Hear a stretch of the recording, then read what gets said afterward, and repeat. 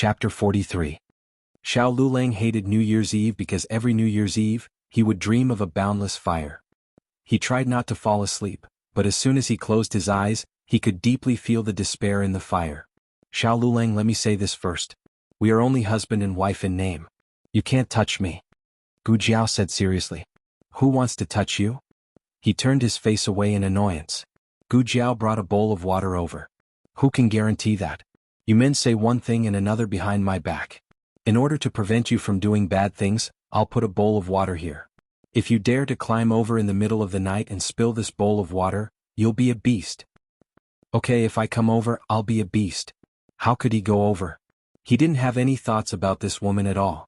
When he woke up the next day, he proudly looked at Gu Jiao, who was in a daze, as if to say, So? I'm not interested in you, right? Unexpectedly, Gu Jiao didn't feel happy. Instead, she slapped him. You're worse than a beast. Xiao Lulang woke up with a whoosh. He sat up and realized that this wasn't his room. There were a few crooked Fu characters pasted on the walls, and the windows were covered with ugly window decorations. These were all the masterpieces of old Madame and Gu Xiaoshan. Xiao Lulang finally remembered where he was. He looked to his side. Gu Jiao was sleeping on her side facing him. Her baby fat cheeks were squashed and her small lips were pouted. She had been grabbing his hand the entire night. Xiao Lulang thought of that strange beastly dream and frowned. He coldly removed Gu Jiao's hand. Gu Jiao grunted in dissatisfaction at being ignored in her sleep. She grabbed his hand again. Xiao Lulang took her hand away again, but it was useless. She still wrapped herself around him. He didn't know how many times he struggled, but in the end he got tired and fell asleep again. The incubus didn't appear until dawn. Feng Lin stayed in Qingchuan village for 3 days. Xiao Lulang also slept with Gu Jiao on the same bed for 3 nights. Except for the first night when she grabbed his hand, she didn't do anything else. She used both her hands and feet. When Xiao Lulang woke up, he would always find that their blankets were together. When Xiao Lulang was angry, he would ask her, Did you do it on purpose? Gu Jiao would look at him blankly. This made Xiao Lulang unsure who was the one who wasn't obedient in their sleep. Maybe he was the one who kidnapped her into his bed. Today was the day that Xiao Lulang's stitches were removed. In fact, Gu Jiao could also remove the stitches at home, but it would be easy to be exposed. Moreover, the matriarch had finished drinking her medicine, so it was time to get a new one. Even though the prescription was only an auxiliary treatment, it would definitely be more effective. After breakfast, Gu Jiao, Xiao Lulang, and Feng Lin sat in second Uncle Luo's ox cart and went to Huichun Hall in town. The workers had all gone back to celebrate the new year. There were only second master, shopkeeper Wang, and the old doctor who had always pretended to be a famous doctor for Xiao Lulang. The 3 of them had specially rushed over from home to see the results after the stitches were removed. Not to mention them, even Gu Jiao herself was looking forward to it. She was sure that there were no mistakes during the operation, but the specific recovery would depend on the final result. The stitches were removed by the old doctor, so he still had some medical skills. After the stitches were removed, everyone's eyes fell on Xiao Lulang. There were too many things involved in this operation. Second Master still hadn't given up on the idea of treating the young Marquis, even though he had been scolded by his own father when he returned to the capital for the new year. Shopkeeper Wang was looking forward to the success of the operation. After all, he was a person with a conscience. However, he also hoped that the operation would fail. After all, to be a person with a conscience, he had to be a person first. If he died, he would be a ghost. If he treated the young Marquis, he would really die. Xiao Lulang sat on the chair. After the stitches were removed, his legs slowly moved to the ground. The crutch was next to him, but he didn't reach out to take it. He supported himself on the chair and stood up. First, he used his uninjured left foot. When he used his right foot to take the first step, he felt the soles of his feet go soft and his whole body fell forward. Gu Jiao quickly caught him and hugged him tightly. They were a young couple. Others didn't say anything, but Xiao Lulang's ears turned red. Gu Jiao didn't notice his strangeness. All of her attention was on his ankle. Are you all right? She stared at his ankle and asked. Xiao Lulang shook his head. I'm fine. He had been injured for half a year and had been using the crutch for half a year. His right foot rarely exerted any force. Every time he exerted force, he would feel a heart-wrenching pain. Although he didn't stand still, it didn't seem to hurt anymore. Xiao Lulang took the crutch and tried to take another step to make sure that it didn't hurt anymore. He usually didn't have any expression, but this time he was a bit stunned. He didn't expect that he would be able to treat it to this extent. He thought that he would be limping for the rest of his life and be in pain. "Brother Xiao, have you recovered or not?" Feng Linjian anxiously asked. "I don't feel pain anymore. I just don't have any strength," Xiao Lulang said. Feng Lin couldn't help but ask, Then is it really healed?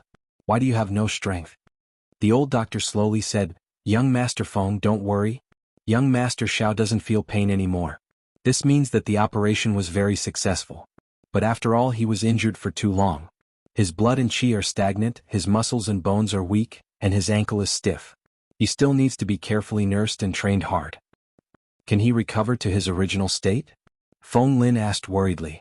The old doctor glanced at Gu Jiao and smiled, "As long as young Master Xiao is not afraid of the hardship." Chapter 44. The success of the operation gave the second boss great encouragement. He decided to talk to Gu Jiao about receiving patients. At that time, Gu Jiao promised to receive patients once a month. Since Gu Jiao came to Huichun Hall, it had been exactly a month. He felt that he could arrange the schedule. Of course, because of the importance of this matter, he decided that some information unrelated to the illness could be kept secret. For example, if he couldn't be cured, he would be beheaded. However, before he could say who the other party was, he was rejected by Gu Jiao. "Why?" The second boss's face was full of astonishment. Gu Jiao said without hesitation, "It's too far. I don't make house calls. Tell him that if he wants to be treated, let him come to Huichun Hall himself." The second boss was confused. She could even invite an imperial physician to her residence. How could she lower herself to come to a small town's medical hall? The second boss smiled embarrassedly, "It's not far. It's in the hot spring villa near Qingchuan town." Gu Jiao raised her eyebrows, "It's already out of the town. Isn't it far?" The second boss was speechless. The second boss often felt that Gu Jiao was too capable. She really didn't seem like a village woman. However, at this moment she felt that the hot spring villa 20 miles away was too far. Her ability showed that she was a village woman who had never traveled far. The second boss looked at Gu Jiao with some grievance. "We agreed to receive patients once a month." Gu Jiao spread her hands and said, "Yes, it's only once, but not once." The second boss was finally defeated by Gu Jiao's various reasons. To put it bluntly, he didn't want to fall out with Gu Jiao. He didn't want to fall out with her in the past, but now that he had seen her medical skills, he was even more unwilling to fall out with her. "Miss Gu, if you don't agree, then so be it. At the very least, you've saved the lives of our rejuvenation hall." Shopkeeper Wang secretly heaved a sigh of relief when he heard Gu Jiao's rejection. The second boss was at his wit's end. "What do you know? I've already sent out the invitation." Shopkeeper Wang jumped up in shock. "Boss, what did you say?" The second boss coughed lightly and said, "Aren't I thinking that she can definitely cure young Master Xiao? So I sent a visiting card in advance." The entire Zhao country knew that the young master of Marquis Ding and Fu was sick. Even if the consequences were severe with a large sum of money, there would be brave men. There were still many doctors lining up to treat the young master. If they handed in the invitation now, the young master might not even be alive by the time it was their turn. Shopkeeper Wang simply didn't know what to say to his second boss. "It's fine if you don't go." The second boss curled his lips and said. Gu Jiao was completely unaware of the conversation between the second boss and Shopkeeper Wang. She went to the main hall to grab some medicine.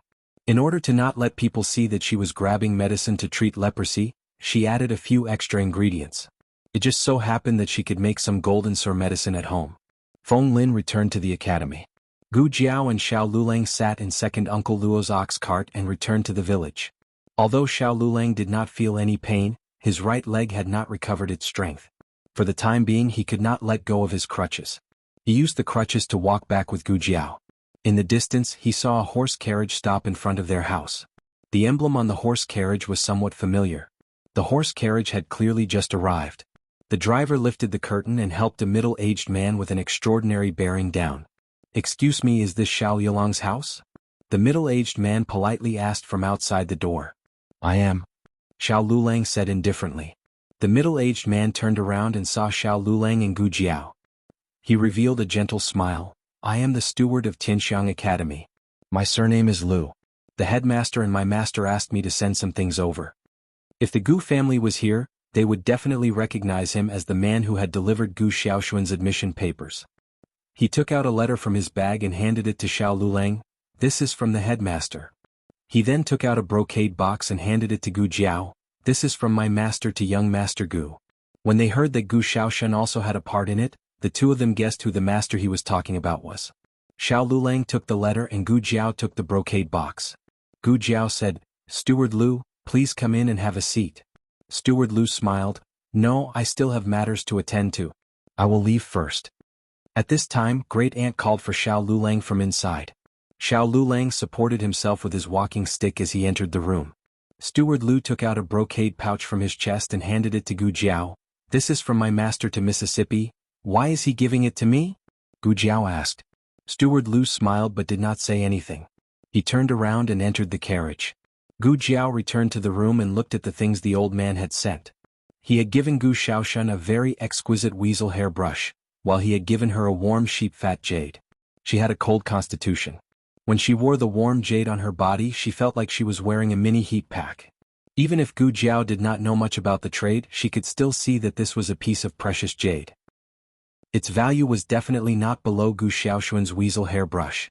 Gu Jiao rubbed her chin and muttered, "Oh, I thought I had fooled him," so the old grandfather already knew it was her. Gu Jiao was very satisfied with her New Year's gift. She quickly ran over to see what the principal had given Xiao Lulang.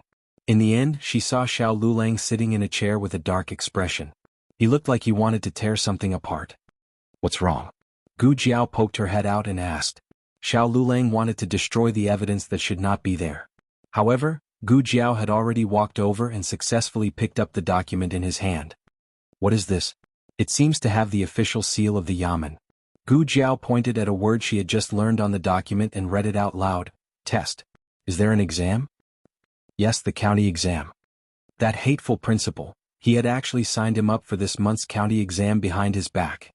He did not want to take the county exam at all. "You signed it up?" Gu Jiao asked. The principal signed it up. Xiao Lulang clenched his teeth and said. This made Gu Jiao very surprised. "Did the entire class sign up?" "I don't think so," Xiao Lulang said. "That's right, Gu Xiaoshen did not sign up." Xiao Lulang was famous for being at the bottom of the class. From the time he entered the school until the end of the year, he had never been third from the bottom in any of his exams. Even with this kind of poor results, the principal did not give up and personally signed him up for the county exam. What a great teacher. The principal's image in Gu Jiao's heart instantly grew. "Husband, I think that we should pay a visit to the principal and give him some gifts." Gu Jiao's eyes sparkled. In her previous life she had wanted to bribe the teachers, but first, no one helped her. Second, her grades were too good so she did not need to bribe anyone. Her husband's grades were so bad, shouldn't they hurry up and build a good relationship with the principal? "I don't want to." Xiao Lulang expressed his refusal. Seeing Gu Jiao looking at him with a startled face, he turned his head away awkwardly. "It's too far." Gu Jiao asked, "Where is it?" Xiao Lulang suppressed his rebellious conscience. "Near the hot spring villa." "It's out of town." Gu Jiao lost her memory of the medical center for a second. "It's not far, not far."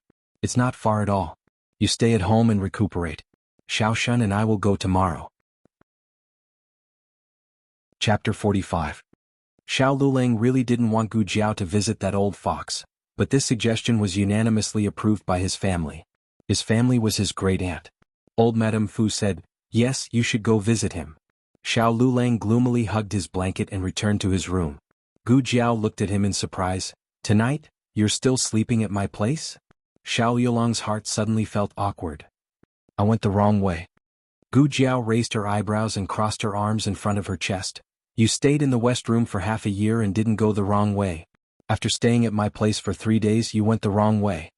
Xiao Yulang's ears turned red and he said angrily, "I already said that I went the wrong way." Gu Jiao calmly said, "Oh." Xiao Lulang, Gu Jiao did what she said and that night she counted the New Year's gifts that she bribed the teacher. The next day Gu Xiaoshen came over for breakfast. When he heard that his sister was taking him to the hot spring villa to visit the director, he automatically filtered out the nearby area and the director. His mind was filled with the hot spring villa and he was so excited that he cried out. "I've grown so big. I've never been so far away. I've grown so big. My sister has never taken me out." The truth was, if Gu Jiao didn't bring him along, Xiao Lulang wouldn't allow a girl like her to go so far away alone. It was impossible to take an ox cart for such a long journey. After all, it was too slow and they might still be wandering in the middle of the road when the sky turned dark. However, the town's carriage shops were closed and they couldn't hire a carriage. After thinking about it again and again, Gu Jiao brought her younger brother to Huichun Hall. Faced with Gu Jiao's sudden appearance, the second master's expression was somewhat inexplicable. "Does Miss Gu have any advice for me?" Gu Jiao's expression did not change as she said, "I've thought about it. The hot spring villa is indeed not far away. It's only an hour's ride by carriage. Let's hurry up and set off. You have a carriage, right? Yesterday he swore that he wouldn't make house calls. Why did he change his mind in just one night?" The second boss looked at the bundle in her hands with suspicion, as well as Gu Shaoshan, who was also holding a big bundle outside the door. "Why did you bring someone and so many things? Are they all used to treat illnesses?" Gu Jiao shook her head with a smile. "These are New Year's gifts for the director. I forgot to mention that my husband's director lives near the hot spring villa. After seeing the patients, I can pay him a visit." The second boss almost spat out a mouthful of tea. "I think it's more important for you to pay a visit to the headmaster. Treating people is more convenient. You make it sound so refreshing and refined. Doesn't your conscience hurt?" In the end, the second boss compromised. The second boss, Gu Jiao, Gu Shaoshan, and the old doctor all got on the carriage. The carriage went very fast. In less than an hour, they arrived at the residence near the hot spring villa. The high plaque above the residence had the words Li Residence written on it. This should be the director's residence. It was said that the director was originally an official in the capital. However, his mother fell seriously ill, so he resigned and left the capital. He bought a residence here for his mother to live in comfort for the rest of her life. Gu Jiao and Gu Shaoshan got off the carriage and knocked on the closed courtyard door. Not long after, a servant opened the door for them. Seeing that it was two shabbily dressed country bumpkins, the servant did not show any disdain. Instead, he politely asked, "May I ask who the two of you are?" Gu Jiao said, "My husband and my younger brother are students of Tianxiang Academy. We specially came to pay a visit to the director." The servant was stunned. "What's the matter?" An old voice came from inside the residence. The servant quickly turned his head and said, replying to the old madam, "They are the master's students." The old madam said in a somewhat confused voice, "Then why aren't you inviting them in? It's cold outside. Let them in and have a cup of hot tea." Although Gu Jiao had never seen the director, the attitude of his family members and servants made her feel very comfortable. The servant opened the courtyard door and said, "The two of you, please come in with me. The master went out to fish. If he's fast, he might be back in a while. If he's slow, he might come back when it's dark. The person just now is my family's old madam, the master's mother." The servant brought the two of them to pay a visit to old Dr. Li. However, when they came to old Madam Li's bed, she was already asleep. Old Madam Li was already very old. She was like a baby, waking up and sleeping every day without a fixed number of times. "The two of you, please come to the tea room and sit for a while. I will bring you some tea." The servant then brought Gu Jiao and Gu Shaoshan to the tea room. He served them tea and burned charcoal. He was very considerate and did not treat them lightly because of their low status. Gu Jiao sat for a while. She guessed that the director would not come back so soon and that old Madam Li would not wake up so soon. Thus, she told the servant that she would go find the director herself. The fishing place was not too far away. The servant pointed the way for her. "I want to go too," Gu Shaoshan said. Gu Jiao coaxed, "If the old madam wakes up and finds out that the two of us are not here, she will feel that we are neglecting her." Gu Jiao obediently stayed. Gu Jiao left the residence and turned to board the second master's carriage. "I thought it would take a long time," the second master said. "The director is not here." Gu Jiao asked, "Where is the patient you mentioned?" "Ah, over there." The second master waved his hand and pointed. At the end of the path there was a green mountain. The scenery at the foot of the mountain was beautiful and the residences were arranged in picturesque disorder. This was the famous Ding and Marquis Fu's hot spring villa. As for the other person's identity, the second master did not introduce him too much. He only said that he was the youngest son of a marquis in the capital. He was born prematurely and was born with a weak illness.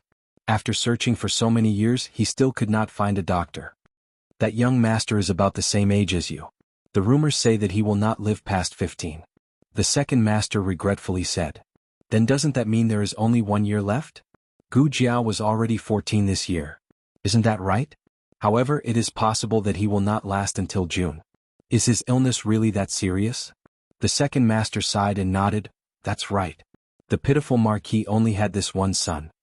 Although the young master had an older sister who was a boy and a girl, this could not make up for the pain of losing a son. The second master did not give Gu Jiao any information unrelated to the illness. As they spoke, the carriage arrived at the entrance of the hot spring villa. There was an enormous archway with overhanging eaves. The words Hot Spring Villa were written in large gilded characters. On the rightmost side of the words, there was a line of small cursive characters. Ding in Marquis Manor. The group got off the carriage. Gu Jiao stood under the grand archway as small as a rabbit. The Marquis Manor's grandeur was vividly displayed, and this was only a villa under its name. The second master had passed by the villa many times, but this was his first time here. To be honest, he was also shocked by the large archway in front of him. Of course, what he did not know was that the reason Gu Jiao was staring at the archway in a daze was not because she was shocked. She was purely wondering if the gold on the archway was real. Chapter 46. There were 2 guards stationed under the archway. They were different from the guards of the large families in town. They were tall and sturdy, had sharp eyes and held spears in their hands. They were tall and straight, and it was obvious that they were well trained and disciplined. Because the invitation was sent many days in advance, the second master's name was on the list, and the guards let him in. He pointed at the old doctor and Gu Jiao and said, "Our rejuvenation hall's doctor and his medicine boy." It wasn't common for women to be medicine boys, but it wasn't unheard of. The guards didn't say anything, but they became suspicious of Gu Jiao's small basket. "What's inside?" one of the guards asked. Gu Jiao directly showed the basket to him. The guard rummaged through it and found some mountain goods and a small tattered box. He returned the basket to Gu Jiao. "Follow this road and walk straight. After you pass through the first pavilion, someone will receive you." The guard pointed the way for the 3 people. The second master cupped his hands in thanks and walked towards the pavilion with Gu Jiao and the old doctor. After walking a few steps, another carriage came out of the archway. The second master thought that it was someone from the mountain villa and didn't take it to heart. Who would have thought that he would be stopped by a voice full of energy? "Is that the one in front?" The second master stopped and turned around in surprise. He saw a fat man about the same age as shopkeeper Wang walking towards him with large strides. Behind the man was a doctor in his 50s and a medicine boy carrying a medicine box. The second master's face darkened. The man didn't seem to see his disgust. He walked forward with a smile and cupped his hands in greeting. "Uncle, what a coincidence that we met here. Did Uncle know that I would bring people to treat the young master, so you waited here for me? But who are these 2 people?" "A doctor from the return of Spring Hall," the second boss said indifferently. Both of them were doctors. The second boss didn't explain in detail, but the man took it for granted that the old doctor was the only doctor. This ugly girl with a birthmark on her face was just a little medicine boy. "Who is he?" Gu Jiao asked the second boss. The second master coldly looked at the man and said, "The steward of the Hu clan, the shopkeeper of the capital's Huichun Hall. My surname is He." "Steward," he said to Gu Jiao with a smile. Gu Jiao cast a sidelong glance at him. "He is in lotus? The white kind." "Steward," he. Somehow, I felt like she was scolding me. "Let's go." The second boss was too lazy to feign civility with him. However, "Steward," he called out to him once again, and in his tone, there was a hint of mockery. "So first master is also here to treat the young master's illness. I wonder if master and big boss know about this matter?" Naturally, he didn't know that if he were to inform the family of this matter, the old man would be the first to disagree. The second boss clenched his fists, and his expression became very unsightly. At this time, Gu Jiao started her lesson. "Who is master? Who is big boss?" The second boss took a deep breath. "Master is my father, big boss is my younger brother." Gu Jiao was puzzled. "Why is your younger brother the big boss? You're only the second boss? Are you the son of a concubine?" "Not really. He was the legitimate son. He was the true eldest son of the Hu clan.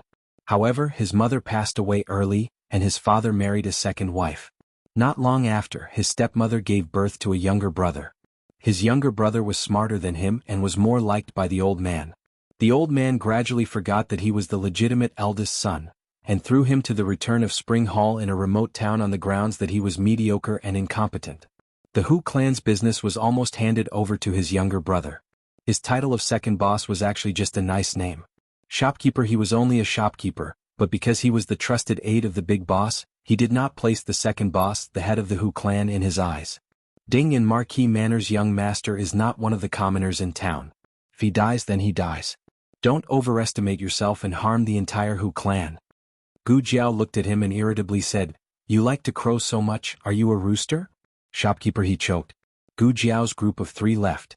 They passed through the pavilion and really did meet a few servants from the villa. The servants' clothes were more dignified than the masters of the large families in town. Their appearance and bearing were not ordinary.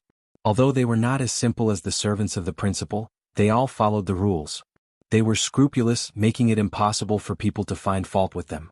Gu Jiao's group of 3 was led away by a servant. Shopkeeper, his group of 3 came over. "It's Return of Spring Hall again? How many people came from Return of Spring Hall?" The one who received Shopkeeper, he was a sharp-tongued maidservant. Don't look at how Shopkeeper, he had the support of the Hu clan and Return of Spring Hall behind him. He did not dare to be pretentious with any maidservant in the marquee manner. Shopkeeper, he politely smiled and said, "Miss, please look carefully at this token. I am one of the people from the capital's Return of Spring Hall. Those people are from Clear Spring Town's Return of Spring Hall. They are unrelated to our capital's Return of Spring Hall and the Hu clan. In a moment, if something happens, I hope that Miss will not blame our Return of Spring Hall."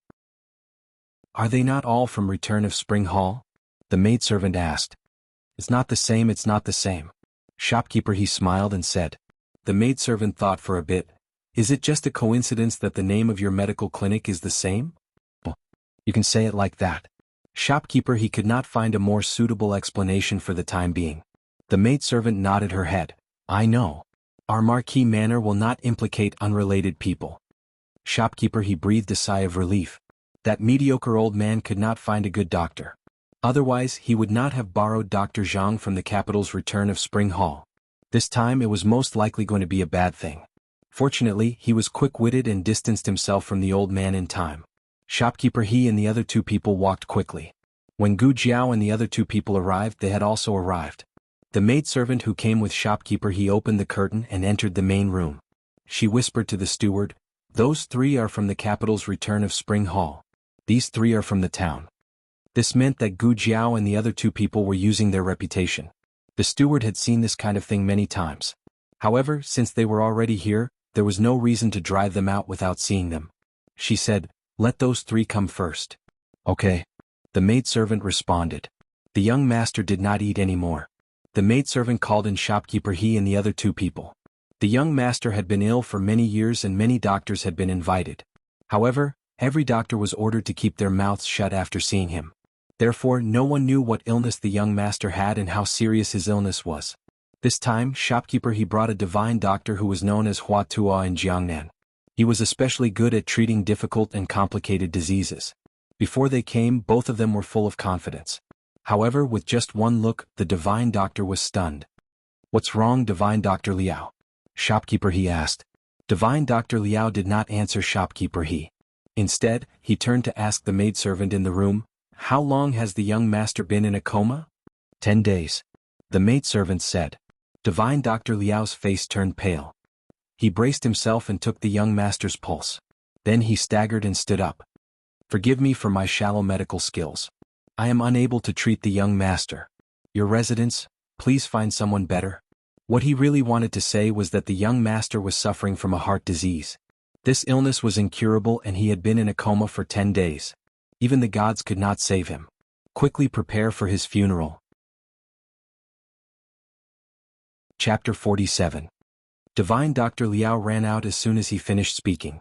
He was afraid that if he didn't leave now, he wouldn't be able to leave anymore. Once little young master died, he would be the one who killed him. AI. Divine Dr. Liao, Divine Dr. Liao. Steward, he didn't expect that the divine doctor that big boss spent a lot of money to hire would be so disappointing and run away without even treating him. But he also understood why Divine Dr. Liao would run away. That little young master's condition was really too bad. He wasn't a doctor, but he could tell that little young master was dying. No wonder he heard that Marchioness used her knees to climb up the mountain before the new year, kowtowing every step to pray for her son's blessings. This was indeed not something that could be salvaged by human strength. Steward, he chased after him. That little medicine boy also ran away quickly with his master, and Steward, he didn't even manage to catch up to them. Second boss saw the 3 of them leaving in a hurry and he had an ominous guess. Seeing that Gu Jiao was about to head in, he suddenly grabbed onto Gu Jiao's wrist. "I suddenly remembered that I still have some matters to attend to at Rejuvenation Hall." Gu Jiao, "Oh, then you go back and settle it." Second boss, You go back with me. Second boss wanted Gu Jiao to treat little young master, but that was built on the premise that Gu Jiao was able to cure him. But Steward He and the other two's actions made him waver.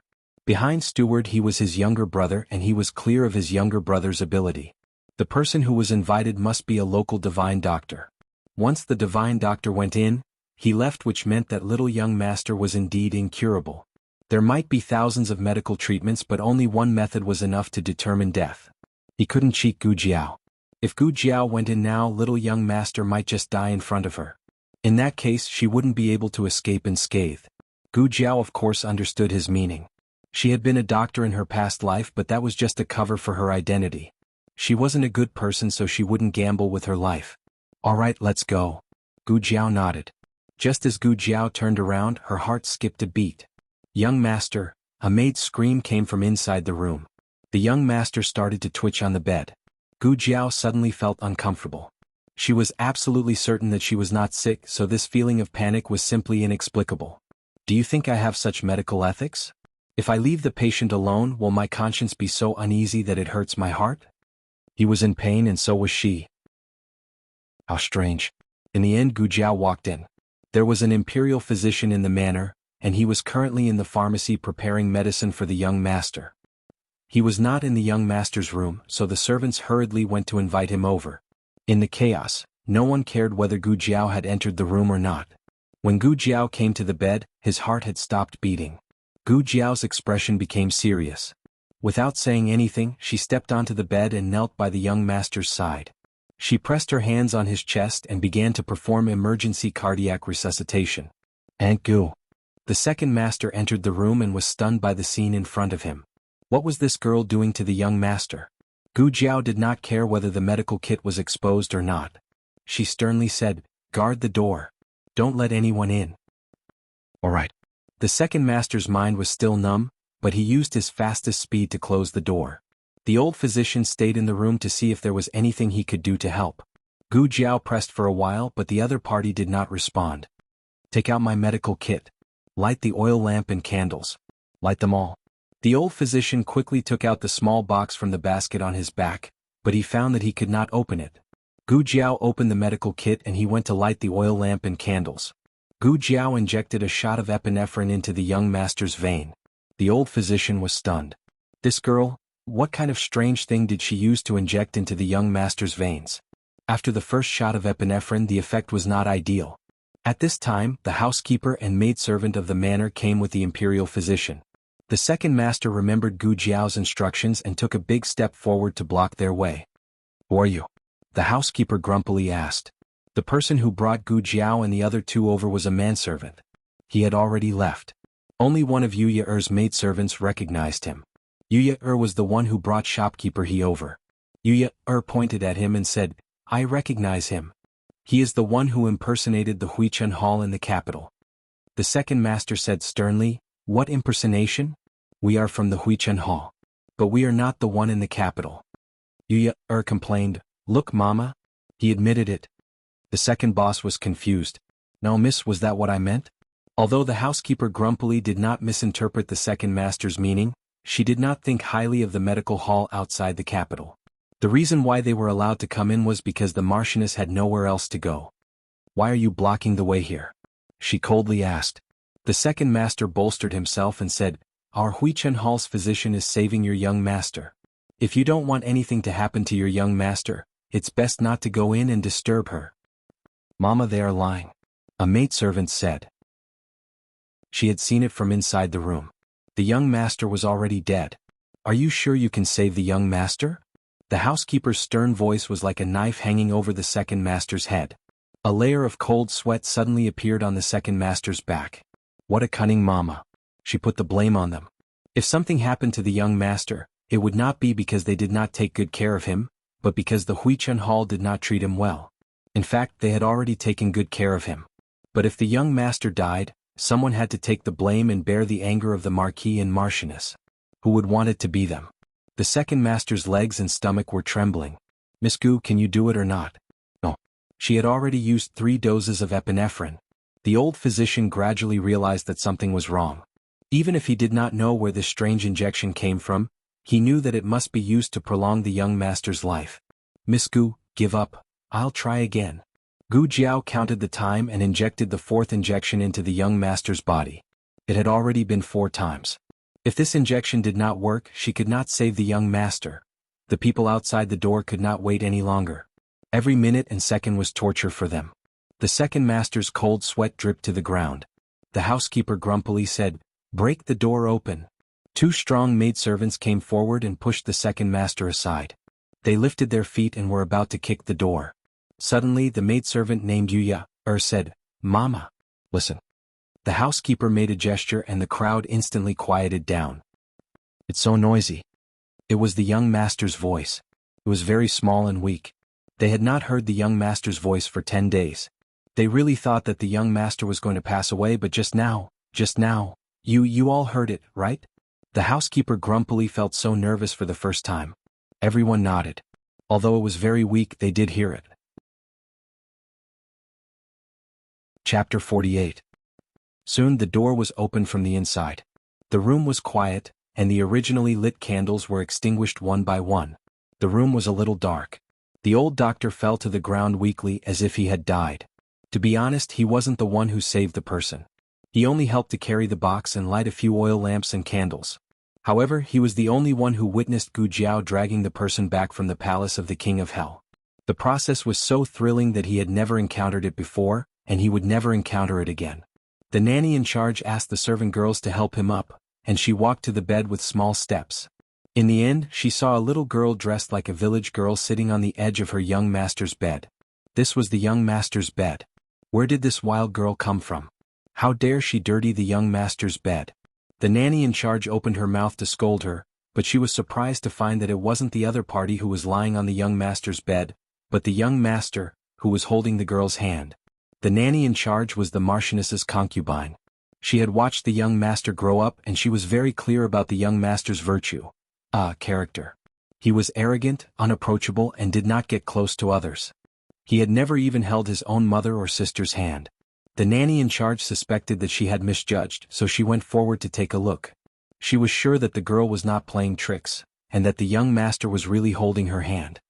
He was holding it so tightly that the back of the girl's hand was red. It was rare that the girl didn't get rid of the pain. The young master fell asleep again, but his breathing and complexion were completely different from when he was unconscious, so the nanny in charge could see that he was getting better. How could it be just now he? The little girl who followed and widened her eyes. Shut up. The nanny in charge stopped her. It was the new year. If she dared to say that the young master was not breathing, she would tear her mouth apart. Cough cough, this is my medicine boy. The old doctor explained. It turned out that he was the medicine boy of Huichen Hall. The nanny in charge looked more polite and asked softly, "Did my young master wake up just now?" "Yeah." Gu Jiao nodded and turned to look at her. She woke up for a while, took her medicine and went back to sleep. As Gu Jiao turned her face around, the supervisor nanny saw clearly that there was a huge birthmark on the left side of her face. She thought that Gu Jiao was a little beauty.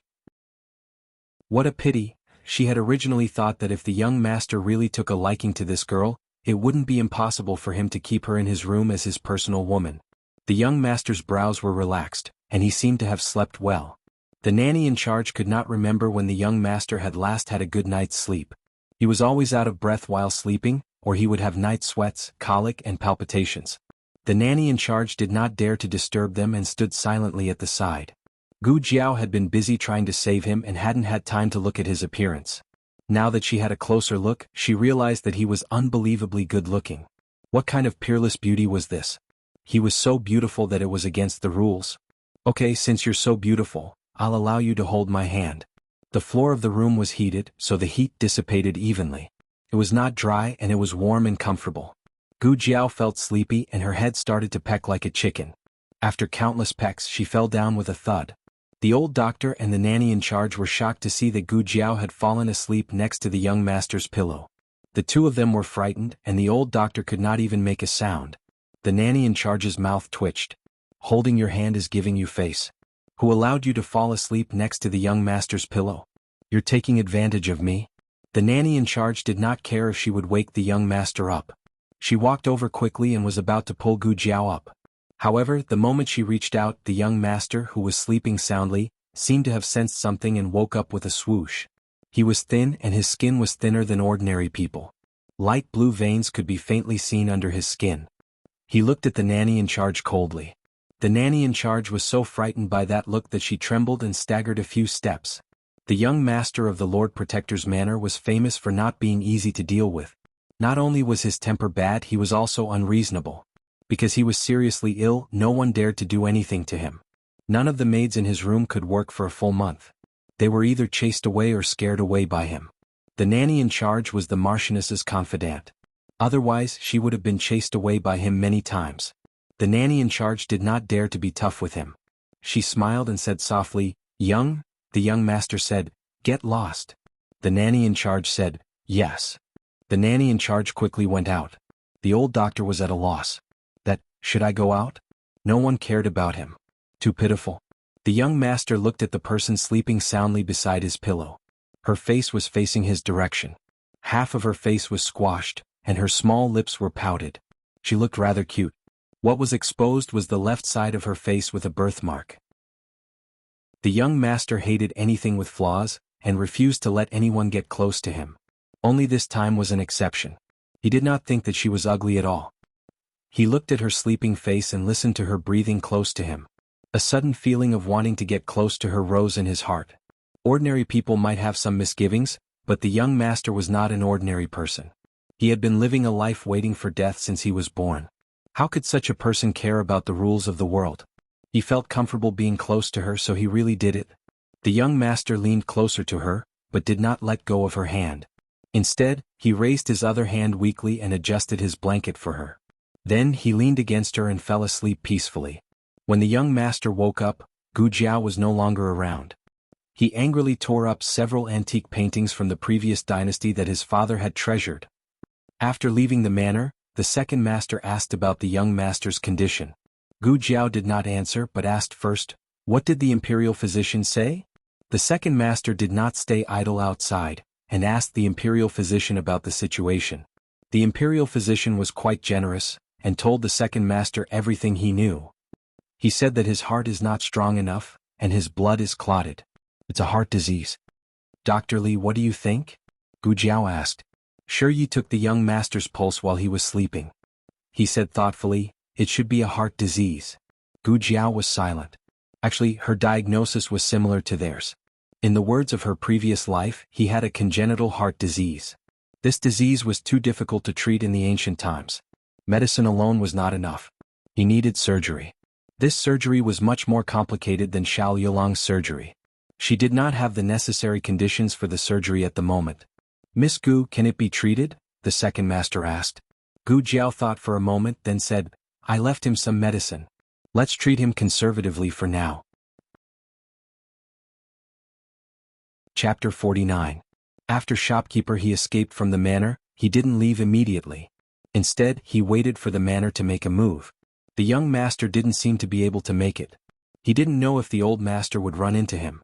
If the young master really died in his hands, there would be no place for the old master in the Hu family. Shopkeeper he was secretly delighted when he saw Gu Jiao and the other two come out of the manor safe and sound. He was stunned. What happened? The young master didn't die? Or were they the same as them? Did they run away without any treatment?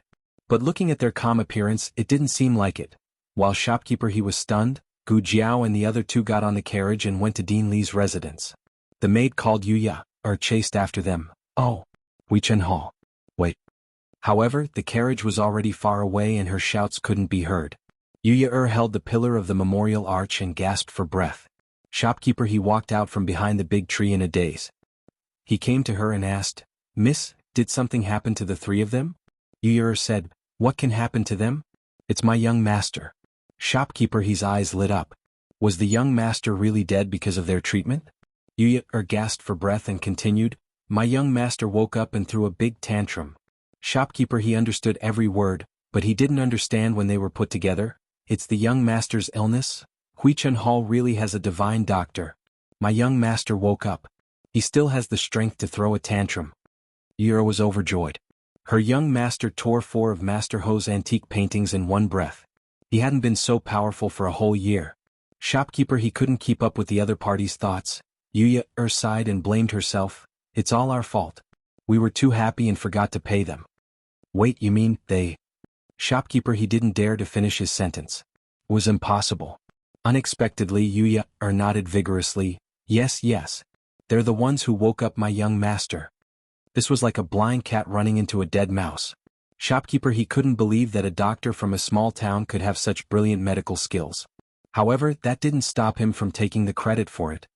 That's right, our rejuvenation hall is a magical hand that can bring people back to life. What does that have to do with you? Yuya rolled her eyes at him. Shopkeeper, he smiled embarrassedly. That person is the second boss of our rejuvenation hall, the first master of the Hu clan. Yuya mocked. Isn't it just the same name? They are the town's rejuvenation hall, and you are the capital's rejuvenation hall. There was no relationship between the two families. They had nothing to do with the Hu clan. Did he forget what he said so quickly? The second boss had escaped death once, so how could he still remember about the consultation fee? Gu Jiao remembered, but she thought that the second boss had accepted her. When the carriage arrived at Headmaster Li's residence, Headmaster Li had just returned from fishing. He had taken off his headmaster's clothes and changed into a fisherman's clothes. He even wore a fisherman's bamboo hat and straw raincoat, making him look no different from a fisherman. Of course, if one got closer, they would still be able to feel his extraordinary temperament and style of speech. Gu Jiao and the second boss got off the carriage. You are. The headmaster had never seen Gu Jiao before, and he had never seen the second boss before. Gu Jiao politely said, Xiao Lulang is my husband. Today I came with my younger brother to visit you. My younger brother is in the room. The headmaster's attitude immediately changed. He had always been against students visiting him, but if the other party was Xiao Lulang, the family of his future disciple, then it was a different matter. The second boss. Why do I feel that the headmaster's gaze suddenly changed when he looked at his daughter-in-law? The headmaster warmly asked, How should I address you? Gu Jiao replied, My surname is Gu. The villagers call me Jianyang. Actually, the villagers called her Little Fool. Gu Jiao then introduced the second boss to the headmaster. Today they also came to the vicinity, so they gave me a lift. The headmaster was very polite and didn't ask why the other party came to the vicinity. He simply expressed his sincere gratitude to the second boss for helping his student and his family. He also invited the second boss and the others into the room to sit. This headmaster, is he the headmaster of Tianxiang Academy? When they entered the courtyard, the second boss asked Gu Jiao in a low voice. And her husband was a student of Tianxiang Academy, so wasn't his headmaster the headmaster of Tianxiang Academy? Don't tell me you only realized it now? The second boss had been nervous about treating the little Gongzi all morning, so he even forgot his own name. How could he realize this? When he realized it, he felt that things weren't simple. The headmaster's reputation in the small town might not be prominent, but in the capital, he was an existence that everyone scrambled for. He studied under the old chancellor and was the head of the 4 great scholars in the capital. The second boss was a few years younger than the headmaster, so he grew up in the headmaster's shadow. Every parent hoped that their son would grow up to be as talented as the headmaster, but unfortunately, most of them only grew up to be a rookie. The headmaster was simply the nightmare of their generation. Because of this abnormal person, how many parents felt that their sons were worthless? In terms of background, the Hu family was an aristocratic family with 100 years of history. The headmaster was a grassroots person, but in terms of influence, all the children of the Hu family added together couldn't compare to Headmaster Li. He was once a grand scholar in the cabinet. It was said that he moved here to accompany his mother to recuperate. The headmaster came to Clear Spring Town earlier than the second boss, so the second boss initially considered whether or not he should pay him a visit. However, when he thought of the shadow of his childhood, he quickly gave up. Of course, the main reason was that he understood that the headmaster wouldn't meet him. I heard, he doesn't accept gifts. The second boss said to Gu Jiao. When the headmaster was an official, he was an honest person, so he offended many people. When he came here to open an academy, he was even more disdainful of private gifts.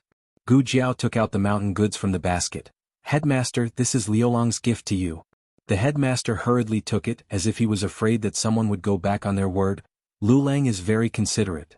The second boss was dumbfounded. Wait, aren't you going to be polite? Does the dignified headmaster lack mountain goods? The headmaster thought, although you said you don't want it, your body is very honest. You even asked your wife to give you a gift for becoming my disciple. Under Gu Jiao's encouragement, Gu Shaoshan also gave his New Year's gift, a wooden carving he carved. He loved carving things since he was young, otherwise he wouldn't have carved his name on Gu Jiao's umbrella handle. This wooden carving was originally meant for Gu Jiao, but Gu Jiao said that it was more important to give it to the headmaster first, and that she could carve another one for herself later. Gu Xiaoshan felt that his sister's words were very reasonable, so he cupped his hands and gave the wooden carving to the headmaster. He carved Gu Jiao vivid and lifelike. Without the birthmark on her face, she was as beautiful as a fairy. But, is it really okay to give your sister's carving to the headmaster? The second boss's mouth twitched. Gu Jiao's mouth also twitched. She didn't expect Gu Xiaoshan to carve this. The headmaster thought, isn't it a little inappropriate for him to put a carving of his student's wife in the room? At this moment old Madame Li woke up. Her eyes lit up when she saw the wooden carving, Bodhisattva. Old Madame Li took Gu Jiao's wooden carving and placed it on the table reverently. She even lit 2 incense sticks. Gu Jiao, the headmaster, everyone. Chapter 50. The group of people had lunch at the director's house before leaving. It was already late when they arrived in town. The second boss sent Gu Jiao and her brother back to the village in a carriage. Old Lady Li was very satisfied with the bodhisattva that Gu Xiaoshan gave her. Before leaving, she asked the director to give Gu Xiaoshan the prayer beads that she had treasured for many years. The prayer beads were made of jade and had been blessed in front of Buddha. No matter its value or significance, it was incomparable to ordinary jade. However, Gu Xiaoshan did not like this, so he gave the prayer beads to Gu Jiao. Of course, Gu Jiao would not be greedy for his things. However, if he brought them back to the Gu family, they would only be pocketed by the Gu family. Thus, she accepted them first and planned to return them to him when he got married and started a new family. Sister, I'm going in, Gu Xiaoshan said. Gu Xiaoshan entered the Gu family's old house. Gu Jiao carried the basket and continued to walk forward. After a while, she entered the house. Xiao Lulang and the old lady were sitting in the central room eating dinner. The old lady's expression was not very good. When she saw Gu Jiao return, she showed a very warm expression for the first time. Jiao Jiao is back. Gu Jiao nodded. There was no need to be so warm. Gu Jiao was used to the old lady's sullen face and ignoring her. She was not used to her sudden enthusiasm. What's wrong? Gu Jiao looked at the food on the table. It was obviously cold, but the two of them did not touch their chopsticks. The old lady pursed her lips and said bitterly, Liulong's cooking is terrible. He looked like a dog, but his cooking was worse than Gu Xiaoshuan's. Ah. Gu Jiao did not know how to answer. She looked at the old lady and then at Xiao Lulang. She had never tasted Xiao Liulong's cooking. She did not know whether it was good or bad. However, it was understandable that old madam disliked it, but why was he disliking it too? Didn't he always cook for himself? Xiao Lulang said nothing with a deadpan expression. Gu Jiao sighed. She remade the dishes and baked a few egg pancakes. The old lady's eyes were glowing green. Xiao Lulang was still quite serious, but Gu Jiao felt that perhaps she had seen too much of the old lady, so when she looked at Xiao Lulang again, she felt that there was a hint of lust in his eyes. Xiao Lulang did not talk much at the dinner table, but the old lady would. If Xiao Lulang did not allow her to talk, she would snort, I'm your grandaunt. Even if he had to kneel, he still had to show his filial piety to his grandaunt. The old lady asked about the visit to the director. Did you see the director? Yes, I did. He is a kind person. He has an old mother and a young servant at home. With his status as the director of Tianxiang Academy, Gu Jiao thought that his home would be very luxurious and even have a group of servants, but it was not. His house was very large, but it was also very elegant, quiet, and simple. The old lady asked, just 2 people? Gu Jiao replied, 3 and a servant. Gu Jiao had the mindset of her previous life. A servant was also a person. No wife or children. The old lady asked. His wife has passed away. Xiao Lulang suddenly spoke. He paused for a moment, then said, she passed away when she was young and he never remarried. Quite pitiful. The old lady did not say anything else. After dinner, Gu Jiao took out the gifts the director had given her. It was a large box of osmanthus-flavored 1,000-layer pastry and 2 fish that the director had personally caught. The old lady liked the 1,000-layer pastry very much, but Xiao Lulang did not like the 2 fish at all. His eyes were filled with disdain. Gu Jiao marinated the fish in boiled water to wash up. When she was taking off her clothes, something suddenly fell out. She picked it up and found that it was a white jade thumb ring. This jade thumb ring was of excellent quality. Its texture was warm, and its shape was like congealed fat. It was definitely not an ordinary item. Strange, why do I have this on me? She did not remember the director and old Madame Li giving her such a big treasure. She held the jade thumb ring to the tip of her nose and smelled it. There was a faint medicinal fragrance. Could it be his? Hot Spring Villa. The Marchioness finished her daily prayers and returned to the villa.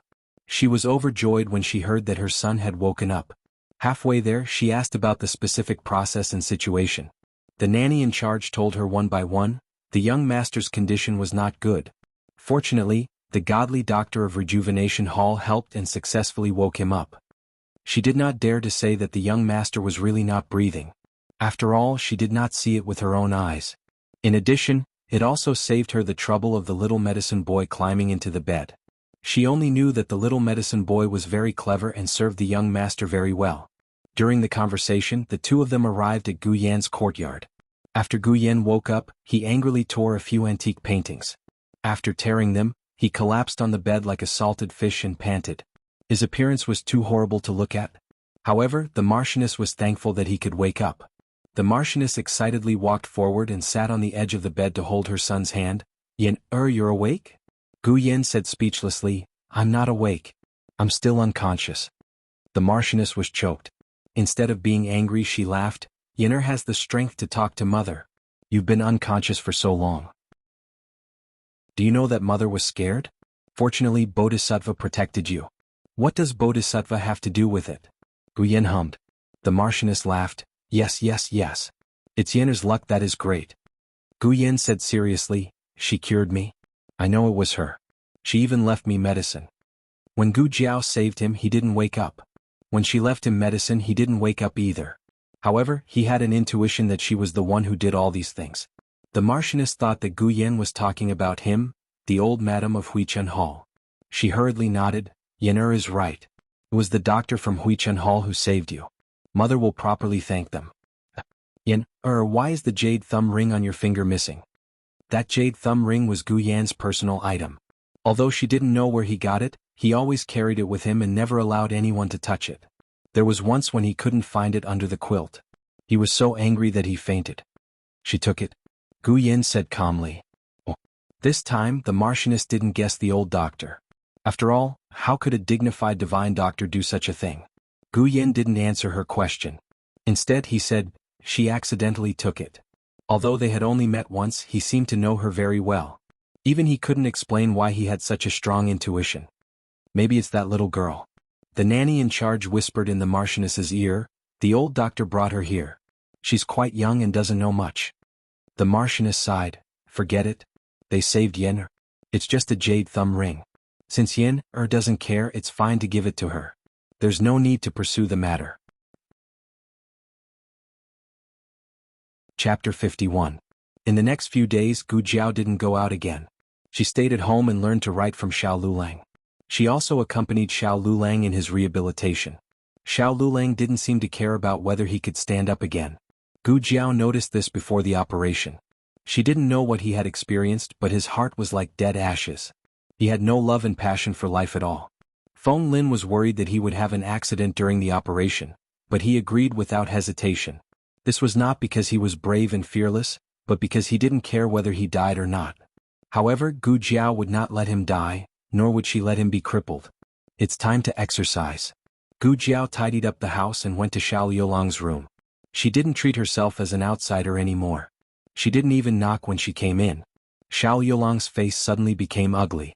It wasn't because she didn't knock when she came in. It was because he didn't want to exercise. Gu Jiao guessed that he would have such a reaction. She didn't give him a chance to refuse. She walked over and pulled him up from the chair. Not only did she enter his room, but she also pulled him. It was really inappropriate. Xiao Lulang frowned. He couldn't win against her with one leg. He was still pulled out of the room. Crutches. Xiao Lulang said.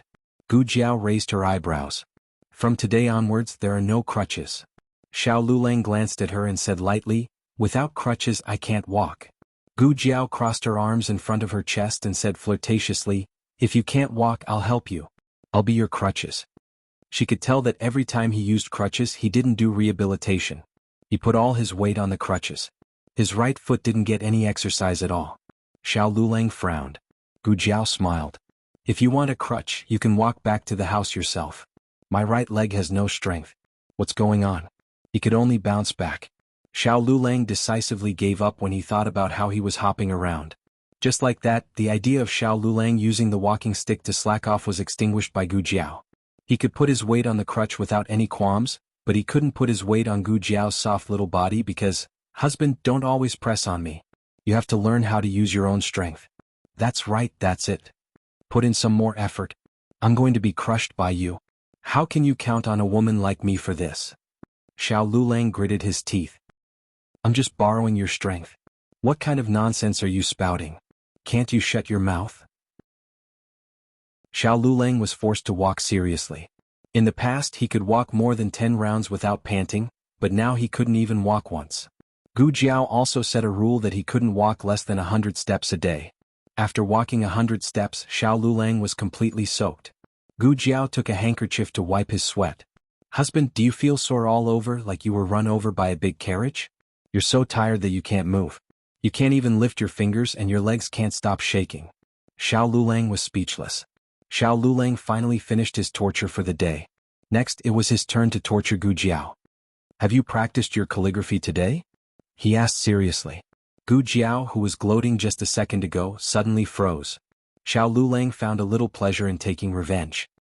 He narrowed his eyes and said, You make me walk so many steps every day, but you don't practice a single word. Including yesterday, you haven't written 100 words. Gu Jiao scratched her little head in annoyance. She hated writing with a brush. Especially the Zhao state characters with so many strokes. Xiao Lulang snorted and said, If you don't write today, you'll have to write 200 words tomorrow. Gu Jiao put down the pen with a bang. Then you'll walk 200 steps tomorrow? Xiao Lulang, I'm not walking. Gu Jiao, then I won't write. Xiao Lulang, up to you. Gu Jiao, it didn't matter if she didn't write or not, but he had to do rehabilitation. Otherwise he would be a little cripple for the rest of his life. Xiao Lulang didn't care if he was a cripple or not. He looked at Gu Jiao indifferently and went back to his room with a victorious expression. Xiao Lulang could tell that Gu Jiao didn't like writing. At first, she was curious about the words on the prescription, but after she tasted the boredom of practicing calligraphy, she gave up. He was sure that Gu Jiao didn't know how to write. The next day, when he opened his eyes, he saw a little person sitting cross-legged on his bed. Her arms were crossed in front of her chest, and she was fuming like a grumpy little wild cat. She had 2 huge dark circles under her eyes, and she was giving him a terrifying death stare.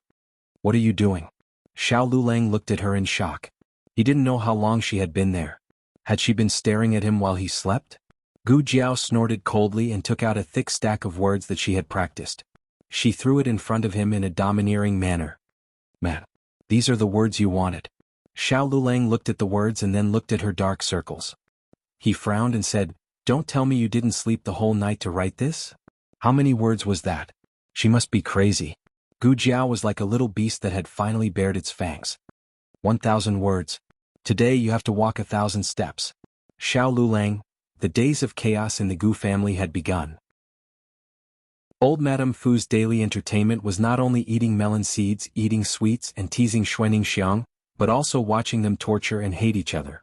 Jiao Jiao Lulang is missing a step. Old Madame Fu didn't mind watching the drama unfold. Gu Jiao rushed out of the kitchen with a kitchen knife. Looking at Gu Jiao who could chop a cow to death with a kitchen knife, Xiao Yulong's expression was sorrowful. That shy little girl who had lowered her head in the wind and snow, waiting for him to put on a cloak for her. In the end, he had misjudged her. In the blink of an eye, the 15th day of the first lunar month had passed and Qianxiang Academy had started school. Xiao Lulang woke up early in the morning and packed his bundle. After so long, the academy's dormitory should have been repaired. Once he moved into the dormitory, he wouldn't be forced to walk anymore. When he was packing, Gu Jiao didn't say a word. As usual, Gu Jiao sent him to second Uncle Luo's carriage and gave him his crutches. When she left, she suddenly thought of something and smiled at him. Ah, that's right. I've been too busy recently.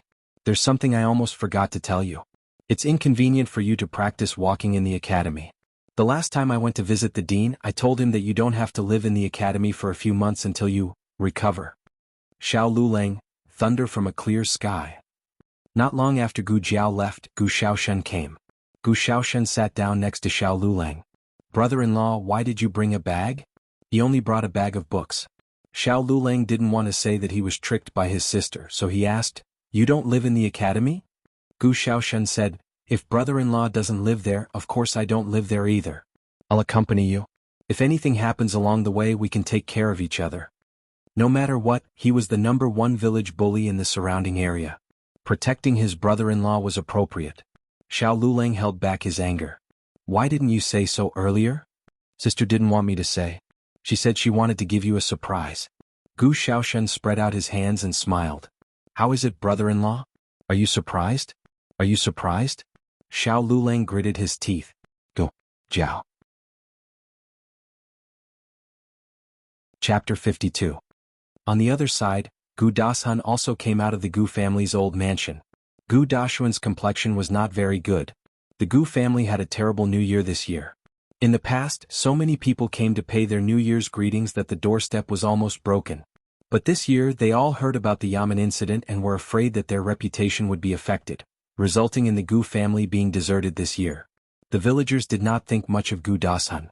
Everyone had lived in the same village for so many years, and everyone knew about Madame Lu's and Madame Zhou's morals. But Gu Dashun was a good seedling. He was different from the other children in the village since he was young. He was going to be successful in the future, but he was implicated by his mother and the second branch. The villagers all felt sorry for him. But Gu Dashun did not think so. He felt that everyone was laughing at him, and every gaze that fell on him was full of disdain and evil intentions. When he got on the ox cart, he saw Gu Xiaoshen and Xiao Lulang talking and laughing. Gu Xiaoshen used to not stick to Gu Dashun, and Gu Dashun was happy. But now he felt a kind of shame and anger from being isolated. Xiao Lulang and Gu Xiaoshen ignored Gu Dashun the whole time. Later on, the two of them entered Earth Class B together. Only when he saw the wooden sign of the class did Gu Dashun feel better. So what if they were in cahoots? In the end, it was impossible for them to be successful. The academy held an exam for the returning students. Gu Dashun wanted to get first place to wash away his shame, but he used too much strength and his mind was too tense. He did not perform as well as before and fell out of the top 10. Gu Xiaoshen was still at the bottom. He went to school to make his sister happy, not to take the exam, so he had no pressure at all. However, it wasn't as if he didn't learn anything. He liked carving, and Xiao Lulang had told him that the highest level of carving was not carving people or objects, but carving words and books. If he could inscribe the 4 books and 5 classics without missing a single word, then he would be truly amazing. Gu Xiaoshen took these words to heart. From that day onwards he no longer dozed off in class. He sat more energetically than a fighting cock. He wanted to remember every word the headmaster taught him. He wanted to be a real sculptor. The poor student who had applied for leave before the end of the year didn't miss the exam this time and successfully squeezed into the 3rd from the bottom. Xiao Lulang got his wish and fell back to the 2nd from the bottom. However, his good days did not end there. The day after the exam he was called to the dean's fair hall. Xiao Yulong's eyes were instantly filled with wariness as he looked at the dean who was smiling treacherously on the chair. The dean smiled gently and said, "You don't have to be nervous. I didn't call you here today to talk about the exam. Have you received the county exam documents? The county exam is in 10 days. I promised Jianyang that I would help you review your homework when school starts and strive to help you pass the county exam. From now on you will come to Fair Hall to study at noon. I haven't even settled the score with you for secretly signing up, and now you want to steal my lunch break." Xiao Lulang expressed 10,000 rejections. The dean said in a tone of voice, "Jianyang told me that you are already very diligent. You study until very late every day. Your brain is actually not stupid, but I don't know why you always do poorly in the exams. Maybe your study method is not right, or your mood is not high." She told me to think of a way. Not letting him live on campus and asking the dean to give him special treatment. I didn't even know that you two talked so much during that visit. Xiao Yulong's handsome face was completely dark. "How about it? Let's start now." The dean smiled and looked at Xiao Lulang. Xiao Lulang snorted and nonchalantly said, "I won't be participating in the county examination. You should give up on this idea." After saying that, he leaned on his walking stick and walked away without looking back. Gu Jiao knew nothing about the academy. She was still thinking that the dean would give Xiao Lulang special treatment today. Xiao Yulong's talent was not bad, but he did not focus on his studies. Once there was a good teacher to guide him, he would definitely soar. Gu Jiao happily tidied up the house. She washed the clothes and chopped the firewood. Then she said to the old lady, "Great aunt, I will go to the temple in a bit." The old lady cracked a melon seed and said, "Why are you going to the temple? May the Bodhisattva bless Lulang to pass the county exam?" Gu Jiao was stunned. So there was such a way? Although she believed in science, wasn't there a saying that the end of science was theology? She might as well ask the Bodhisattva to bless her husband and let him become a top student. Actually, she was going to buy a mountain. The new year was over and the abbot's junior brother should have returned from his travels. "Gu Jiao, for lunch the old lady waved her hand, "Xiao Shui will come and make it. You can go." The old lady did not like to eat hot food. Although Xuaningxiang's cooking was not as good as Gu Jiao's, the old lady still wanted to eat freshly made food. She did not know who had spoiled her to this temperament. Gu Jiao often felt that the old lady was an ordinary person, but occasionally the other party would reveal her habits and make her feel that she was a person above everyone else. Thinking too much, Gu Jiao rubbed her chin and carried the basket to the other side of the mountain. When she arrived at the foot of the mountain, Gu Jiao saw a luxurious carriage. She felt strange. That temple was only a small one. Why were there always noble people coming here? Gu Jiao did not take it to heart and walked towards the top of the mountain. When she reached the last few steps, the figure of a woman suddenly fell down from above. This was a mountain road and the steps were very steep. It would be strange if she did not fall to her death. What was worse was that Gu Jiao was directly below her. Gu Jiao did not want to fall down with her. In a flash, Gu Jiao stepped to the side and reached out to grab her. That person spun in place before stabilizing herself. Then she raised her head to look at Gu Jiao. Gu Jiao also looked at her. The moment their eyes met, both of them were shocked. "It's you? Gu Jiao, isn't this the madam that I met at the temple last time?" "Madam, isn't this the little girl who blocked the food box for me at the temple last time?" The madam smiled in surprise. "Miss, you saved me again." Gu Jiao asked faintly, "Why is it that every time I see you something happens to you?" The madam smiled embarrassedly. Gu Jiao saw the red swelling on her forehead and then looked at the mud on her knees. She asked, "Did you knock all the way here?" "Yes." The madam nodded. "I prayed to the Bodhisattva to protect my son. In the end, the Bodhisattva appeared and I came to fulfill my vow." Although Gu Jiao also wanted to burn incense and ask the Bodhisattva to protect Xiao Lulang, she would not do it if she had to fall step by step. Chapter 53. "Miss, are you here to see the abbot this time?" If she remembered correctly, she came to see the abbot last time. Gu Jiao thought for a moment and nodded seriously, "Yes." She originally planned to ask for Bodhisattva's blessing for Xiao Lulang, but Bodhisattva was so stingy that she had to kowtow to him. The madam hurriedly said, "Then go quickly. The abbot is in the temple. If you are late he will go down the mountain again." The abbot went down the mountain a lot recently. It was said that a family in the town wanted to adopt a child in the temple. Gu Jiao looked at her as if to say, "Can you walk alone? Don't fall down again, then no one will save you." The madam understood Gu Jiao's eyes and smiled warmly. "I was tired just now and felt a little dizzy.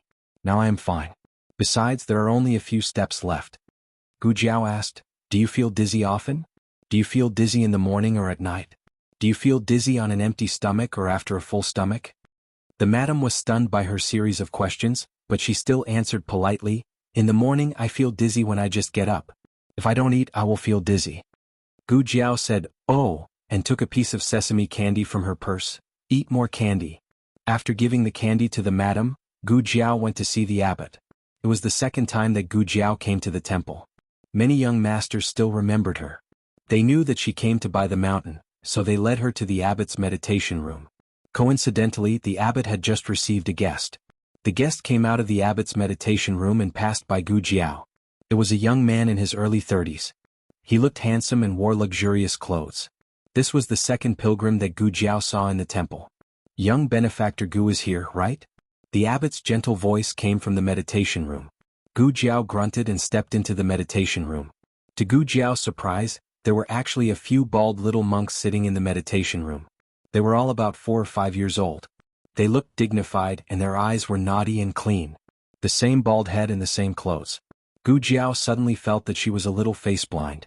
The little monks stared at Gu Jiao with their eyes wide open.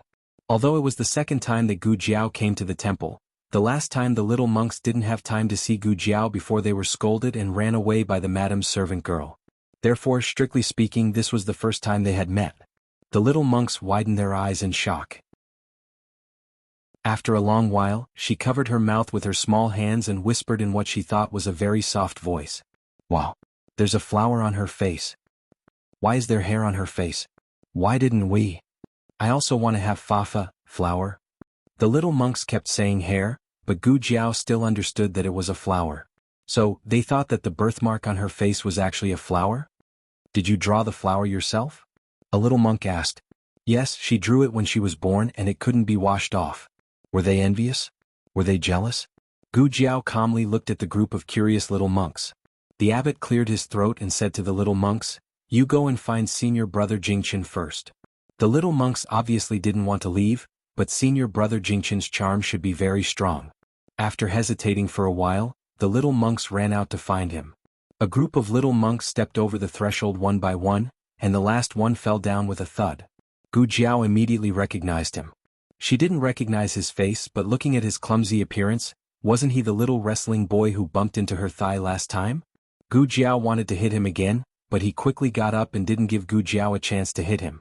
Gu Jiao regretfully pursed her lips. The abbot motioned for Gu Jiao to sit down. Gu Jiao sat down and drank a few mouthfuls of bitter tea.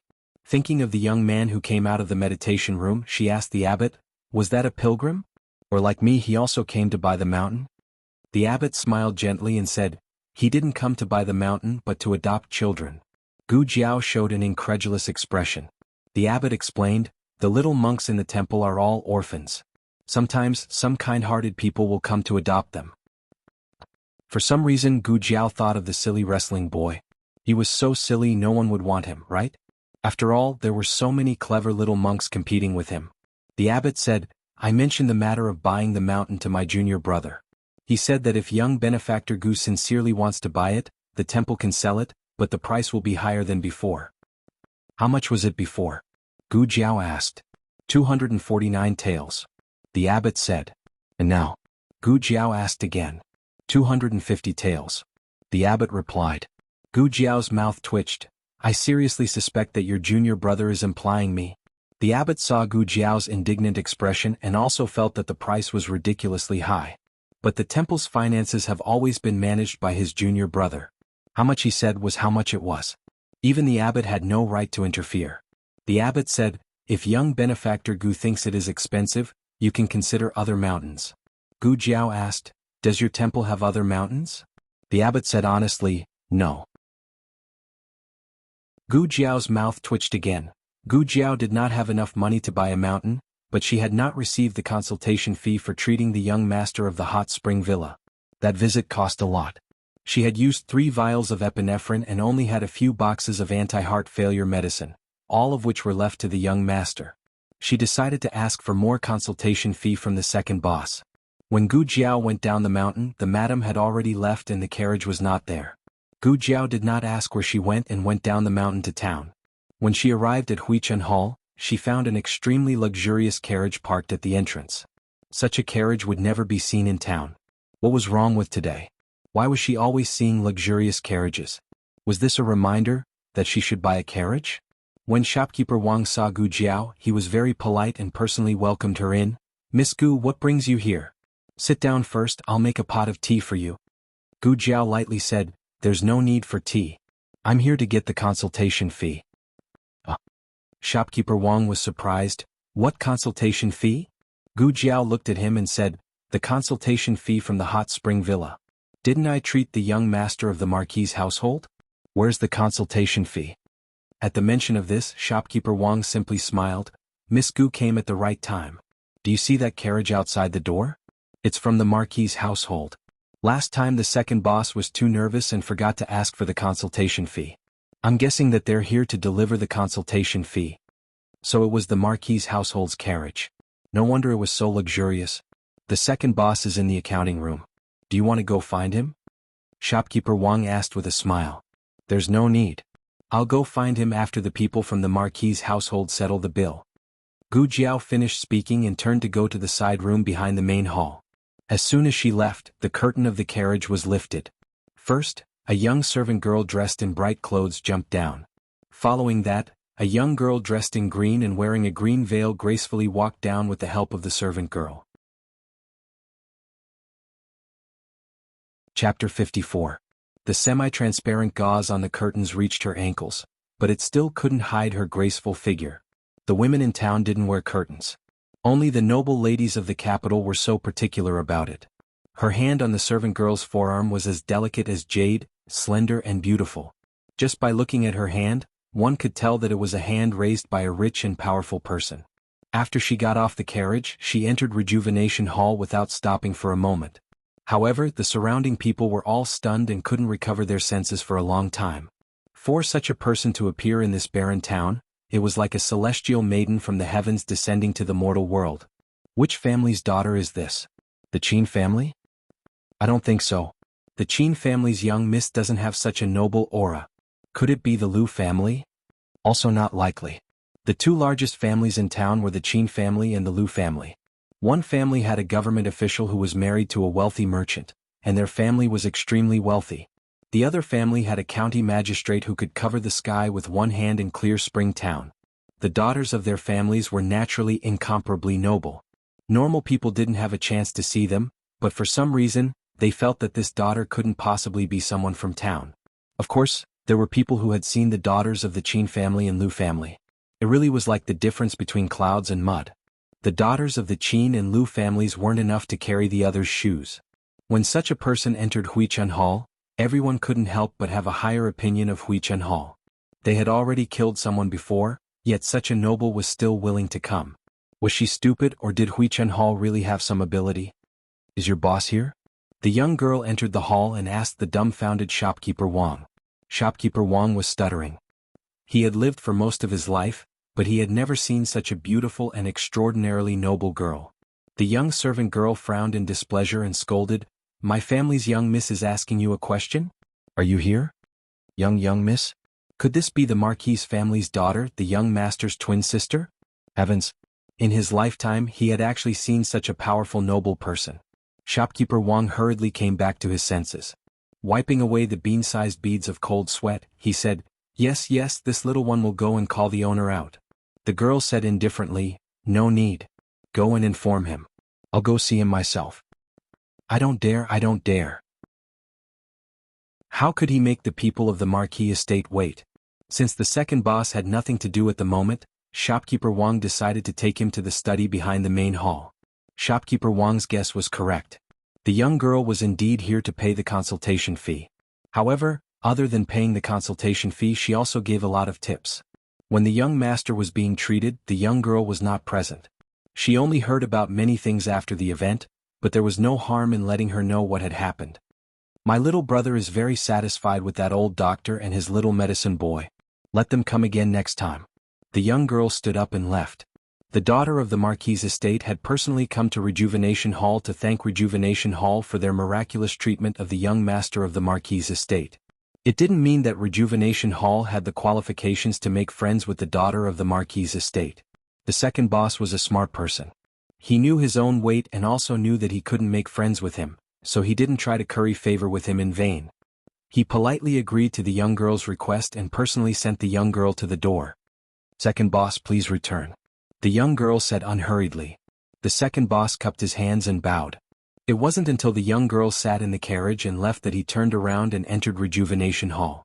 After the carriage had traveled for a while, the young girl suddenly looked at her waist and her expression changed slightly. "Not good, my jade pendant is missing." "Is it the jade pendant that the Marquis gave you? Didn't you wear it when you left today?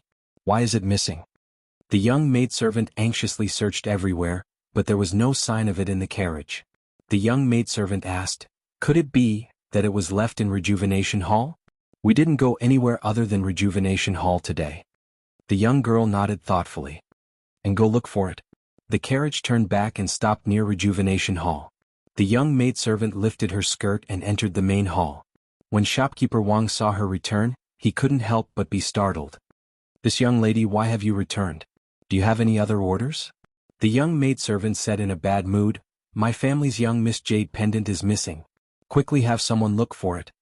Hearing this, shopkeeper Wang immediately became cautious. "May I ask, what does Miss Gu's jade pendant look like? What kind of jade is it?"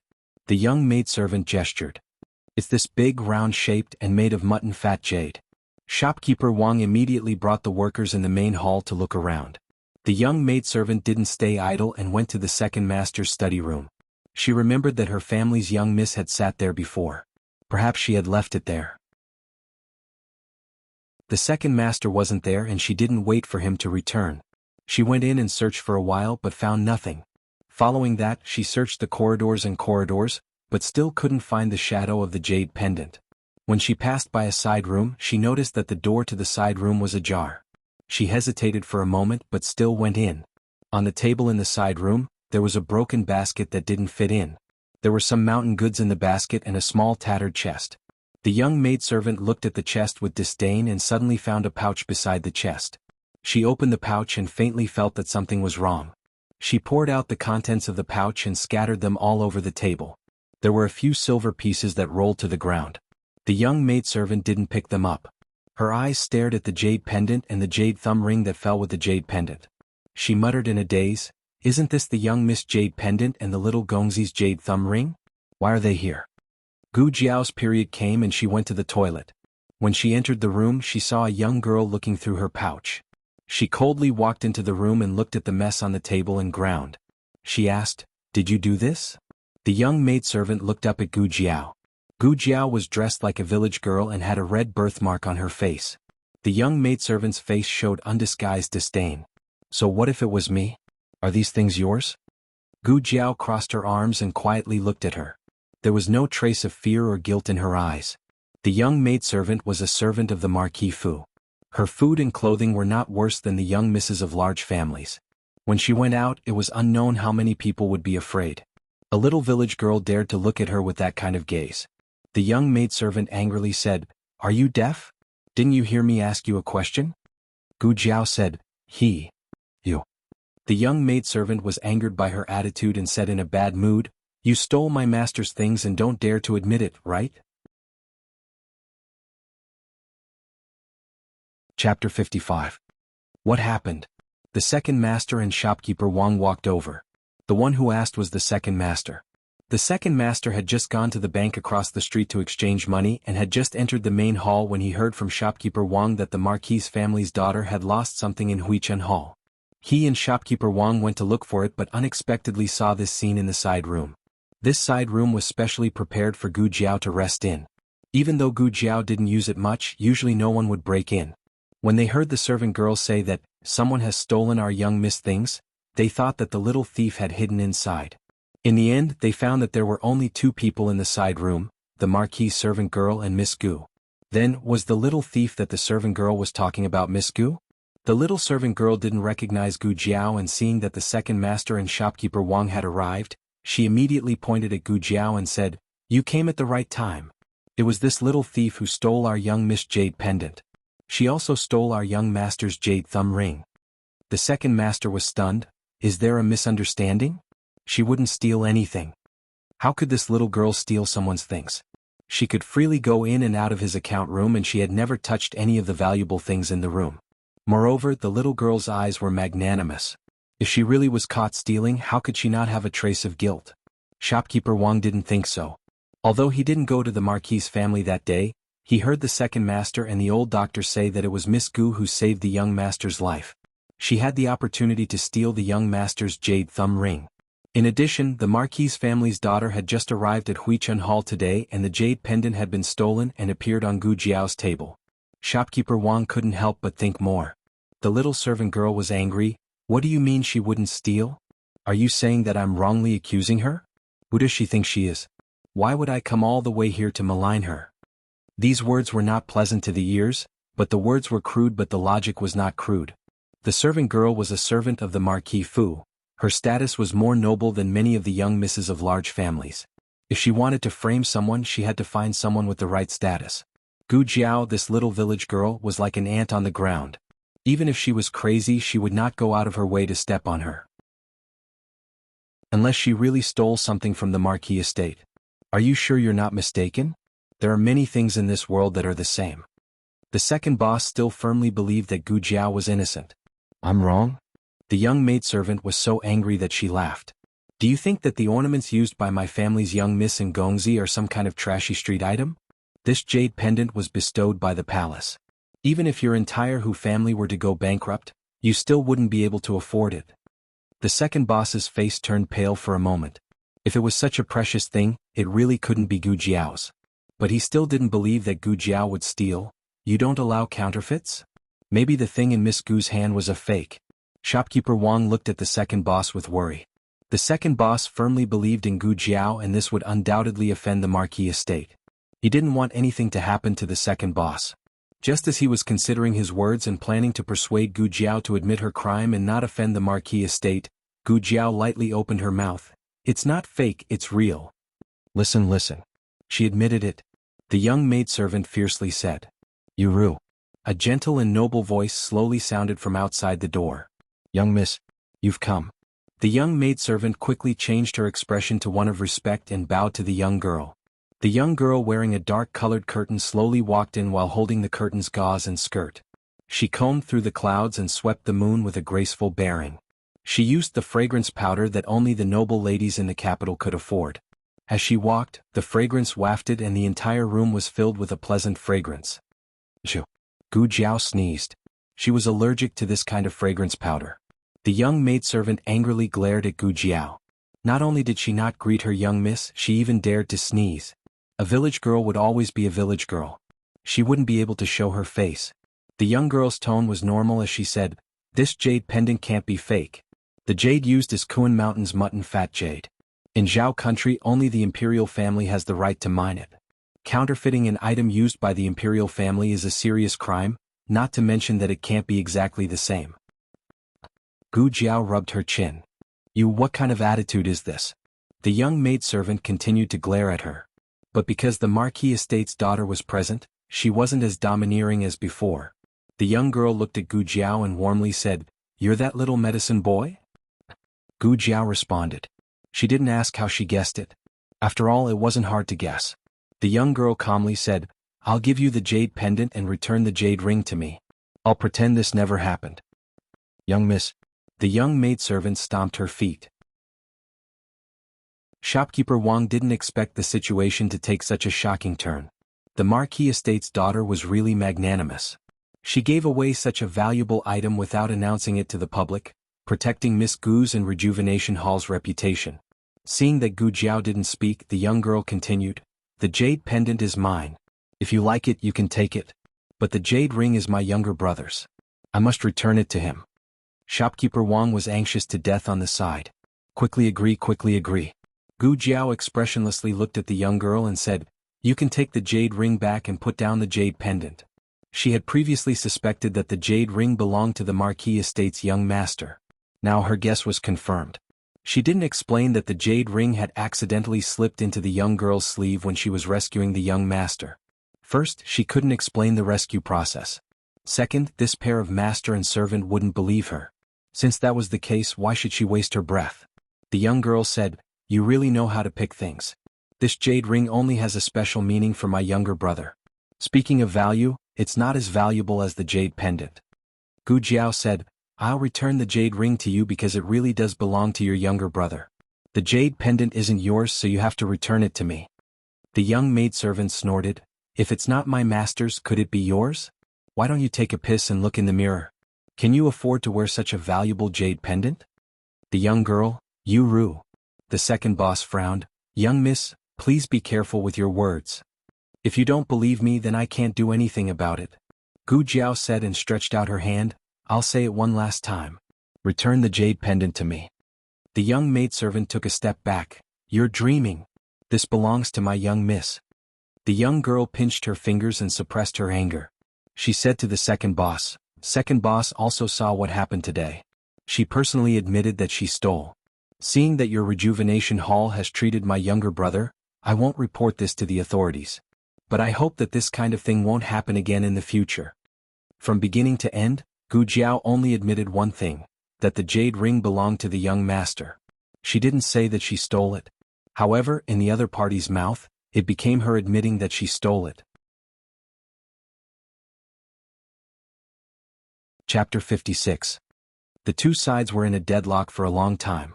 All the workers in Huichun Hall were attracted. There were only 3 people in Huichun Hall who knew about Gu Jiao's medical skills: the second boss, Shopkeeper Wang, and the old doctor. Although the others often saw Gu Jiao come, they only thought that she was a family member of the patient. The second boss and shopkeeper Wang were very polite to her. Everyone thought that it was because her husband was a student of Tianxiang Academy. Don't look down on any scholar. In the future they could be a country squire, a minister or a local official. They just didn't expect her to do such a thing. I didn't expect that such an honest person would be a thief. Yes, she stole someone's jade pendant and jade thumb ring. I knew it. Her husband didn't come today and she didn't need to get medicine. Why did she enter Huichen Hall? Is she eyeing that rich young lady? She chased after her to steal things. She's not afraid of ruining her husband's reputation. Isn't that right? It's really bad luck for a scholar to have such an evil woman. Of all the people present, except for the second boss, no one believed that Gu Jiao was innocent. Wasn't it obvious? She was so poor. How could she have such a good jade pendant? Young miss, please keep the jade pendant. As the young maid spoke, she bowed and hung the jade pendant on the young lady's waist. Gu Jiao reached out to take it. How dare you? The young maid's eyes were cold. She raised her hand and slapped Gu Jiao. However, before her slap could land on Gu Jiao's face, she was slapped down by Gu Jiao. No one knew how Gu Jiao did it. By the time they reacted, the young maid was already lying on the ground with her cheeks swollen. The young lady was also stunned. Gu Jiao stretched out her small hand that was covered in scars from years of hard work. She lifted the young girl's curtains and pulled down the jade pendant hanging on her waist. Throughout the whole process, Gu Jiao held his breath and did not smell the fragrance on her body. The young girl stared at her with her almond-shaped eyes. You, impudent. A country bumpkin actually dared to touch her. After Gu Jiao took back the jade pendant, she wasn't in a hurry to put it into her pouch. Instead, she took out a clean handkerchief from her bosom and wiped the jade pendant from top to bottom. The girl's breathing stopped. This country bumpkin. Was she despising her for being dirty? If Gu Jiao wanted to annoy someone, she had to do it from all angles. The young girl only felt that her chest was suddenly blocked, and she was almost unable to breathe properly. The young girl gritted her teeth and angrily shouted, "Report this to the authorities." Who wants to report to the authorities? Accompanied by a dignified and cold male voice, the dean walked over with a stern expression. Another one that wasn't to be trifled with had arrived. The servants of the Return of Spring Hall all made a path for him. The dean entered the room and looked at the young girl who was fuming with anger. He then looked at the servant girl who was lying on the ground for a long time, unable to get up. His expression was normal as he walked over to Gu Jiao's side. From where he stood, one could see his position. He turned around and looked at the young girl in a neither servile nor overbearing manner. Is it this young lady who wants to report to the authorities? I don't know what happened to make this young lady so angry. His words were polite, but his tone was not. The young girl knit her brows and asked, "Who are you?" The dean said, "I am the dean of Tianxiang Academy." The young girl, "Dean Li?" The dean, "That is me." Dean Li's name was like thunder in the capital, so it was impossible for the young girl to not have heard of him. Don't look at how Dean Li was a teacher in a small town, but his influence in the capital was still there. The young girl was still polite to him.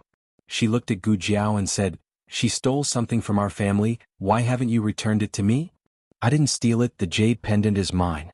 Gu Jiao could ignore the young girl's opinion, but she cared about the dean's opinion. She was Xiao Liulong's wife, so she didn't want to leave a stain on the dean's heart.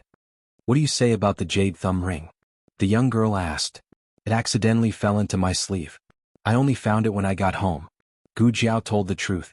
The servant girl angrily said, "You didn't say that just now. You admitted that you stole it." See, this was why Gu Jiao wasn't willing to explain to them. It was because they wouldn't listen to her properly. "Let me see the jade pendant," Dean Li said to Gu Jiao. Gu Jiao handed the jade pendant to him. Dean Li remembered that his teacher also had an identical jade pendant. He also remembered that his teacher had once given Gu Shaoshan a New Year's gift, so he roughly understood what was going on. This jade pendant was given away by his teacher. As for whether it was given to Gu Jiao herself, Gu Shaoshan, or Gu Shaoshan giving it to Gu Jiao, none of this was important. The important thing was that Gu Jiao definitely didn't steal it. His teacher had retired and didn't want anyone to know where he went, so he naturally wouldn't mention his teacher. He faintly smiled and said to the young girl, "Miss, you're mistaken. This jade pendant isn't yours. It was given to me by my teacher and then I gave it to her husband." "Her husband?" The young girl looked at Gu Jiao from head to toe. "Her husband is my direct disciple." Dean Li unilaterally declared his disciples' sovereignty. If that was the case, everything could be explained. Dean Li's teacher was the old chancellor of the Imperial College. Before he retired, he was highly regarded by the emperor. It wasn't strange for him to have an item from the imperial court. But the young girl still felt that it was inconceivable. Many people in the capital wanted to take Dean Li as their teacher, but they were all rejected by him. This little village girl was so poor, so she should have married a poor country boy. How could she have entered Dean Li's eyes? Just as the young girl was feeling suspicious, a waiter from the rejuvenation hall ran over, panting, "Found it, found it." Gu Jiao smelled the fragrant powder on the jade pendant and couldn't help but sneeze. The jade pendant was found in the grass, and it had the same fragrance as the young girl. Compared to Gu Jiao's jade pendant, this piece was clearly more like hers. "Is the truth out now?" Gu Jiao asked. "Even if you didn't steal the jade pendant, you still stole the jade thumb ring." The servant girl whispered. "Don't say any more, Yuru." The young girl stopped her and looked at Gu Jiao with a complicated expression. She walked forward and bowed. "Sorry, I misunderstood you, miss." The servant girl turned pale with fright.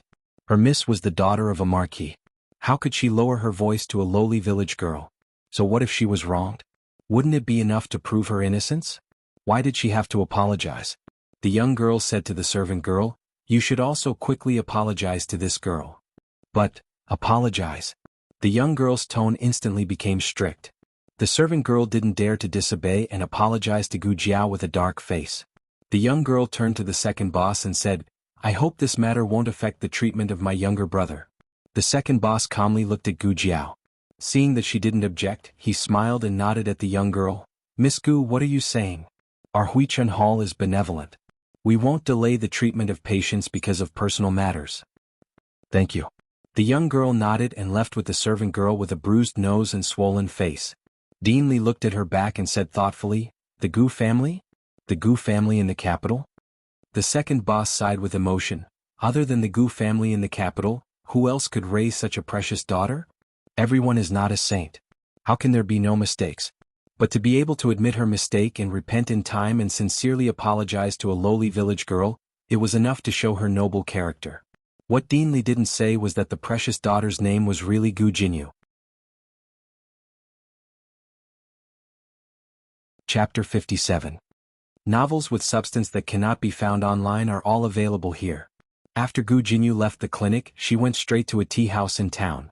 The Marchioness had been waiting there for a long time. Gu Jinyu entered the tea house and threw herself into the Marchioness's arms like a swallow. She called her mother tenderly. The Marchioness hugged her daughter whom she had not seen for many days. Her heart was about to melt, but she said, "How old are you? You're still burrowing into your mother's arms? You're so shameless."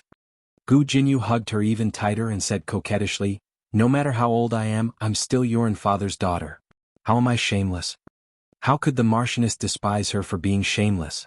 She was just coaxing her to say a few childish words to comfort her after not seeing her for so long. The Marchioness pinched the tip of her nose. "You've really been spoiled by your father." Gu Jinyu snorted. "Who told father to only have me as his precious daughter?" The Marchioness did not know whether to laugh or cry. She asked her, "Did you pay the consultation fee at Huichun Hall go smoothly?" At the mention of this, Gu Jinyu averted her gaze. The Marchioness keenly sensed her daughter's abnormality. "What's wrong? Is Huichun Hall not satisfied with the consultation fee?" The consultation fee was a big blunder. The Marchioness thought that the servant had paid, and the servant thought that the Marchioness had paid. If the Marchioness had not casually asked, they would not have known that they had been in arrears with Huichun Hall. It was also because of this that the Marchioness had planned to personally make a trip to Huichun Hall. Unexpectedly, she had just left the villa when she ran into her daughter who had rushed over from the capital. After hearing the whole story, Gu Jinyu took on the responsibility of paying the consultation fee. But the Marchioness was not idle either. She went up the mountain to offer incense to the Bodhisattva. It's not that Huichun Hall is not satisfied with the consultation fee, but... Gu Jinyu recounted everything that had happened at Huichun Hall. She did not embellish or hide anything. But her mother had taught her not to judge a book by its cover, so she did not deliberately emphasize that the village girl was ugly and had a striking red birthmark on her left cheek. Daughter was wrong. I shouldn't have been so arbitrary. She lowered her head and admitted her mistake. The Marquise said earnestly, "In this world there will always be people of higher status than us. Your status is higher than hers, so you can look down on her. If in the future you meet someone of higher status than you, won't they look down on you too? Although the marquise doted on her daughter, she was not without principles. Gu Jinyu coquettishly held the marchioness' arm. I am the marquise' daughter. Who would dare to belittle me? You. The marquise glared at her helplessly. But what's with younger brother's jade thumb ring? Gu Jinyu asked. The marchioness said, your brother said that she took it by accident. You know that your brother wouldn't lie. But Gu Jinyu still did not understand. What do you mean by accidentally? How did he know that she was careless? Did he see it? This? I don't know either. The marquise doted on her daughter and had her own principles, but when it came to her son, all of them didn't count. After all, her son was someone who lived one day less, and she couldn't bear to use rules to restrain him. Her son didn't want to talk about what happened that day, so she didn't ask. It was just a jade thumb ring. If it was gone, it was gone. As long as her son was happy, it was fine. Gu Jinyu snorted with jealousy. I also accidentally took it last time, but he ignored me for a whole month. Am I still his biological sister? You. The marquise poked her forehead and said in annoyance and amusement, if you're not, then who is? Don't tell me that the little girl who took the jade thumb ring is?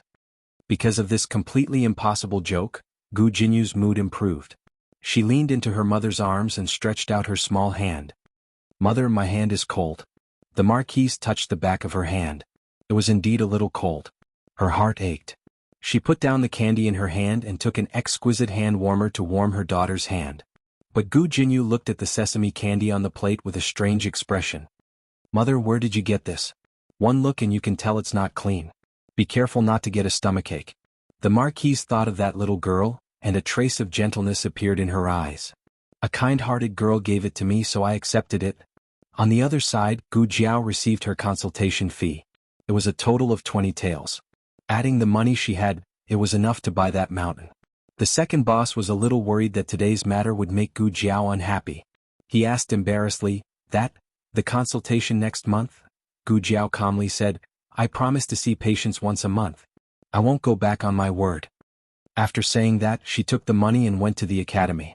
The dean did not return to the academy and left first. When Gu Jiao arrived at the academy, school had already ended. Students in white uniforms came out one after another. Gu Jiao was still waiting at the entrance of the alley, but she did not see Xiao Lulang or Gu Xiaoshan. Just as Gu Jiao was guessing whether the two of them had been detained by the teacher, Xiao Lulang and Gu Xiaoshan walked over from another direction. Xiao Lulang and Gu Xiaoshan carried a pile of things in their hands. When they got closer to Gu Jiao, she realized that it was some candles and a thick stack of paper money. Gu Jiao asked, what did you buy these things for? Gu Xiaoshan was stunned. Sister, did you forget? Today is the anniversary of third uncle and third aunt's death. Gu Jiao was speechless. She really forgot. The original owner remembered such an important day. Unfortunately, Gu Jiao was not the original owner, so she had forgotten this day. Thank goodness you remembered. Gu Jiao said to Gu Xiaoshan. Gu Xiaoshan awkwardly scratched her head. Actually, I don't remember either. It was brother-in-law. Gu Jiao raised her eyebrows as she looked at Xiao Lulang. She did not remember herself mentioning the anniversary of her parents' death. He should have heard it from the villagers. With their current fake relationship as husband and wife, it was hard for him to remember. Gu Jiao, thank you. Xiao Lulang expressionlessly got onto the ox cart with his walking stick. He was still angry at Gu Jiao for having a secret relationship with Principal Li. He was planning on not talking to her for a day. Gu Jiao didn't know what was going on with his sudden awkwardness, but he had already helped her remember the anniversary of her parents' deaths. It definitely wasn't because of her. Gu Jiao heartlessly got onto the ox cart. Gu Jiao, who thought that their relationship was very good, deliberately chose the seat closest to him. Xiao Lulang was half dead from anger, but the person who made him angry did not have the slightest awareness that she had done something wrong. Xiao Lulang became even angrier. After the three of them returned to the village, Madame Lu directly called Gu Xiaoshan away. Gu Jiao and Xiao Lulang went to the cemetery on the other side of the field. Gu Sanlang and his wife Madame Su's graves were next to each other. Because no one had taken care of it for a long time, the grass on the grave was half a person's height. Xiao Lulang was sulking, but he still rolled up his sleeves and pulled out the grass on the grave one by one. He was very focused on pulling out the grass and did not notice that Gu Jiao behind him was staring at the grave in a daze. In the original owner's memory, Gu Sanlang was washed away by a flood. The villagers searched along the river bank for half a month before they found his body. At that time the body was soaked and could not be seen. Madame Su only took one look and collapsed on the spot. After that she did not have a good life. She only held on for a year before she passed away on the anniversary of Gu Jiao's father's death, leaving behind a 5-year-old daughter. They were very good parents. Compared to Gu Jiao's parents in her previous life, they were many times better. It was a pity that they passed away so early. It seems that no matter if it was her previous life or this life, she was destined to have no father or mother to love her.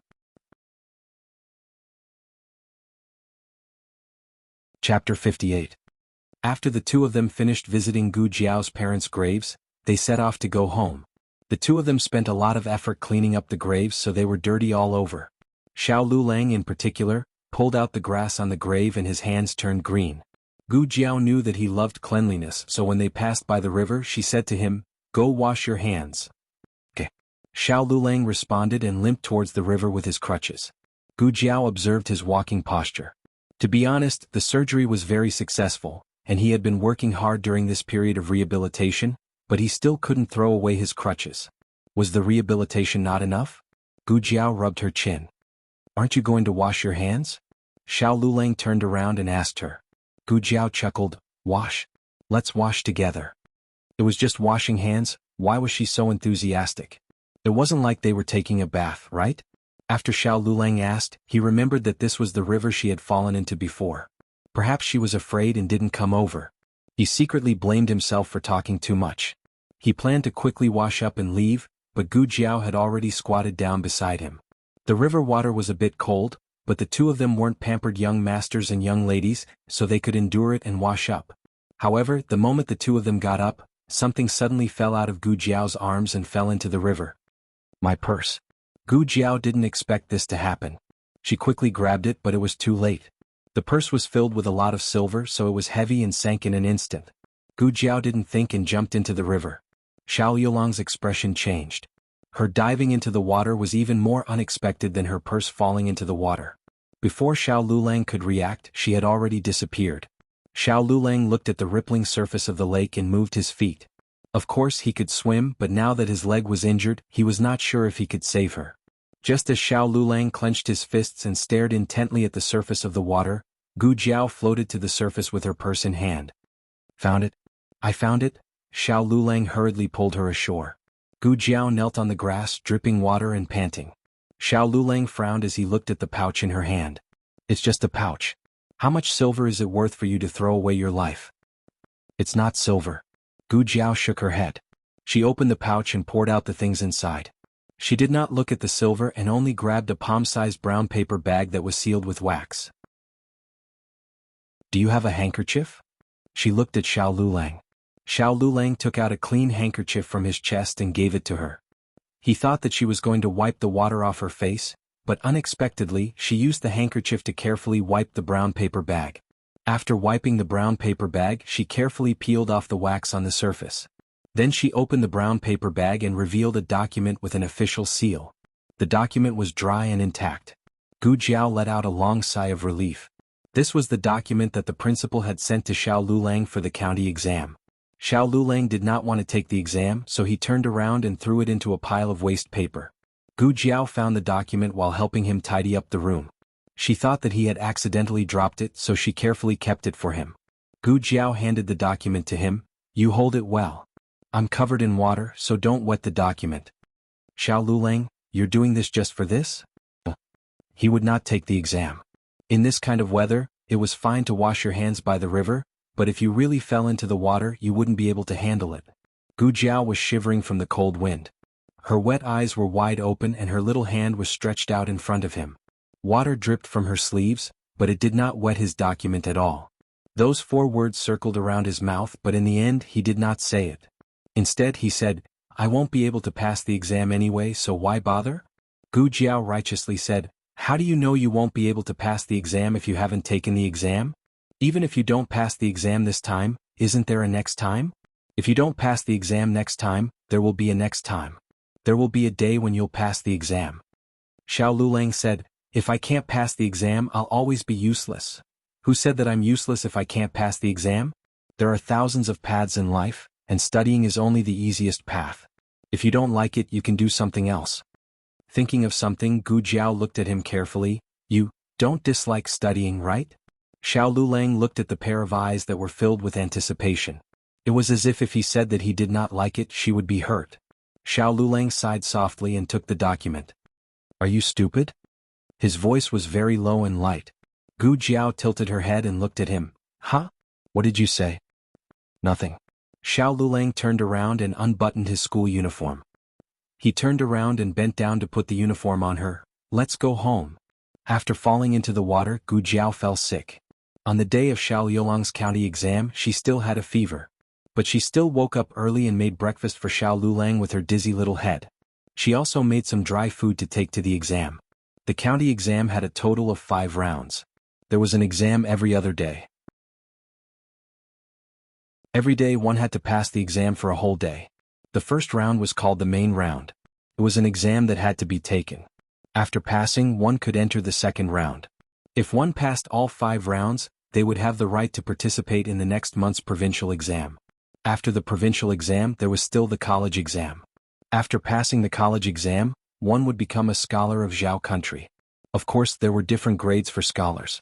The ones with the best grades were called Lin students. They were given grain by the government every month. The next was Xing students who were not given grain. The last was Fu students. Gu Dasan was a genuine Lin student. Because of this, the Gu family had been proud of him for a long time. Gu Jiao felt that her husband did not need to take the exam to become a Lin student like Gu Dasan. Being a Fu student was actually not bad. She did not have high expectations. It was fine as long as he passed the exam. It was fine if he did not pass the exam. She would support him and did not need him to take the exam. Gu Jiao sat on the ox cart. Her small body was shivering from the cold wind. She sniffled and said in a muffled voice, "Don't be nervous. We are just taking the exam casually. Just treat it as going through the motions. I already asked around. There are a total of 5 rounds. It is fine if you did not perform well in the first round. There are still 4 more rounds. I will come with you every day." Achoo. After Gu Jiao finished speaking, she sneezed 3 times in a row. Her eyes were seeing stars. Xiao Lulang looked at her deeply and did not say anything. After entering the exam hall, the examiner distributed the exam papers to each examinee. The reason why he was sitting here was because someone had almost lost their life because of the exam paper that he had thrown away.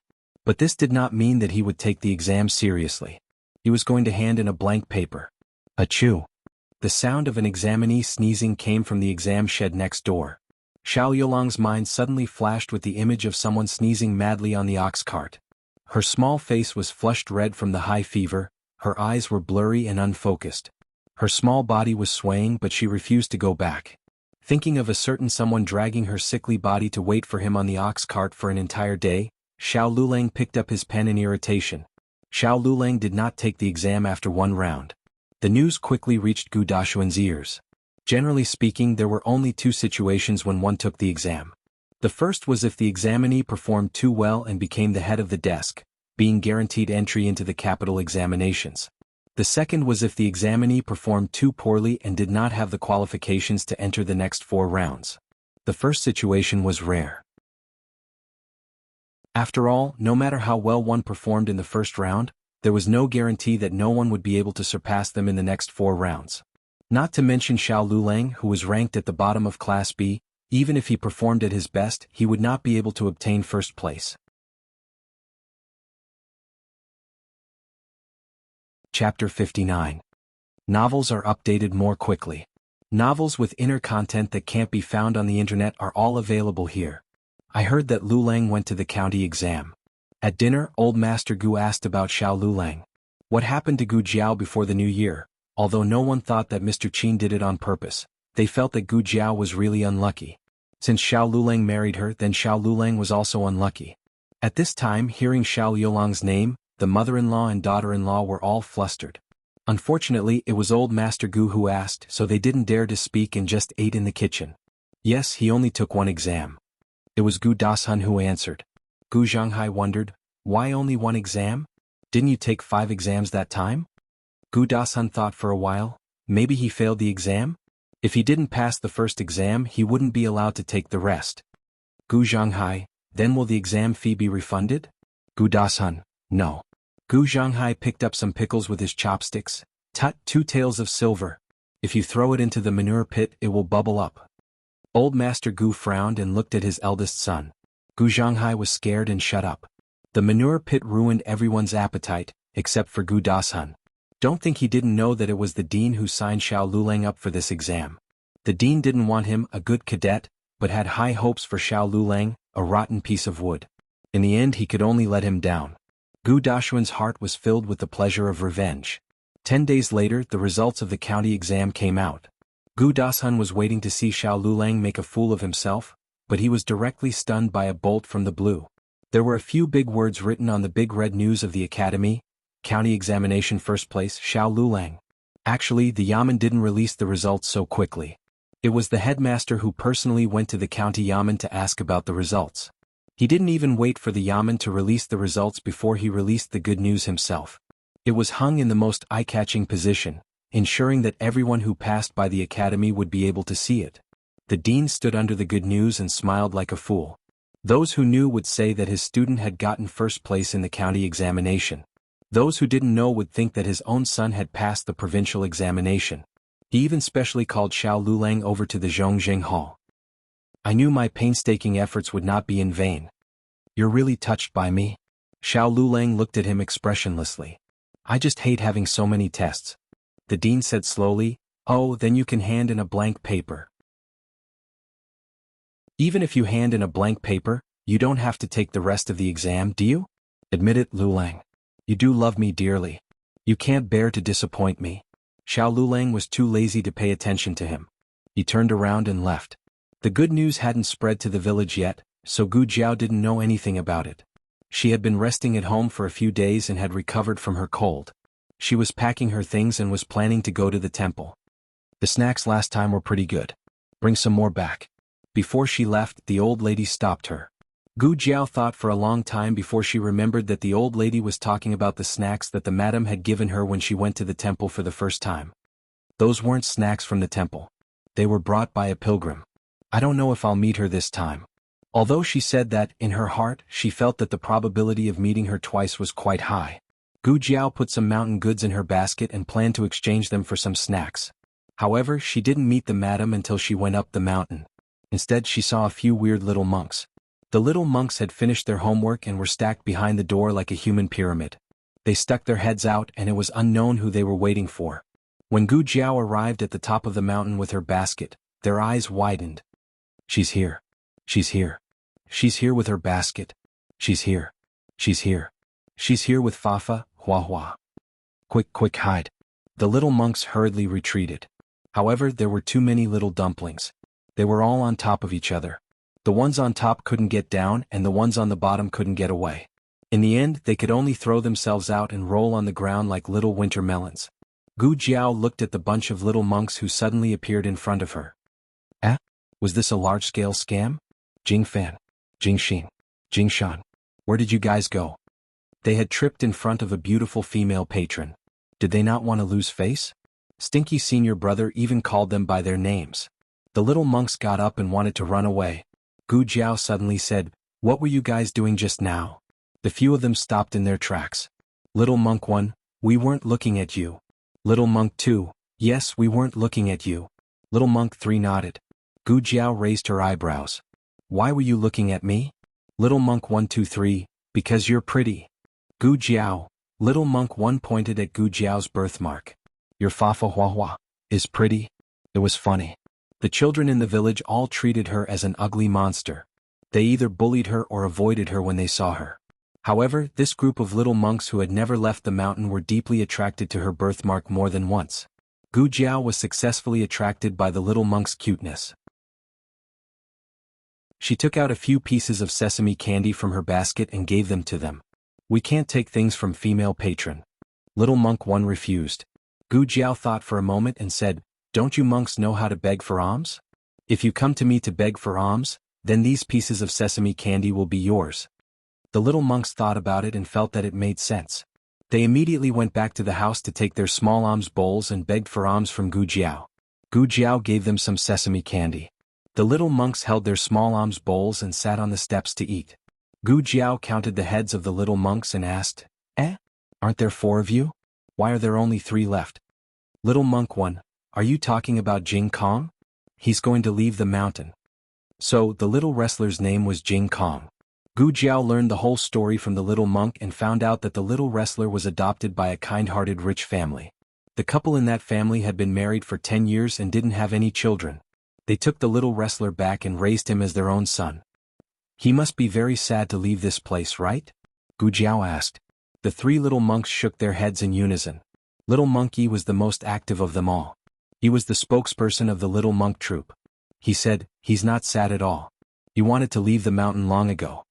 Gu Jiao didn't understand and asked, why? Little monk 1, he said he can eat meat after he leaves the mountain. Gu Jiao, what kind of little monk went astray? Gu Jiao said again, you must be very sad, right? The 3 little monks shook their heads again. Little monk 1, actually he can't eat meat after he leaves the mountain. He's dizzy. He doesn't know. There are still people in this world who are dizzy with meat. Don't lie to me. Gu Jiao said, you're not going to tell him? Little monk 1, if we tell him he won't leave. Gu Jiao paused and said with emotion, you guys are quite considerate of him. Being adopted by a kind-hearted family was better than being a monk for the rest of his life. The little monk said arrogantly, who told him to eat so much? He ate all of our food. Gu Jiao, what kind of plastic little monks are these? However, the little wrestling boy couldn't leave the mountain in the end because the rich family suddenly stopped coming. The abbot sent someone to ask around and found out that the madam of the rich family was pregnant. She was pregnant last night. The doctor swore that it was a son. When Gu Jiao went to the abbot's meditation room, little monk was sitting on a rock at the door. There was a brand new small bag next to his hand. His little head drooped and he didn't move. His little figure looked lonely. Obviously, he already knew that he was abandoned by his adoptive family. His little body was shrouded in sadness. Gu Jiao thought for a while and walked over. She asked him, can I sit here for a while? Little monk didn't say anything. He just pulled the small bag to the side. Gu Jiao then sat down next to him. Gu Jiao didn't have any resistance to good-looking things. The little monks in the temple were all very cute, but the one in front of her was especially cute. His little head was round, his eyes were big and his eyelashes were long and black. He was simply an eyelash fairy. Are you sad? Gu Jiao asked. What? Little Jing Kong responded. He realized what Gu Jiao was asking and snorted, I'm not sad. His voice was childish. Gu Jiao raised her eyebrows and said, so, you don't want to go down the mountain? Little Jing Kong crossed his arms in front of his chest. He turned his face and said arrogantly, yes, what's so good about going down the mountain? I heard that I'll be forced to eat meat. I don't want to break my precepts. Oh, that's not what your group of friends said. Gu Jiao teased him, you really don't want to go down the mountain? Little Jing Kong said seriously, of course not. I won't go down the mountain for the rest of my life. I want to be a monk for the rest of my life. I want to be the abbot of the temple in the future. Gu Jiao secretly gave him a thumbs up. He was ambitious. Gu Jiao glanced at him and sighed, since you're so determined, then forget it. I was going to ask the abbot to let you go down the mountain with me for a few days. Little Jing Kong said with his arms akimbo, I said I won't go down the mountain. I especially won't go down the mountain with you. You can ask me again if you don't believe me. Gu Jiao asked in a daze, do you want to go down the mountain with me? Little Jing Kong grabbed his bag and said, yes. Gu Jiao was speechless on the spot. Chapter 60. Gu Jiao had never been tricked like this in her entire life, especially when the other party was a squishy little ball. Gu Jiao felt terrible. You said that you won't go down the mountain with me. Monks don't lie. That was little Jing Kong just now. It has nothing to do with the little Jing Kong now. The little Jing Kong now agrees to go down the mountain with you. Gu Jiao, you can do that? Little Jing Kong ran into the room. Abbot? Someone wants to adopt me. Gu Jiao, no, I don't think that's what I said. Who is it? The abbot asked kindly. Little Jing Kong raised his hand and pointed. Gu Jiao, who just stepped into the meditation room, was speechless. Oh, it's little benefactor Gu. Ba. The abbot bowed to Gu Jiao with one hand. Gu Jiao cleared her throat. Abbot, I was actually, the abbot smiled gently, I understand what you mean. Don't worry, I won't make things difficult for you. Gu Jiao secretly heaved a sigh of relief. Fortunately, the abbot was a reasonable person. The abbot said earnestly, Jing Kong is actually my shitty's disciple. Usually you have to get his approval first. But I know little benefactor Gu's character. I'll make the decision for my shitty. Gu Jiao was confused. Wait, what did you make the decision for? The abbot said to little Jing Kong, Jing Kong, listen to little benefactor Gu when you go down the mountain, okay? Little Jing Kong nodded, okay. I know, abbot. Gu Jiao. Wait, are all of you so casual?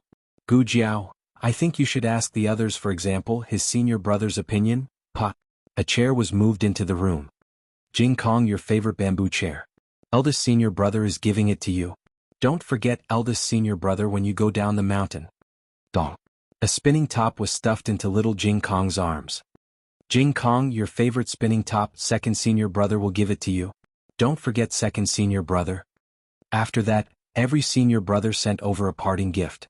They were so fast that it was as if Gu Jiao would regret her decision if they were a step slower. The corners of Gu Jiao's mouth twitched. Little monk, how many sins have you committed? Look at how anxious your senior brothers are. Is it too late to change my words now? Gu Jiao was here to buy a mountain, but when she went down the mountain, there was a little burden behind her. The abbot grinned, buy one get one free. Gu Jiao, I don't feel like I've earned anything. Today was Xiao Yulong's big day. Whether he cared about it or not, he had completed a huge transformation from the bottom of Class B to the top of the county exam. If he was a top student of Class A, it wouldn't have caused such a big sensation.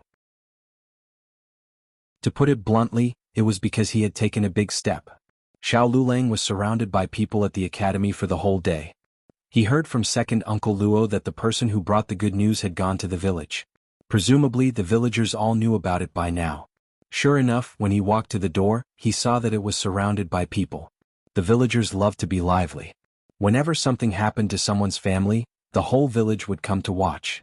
Xiao Lulang took a deep breath and prepared himself to be surrounded by the villagers. However, something unexpected happened. The villagers were blocking his way and he couldn't enter the house. He could only pat the shoulder of the person in front of him. Auntie Zhao, I'll go in for a while. What are you doing? Auntie Zhao moved her shoulder in disgust. It's me, Lulang, he said. Auntie Zhao hurriedly glanced at him. Lulang is back. After saying that, she continued to look into the house and ignored Xiao Lulang.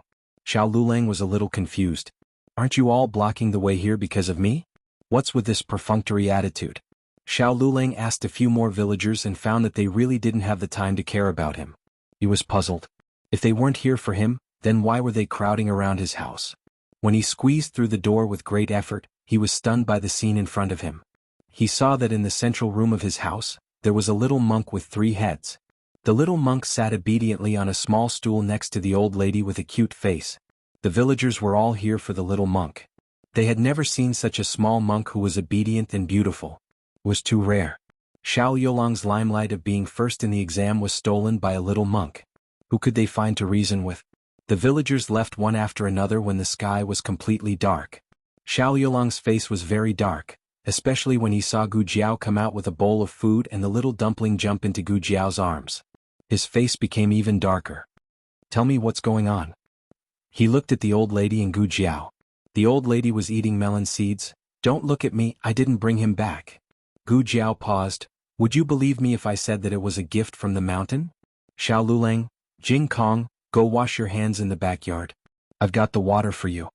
After Gu Jiao sent the little Jing Kong away, she told Xiao Lulang the whole story. Of course, she didn't mention that she was tricked by the little Jing Kong. After all, it was a little embarrassing and she would never admit it. He's too pitiful, so I brought him back. Xiao Lulang looked at Gu Jiao suspiciously. He felt that she wasn't such a kind person. Are you sure you weren't tricked? Gu Jiao's eyes widened. Absolutely not. How old is he? How could he trick me? I'm not that stupid. Xiao Lulang expressed his doubts. Gu Jiao quickly changed the topic. She looked down and touched her index finger. If you don't like it, Xiao Lulang interrupted her. No, as long as you like it. They weren't a real couple. It was her freedom to raise as many children as she wanted. He had no right to interfere. Gu Jiao went to the kitchen to get the food. Little Jing Kong washed his hands and went back to the living room. He came in front of Xiao Lulang, looked him up and down, and asked seriously, Are you my father? Xiao Lulang choked. She acknowledged you as her son? Little Jing Kong shook his head. No, Jiao Jiao said he would take after me. I'm just here to ask you, do you want to be my father or what? Xiao Lulang said indifferently, I don't have a son as old as you. Little Jing Kong said seriously, I'm not old, I'm only 6 years old. Xiao Lulang chuckled, really? But you look only 3 years old. Little Jing Kong, who was indeed 2.5 years younger, was speechless. Little Jing Kong tilted his head and thought for a while, so you want to be my elder brother?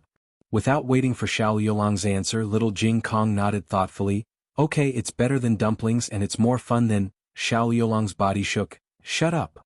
What kind of indecent little monk is this?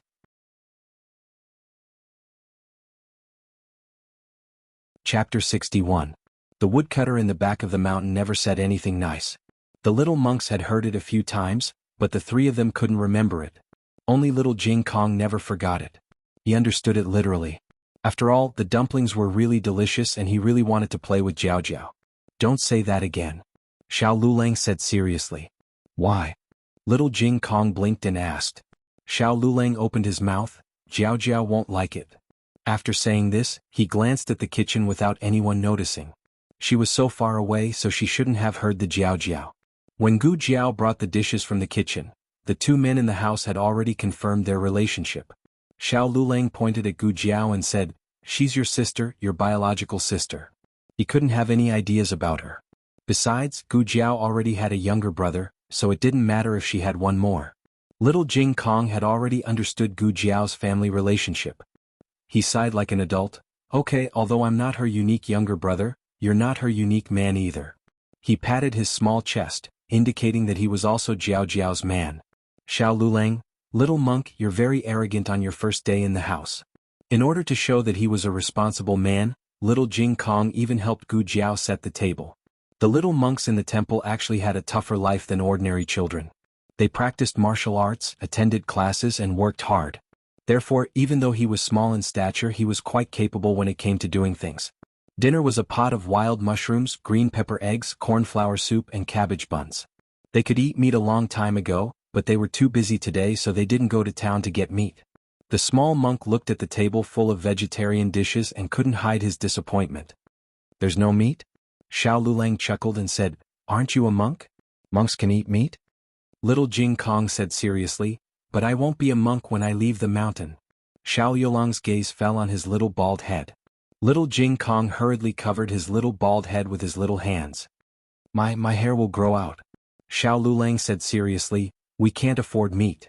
Little Jing Kong exclaimed and looked at the furnishings in the house.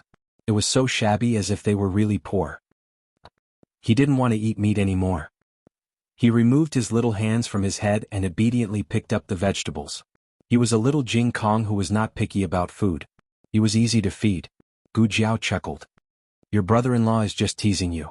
I'll give you meat tomorrow. Okay. Little Jing Kong smiled happily.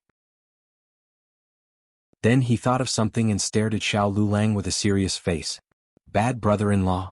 Little Jing Kong's appetite was not to be underestimated. He ate more than Gu Jiao. After dinner, Gu Jiao went to clean up the dishes. Little Jing Kong insisted on washing his own dishes. This was a habit cultivated in the temple. In order to let them be independent, eldest senior brother washed and dressed himself. He still needed someone to help him bathe. After all, he was too small and was not even as tall as the bathtub. There was no bathtub at home, only a wooden basin. However, he was so small that he wouldn't bathe himself even if there was a basin. Gu Jiao had never bathed such a small child before, so it was strange. She took the basin to the kitchen. The kitchen had just finished cooking, so there was still some firewood left in the stove. It was warmer than the old lady's house. Moreover, there was hot water in the pot.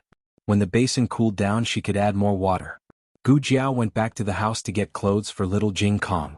Little Jing Kong sat on the stool obediently and waited for Gu Jiao. However, the person he waited for was not Gu Jiao but Xiao Lulang. Compared to Xiao Lulang, who was cold and disliked him, Little Jing Kong certainly preferred Gu Jiao, who was always kind to him and would be adorable by him from time to time.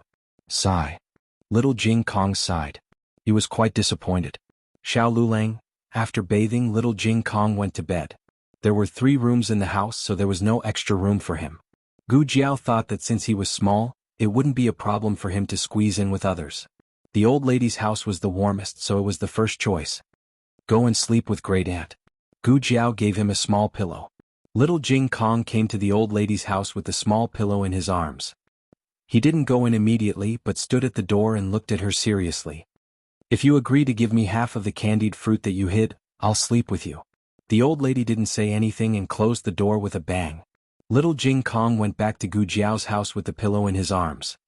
Great Aunt won't sleep with me. Thinking of the old lady's weird temper and the violent sound of the door slamming, Gu Jiao didn't suspect anything. She pulled the quilt and said, "Then you sleep with me." Eh.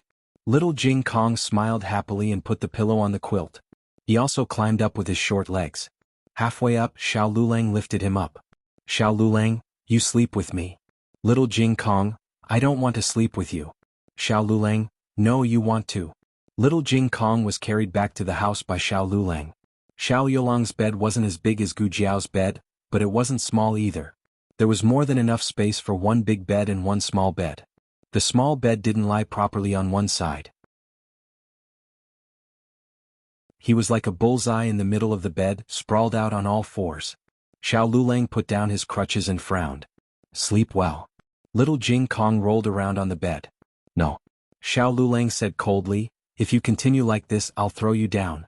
I won't let you sleep." Little Jing Kong was about to say something. Xiao Lulang said, "I'll lock the door too. I won't let you go." Little Jing Kong didn't say anything as his escape route was blocked. Xiao Lulang raised his eyebrows and said, "You'd better behave yourself. Maybe I'll consider letting you squeeze in." Little Jing Kong was stunned for a while, then he got up and said, "I should be the one saying that to you. Jiao Jiao said that I'm also a member of this family, so I should be the one letting you squeeze in with me." Xiao Lulang could understand the first part of his words, but what did the last two sentences mean? He said calmly, "What do you mean by letting me squeeze in?" Little Jing Kong looked at him with his hands on his waist. "Because I'm also a member of this family, so I have a share of this family's room. You and Jiao Jiao are married, so you should sleep in the same room. That room is yours. This room is mine. Jiao Jiao didn't want to sleep with you. I'm the one taking you in now." Xiao Lulang, who couldn't refute, was speechless. What kind of nonsense was this? Also, could he throw this little stinky monk out? Children were people who couldn't be judged by common sense. Just a second ago, little Jing Kong was still babbling with Xiao Lulang, but in the blink of an eye he was lying on the soft pillow, drooling in his sleep. Xiao Lulang liked peace and quiet, so he couldn't get used to this little guy who had been talking all night, but he didn't really throw him out. He took little Jing Kong off the pillow and tucked him into the quilt. Xiao Lulang looked at the little guy who stole his limelight. Because of his arrival, everyone forgot that he was first in the county exam. Although he didn't want to be in the limelight, he felt a little uncomfortable, as if something was missing. Creak. The door was gently pushed open. Gu Jiao Jiao leaned against the door and asked softly, "Is he asleep?" "No," Xiao Lulang said, then paused and looked at little Jing Kong who was sleeping soundly. "He's asleep. Then I'll come in." Gu Jiao Jiao walked in quietly with an oil lamp in her hand. "I see that your oil lamp is almost used up. Why don't you use mine tonight?" "Okay." Xiao Lulang sat on the edge of the bed and responded faintly. Gu Jiao Jiao put the oil lamp on his table. "Oh, I haven't congratulated you on being first in the county exam." Xiao Lulang raised his eyelids slightly. "For you." Gu Jiao Jiao handed something to him. "What is it?" Xiao Lulang asked. Gu Jiao Jiao smiled. "You've improved so much. This is your reward." Xiao Lulang turned his face away. "I'm not a kid. Why would I need a reward?" Although he said that, he still reached out and took it. It was a sachet made by Gu Jiao Jiao herself. There were dried flowers in it that helped him sleep. The dried flowers were also made by her. Gu Jiao Jiao said softly, "Take the sachet with you and you'll be able to sleep well." "You." Xiao Lulang wanted to ask her how she knew that he couldn't sleep well. Gu Jiao Jiao guessed what he wanted to ask. She smiled and said, "Did you forget that we slept together before?" Xiao Yolang's eyebrows twitched, but his expression remained calm. Gu Jiao Jiao planned to go back to the house. She suddenly turned back after taking a step. She leaned over and whispered in his ear. "Just now, did you call me Jiao Jiao?"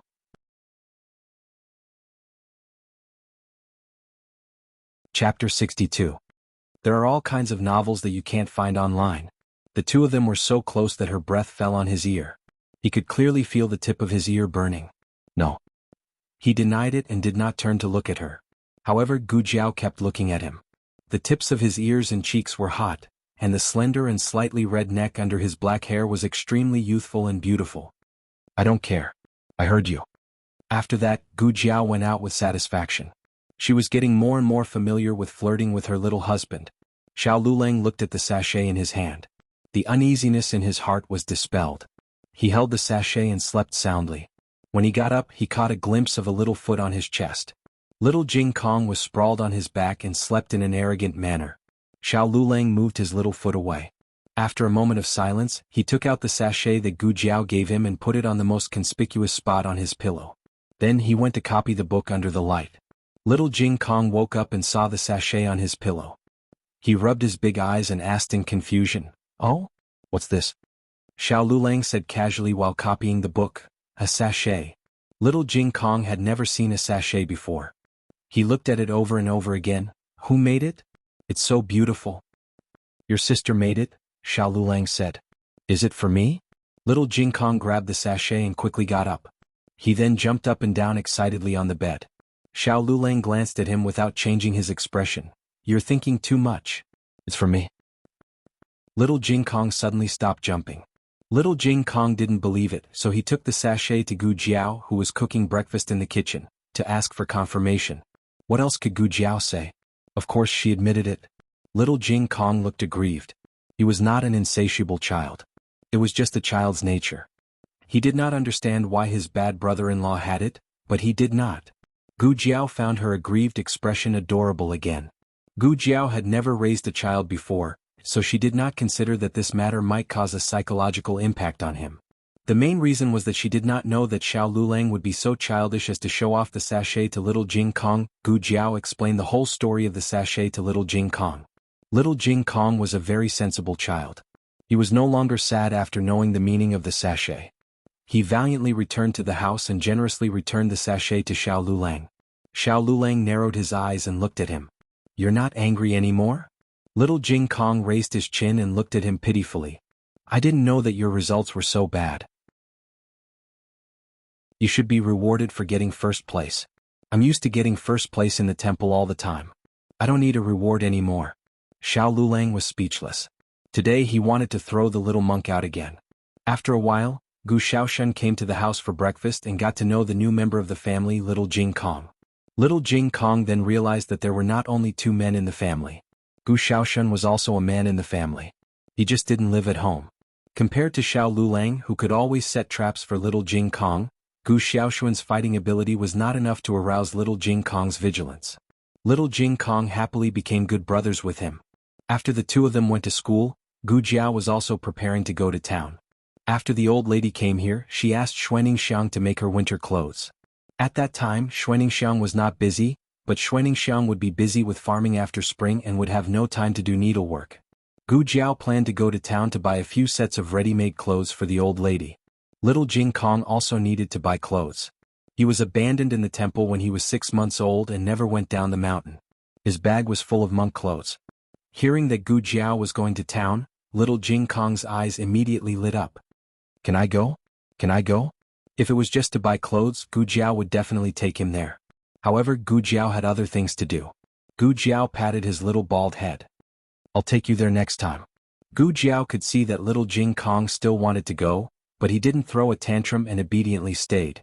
This child was quite easy to deal with. Gu Jiao carried the small basket back to town. She was not going to practice medicine. She just had the habit of carrying the small medicine box with her. After all, the small medicine box was too big a secret, so she felt relieved to carry it with her. Secondly, she might really need the medicine inside later. Gu Jiao went to the street full of gambling houses, brothels and martial arts arenas. 2 hours later, Gu Jiao rubbed her right wrist and came out refreshed. She had sweated a lot and took off her cotton-padded clothes. She was only wearing a thin jacket. "I haven't been here for a few days, so I'm a lot rusty." She sighed and turned around, planning to go to the shop in the east of town to buy clothes for the old lady and Little Jing Kong. However, she felt that something was wrong after taking a few steps. Someone was following her. Gu Jiao coldly raised the corner of her mouth. She was not surprised that someone was following her. "Well, I haven't fought enough, so I can practice a few more." When she was about to leave the alley, Gu Jiao slowly stopped. The group of people who were chasing after him also stopped and looked at her with vigilance. Gu Jiao slowly turned around and looked at them coldly, The 8 of you, come at me together. The leader of the strong men narrowed his eyes coldly. How arrogant. Girl, do you know who we are? Gu Jiao looked at him unscrupulously. I don't care who you are. If you want to fight, then fight. If you don't want to fight, then get lost. The leader of the strong men sneered. Girl, the Blackwater Alley is not a place you should be. I'll give you a chance to beg for mercy. As long as you break your right arm and promise not to disturb our business, I'll spare your life. Gu Jiao's patience was not for these people. She had said what she wanted to say, but they were still nagging. This was very annoying. Gu Jiao quickly ran over to the other side. With one foot on the wall, she used the other to kick the leader's face. The leader did not even have time to react before he was sent flying. Big brother. They were all dumbfounded. Gu Jiao did not give them a chance to react.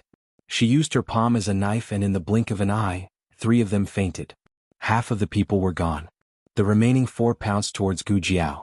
Gu Jiao grabbed the first 2, swung them up, and smashed them onto the bodies of the other 2. The 4 of them spat out blood from being smashed. They held their chests and wondered if this was real. Gu Jiao clapped her hands and turned to leave. However, a black shadow passed over her head. There was more? Moreover, it was someone who knew Qinggong? They were thinking too highly of her. Gu Jiao grabbed a wooden stick from the ground and climbed up the wall in a few steps, smashing the black-clothed man down with a bang. The black-clothed man was stunned when he fell down. Girl, do you have a grudge against me? Gu Jiao, there's no use pretending. Black-clothed man, no, I really don't know you. Gu Jiao smashed him unconscious with the stick. Black-clothed man. After Gu Jiao beat him up, she discovered that there was another one nearby. However, that person was very vigilant. The moment Gu Jiao noticed him, he disappeared into the crowd. Quick! The assassin is over there.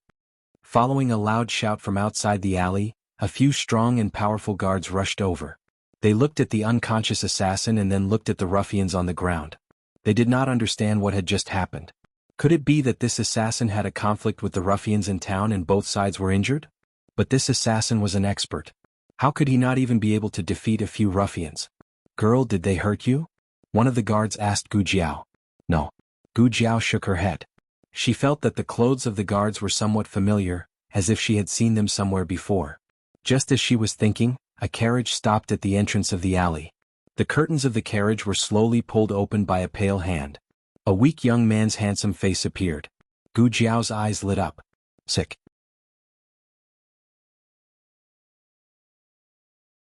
Chapter 63. Gu Yan saw Gu Jiao's eyes and knew that she still remembered him. His 10,000-year-old world-weary handsome face had a trace of a happy smile. Gu Jiao saw his smile and her mood also improved. She was about to go forward and greet him when she saw his jade-like index finger on his lips. Gu Jiao instantly understood and lowered her eyes to pretend that she didn't see anything. Although these guards were also people from the hot spring villa, they had never seen Gu Jiao before, so they didn't recognize Gu Jiao's identity. But seeing that Gu Jiao was fine, they continued to look for her. After making sure that they were far away, Gu Jiao came to the front of the carriage. This was a civilian carriage and it was very simple. No wonder it could be hidden from everyone. The guards would never have thought that the noble Marquis Fu's young master would be in a carriage like this. The driver was also from the town and had been given enough money, so he wouldn't speak carelessly. Gu Jiao opened the curtains and looked at the delicate and petite youth in front of her. She asked, "Why did you come here? You even threw off your own guards?" "I came to find you," Gu Yan honestly said. "Find me? Are you not feeling well?" Gu Jiao unconsciously reached her hand through the window to take his pulse. When she grabbed his wrist, she remembered that she was only a little medicine boy in the Marquis Fu. She calmly took back her hand. Gu Yan's pale face revealed a faint smile. "I know it's you."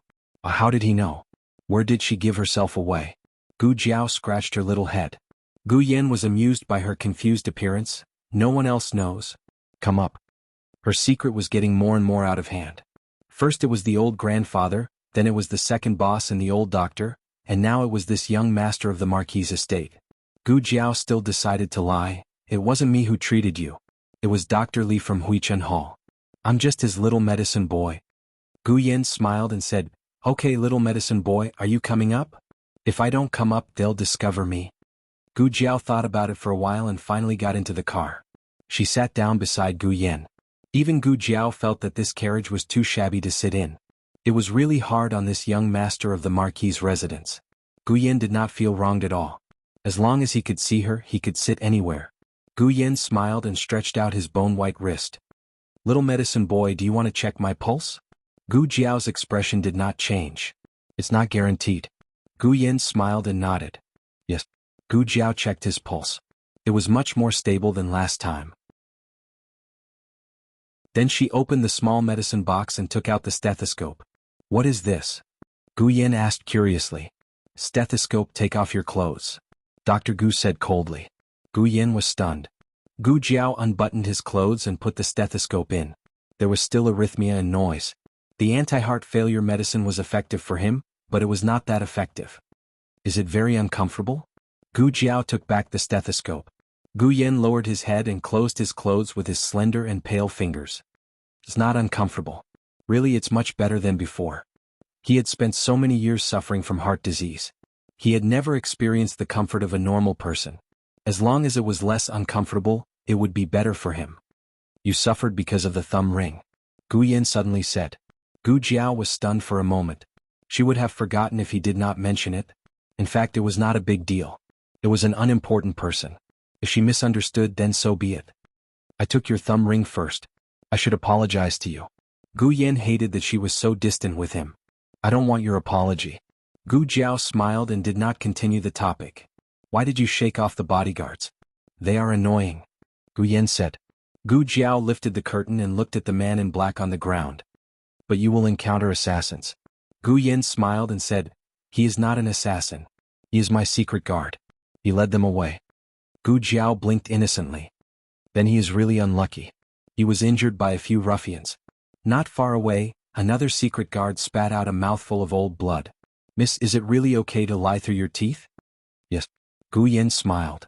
He was injured by a ruffian. Don't worry about him. Let him fend for himself. That was not necessary. Gu Jiao cleared her throat. You have more than one secret guard, right? Gu Yan's smile did not fade. There are two. It seemed that the one who ran away was his secret guard. Fortunately, she did not chase after him. Otherwise, it would be troublesome if she made him faint. Gu Jiao's face was full of embarrassment. What is your name? Gu Yen asked. Gu Jiao. Gu Jiao said. Gu Yen was surprised. Your surname is also Gu Yen. My name is Gu Yen. We were family 500 years ago. Gu Jiao was amused. You are a dignified young master of the Marquis family. You are lowering yourself to be related to a small village girl. Aren't you afraid that the Marquis and Madame will beat you if they find out? Are you hungry? Gu Yen asked. Gu Jiao woke up early and walked all the way. Now she was really hungry. The western part of the town was not as prosperous as the eastern part of the town. There were not many good restaurants. After a long time they found a small restaurant that was passable. Have you been to this kind of place before? Gu Jiao asked as she got off the carriage. No. Gu Yen said honestly. As a little seedling that would fall when the wind blew, the Marquis family had raised him in the palm of their hands. How could they allow him to come to this kind of place? Of course, he did not have much interest in it. First, he did not have the energy to do it. Second, he was tired of the world and was too lazy to do it. But it was different now. He did not feel that bad. Also, he wanted to see her. The two found a secluded corner and sat down. Gu Yan's appearance, temperament, and clothes were destined to attract a lot of attention. He hated being stared at, but if it was with her, he did not mind. The waiter had never seen such a noble young master. He even forgot to greet him. Gu Yan ordered a table full of good dishes. Gu Jiao frowned. Can you eat? There was rock sugar pork shoulder, braised meatballs, and steamed preserved vegetables. With his illness, he had to avoid eating. Gu Yan looked at her with his chin in his hand. Help me eat. Gu Jiao. Gu Jiao wanted to be reserved, but he ordered all her favorite dishes. In fact, Gu Yan had always wanted to eat these dishes, but the imperial doctor did not let him eat them. In the end, Gu Jiao ate all the fish and meat. Gu Yan could only eat porridge at the side. However, watching her eat, it was as if he was also eating. That kind of satisfaction was something he had never felt before. After eating, Gu Yan went to pay the bill. Gu Jiao looked at the small medicine box again. Sure enough, there was medicine for heart failure again. Gu Jiao removed the original packaging. Like last time, the medicine was placed in several different small porcelain bottles. The bottle's instructions and dosage were written in cinnabar. When Gu Yan came over, Gu Jiao had just handed him the medicine. You're almost done with your medicine, right?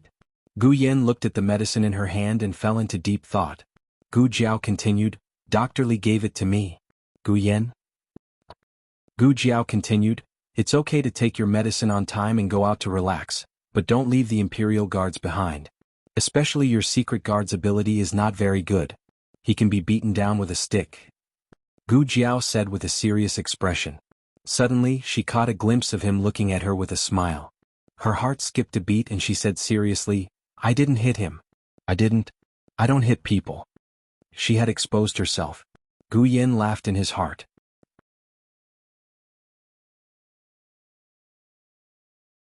Chapter 64.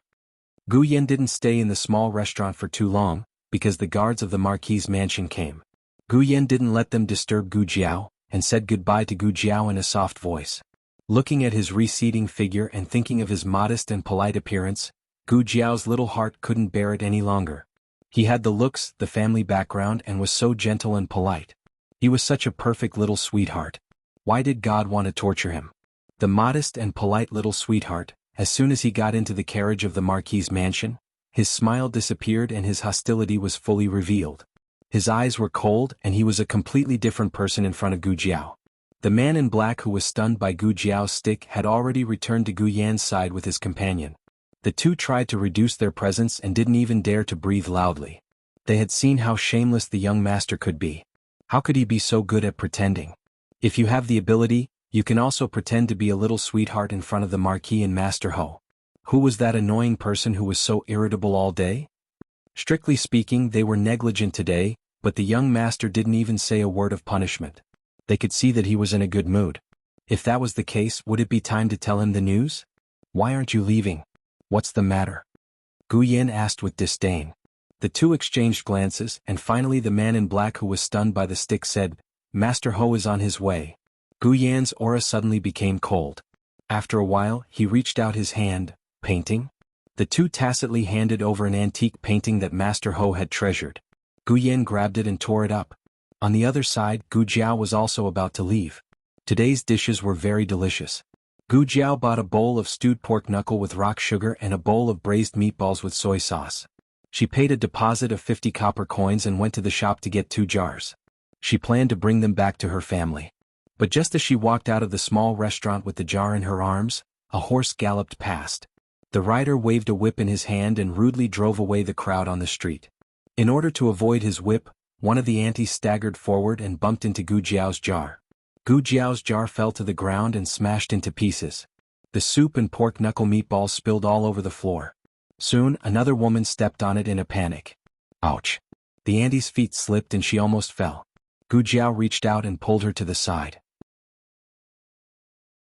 After the auntie realized what was going on, she hurriedly apologized to Gu Jiao. I'm sorry, Mississippi. I didn't mean to. Every injustice had its perpetrator and every debt its debtor. She wasn't to blame for this. If anyone was to blame, it should be the man who rode the horse on the street. The man turned a deaf ear to the chaos he caused. He didn't even look at Gu Jiao. Gu Jiao narrowed her eyes. When he waved the whip again and brushed past her, Gu Jiao grabbed his whip. Then, without giving the other party a chance to negotiate, she unceremoniously pulled him down from the carriage. The man fell heavily to the ground, and the horse left his hand, galloping away and disappearing. He was a martial artist. This fall wasn't a big deal. He only suffered some minor injuries. But he was very angry. Who was so bold to pull him down from the horse on the street? He suddenly rushed towards Gu Jiao. Gu Jiao took the whip in her hand and lashed at him, sending him flying. He crashed into the carriage behind. The carriage shook violently. The young girl in the carriage lost her balance and her head hit the wall of the carriage. She cried out in pain, "Ah!" At this moment, the carriage was forced to stop. The man who was sent flying by Gu Jiao crawled up from the ground in fear and knelt by the side of the carriage. He cupped his hands and said, "Your subordinate is guilty. Please punish me, Marquis." Gu Jiao frowned strangely. Marquis? In the carriage, Marquis Gu supported his daughter who had hit her head. He asked worriedly, "Jinyu, how are you? Are you all right?" Gu Jinyu's forehead was red. This wasn't even a small injury. When Gu Jiao stretched out her hand, any old or new injury would be more serious than this. But who asked Gu Jinyu to be pampered and spoiled? She had never suffered the slightest bit, never suffered the slightest bit. Gu Jinyu held her forehead and looked at Marquis Gu aggrievedly. Tears welled up in her eyes. It hurts. Let father take a look. Marquis Gu took Gu Jinyu's hand away. When he saw her red forehead, anger rose in his heart. He lifted the curtain and looked coldly at the guard kneeling on the ground. What happened? The guard pointed at Gu Jiao and said, this subordinate was leading the way. Who would have thought that she would snatch this subordinate's whip and pull this subordinate down from the horse? She used the whip to whip this subordinate. This subordinate bumped into the Marquis's carriage. When the surrounding people heard the Marquis's name, their legs turned to jelly and they all knelt on the ground. Only Gu Jiao stood there stubbornly and proudly. Marquis Gu's gaze landed coldly on Gu Jiao's face. It was a face that no one wanted to take a second look at. Her eyes were cold and her blood-red birthmark made her skin look unusually fair. There was a hint of unruliness in her coquettish looks. Her gaze was cold and sharp. When she met Marquis Gu's gaze, she did not avoid it at all. She was dressed like a villager from the countryside. She was about the same age as Jinyu, but she had such a terrifying gaze. Marquis Gu said coldly, you have guts. Whether it was beating up his guard on the streets or not kneeling to him, she was too audacious. Gu Jiao did not cower because of his reprimand. She held the whip and walked forward. The guard stood up and pulled out the sword at his waist to stop her. Gu Jiao did not even lift her eyelids. With one whip, she slapped his sword back into the scabbard. Everyone was stunned. Marquis Gu was also stunned. Gu Jiao came to the side of the carriage. Everyone crowded around her, but her expression did not change. She stretched out her hand to Marquis Gu. Marquis Gu frowned. What are you doing? Gu Jiao said mildly, the jar is 50 copper coins, the rock sugar pork knuckle is 60 copper coins, the braised lion's head is 40 copper coins. I also want the shop to make another set. The compensation for the delay is 100 copper coins. The total is 250. Marquis Gu. He felt that he had been scolded. Marquis Gu looked at the mess on the ground, then looked at the guard who caused the trouble. The guard lowered his head guiltily. Marquis Gu understood everything. Marquis Gu snorted coldly, my man is in the wrong, but little girl, aren't you too arrogant? Aren't you afraid that I will sentence you to death? Gu Jiao looked at him as if she was seriously considering his words. After a while she said, 249 copper coins. Marquis Gu was confused. What was going on? Gu Jinyu recognized Gu Jiao. She tugged at Marquis Gu's sleeve and shook her head slightly at him. Marquis Gu frowned and said to Gu Jiao, my daughter has pleaded for you, so I will spare you. With that, he threw a silver ingot to Gu Jiao and lowered the curtain to let the coachman drive the carriage away.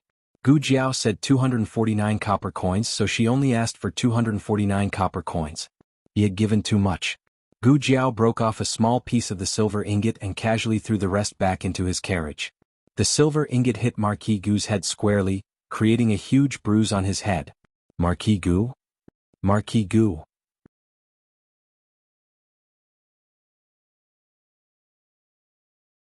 Chapter 65. Novels with a deeper meaning that cannot be found online are all available here. Marquis Gu was unable to restrain his anger. The veins on his resolute and handsome face were throbbing. Just as he was about to get someone to capture the girl and punish her, a guard from the Marquis's residence came over on a horse. Reporting to the Marquis, something has happened to the young master. Marquis Gu could not be bothered to find trouble with Gu Jiao. He hurriedly got the guard to lead the way and rushed to the location of his son's accident. Gu Yan's carriage had overturned halfway. Although the secret guard had managed to stabilize the carriage in time and did not let it fall to the ground, it was still heavily tilted and Gu Yan fell. Gu Yan's body was even weaker than a child's. No one in the residence had ever dared to let him touch or knock himself. Marquis Gu was extremely nervous the entire way. However, when he saw Gu Yan, he realized that Gu Yan was completely fine. Gu Yan sat on a small stool and stretched out his long legs, leisurely basking in the sun. Younger brother. Gu Jinyu lifted her skirt and alighted from the carriage. She knelt down in front of Gu Yan and held his hand. Are you all right? Marquis Gu walked forward with a strange expression and looked steadily at his son. Are you feeling unwell anywhere? Gu Yan calmly replied, I won't die. Marquis Gu had learned from the letter that his son was much better. He had been suspicious, but now that he saw it, he realized that it was true. The carriage had overturned and he was actually fine. This would have been impossible in the past. Marquis Gu temporarily relaxed and let his son sit in his carriage.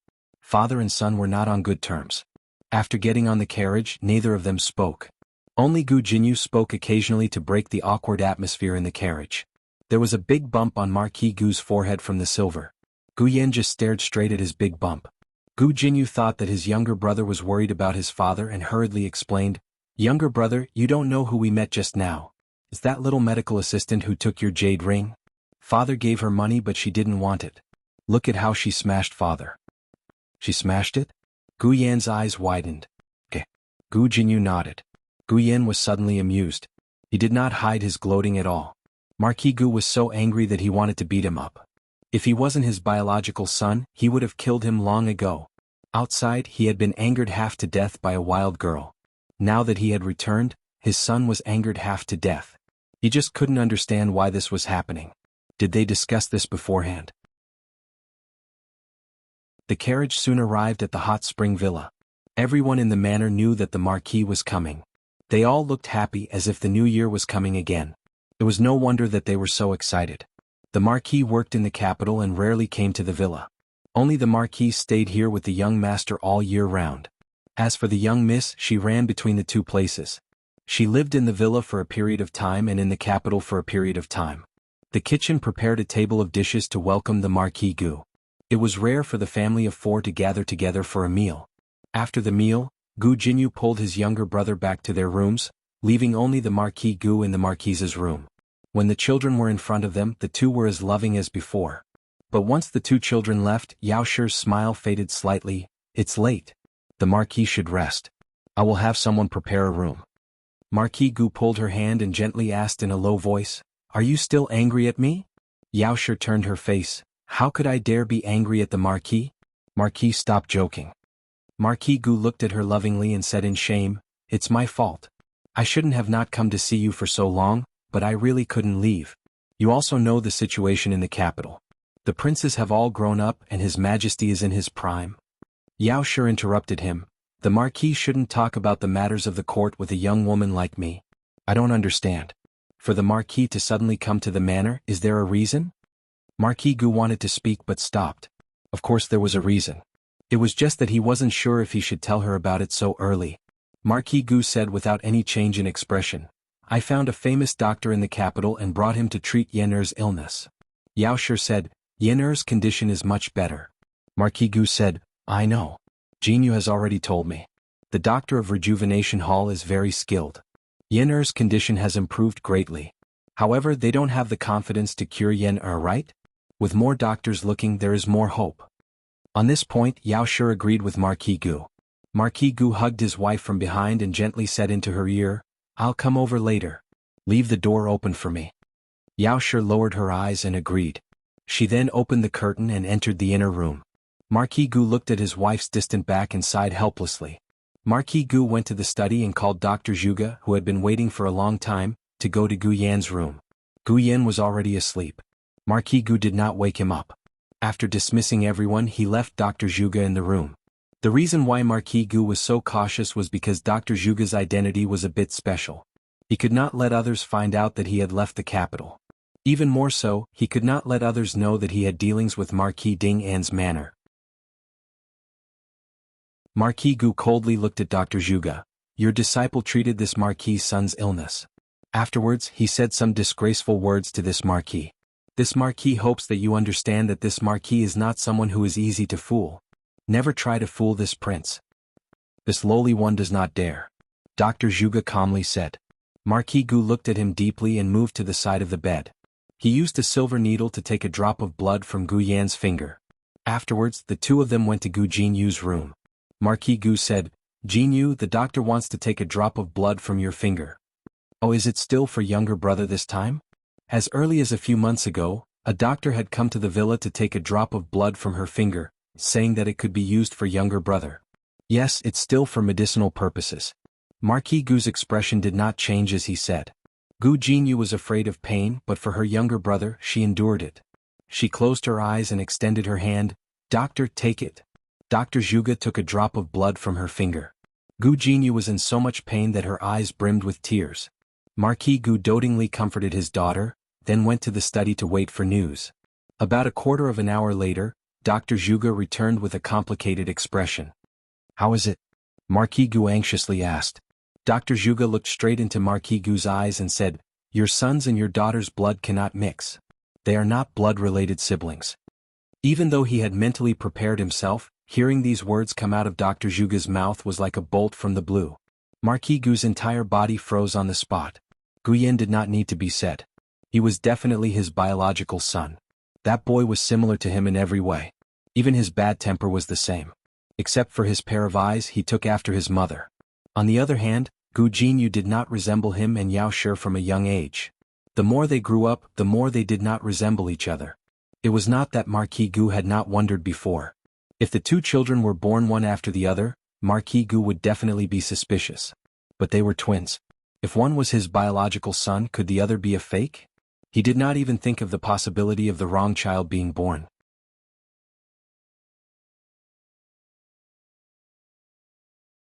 Chapter 66. Marquis Gu was stunned for a long time before he found his voice. Don't tell anyone about this, especially Madame. This Marquis doesn't want her to be affected in any way. Dr. Zhuge said, as long as Marquis can let go of my useless disciple, I will keep my mouth shut for the rest of my life. However, is Marquis certain that Madame gave birth to boy-girl twins? This Marquis is certain. Madame was awake when she gave birth. Then there's only one possibility. Wrong birth. Marquis Gu pondered for a moment and ordered, stay in the manor for now. This Marquis will call you if there's anything.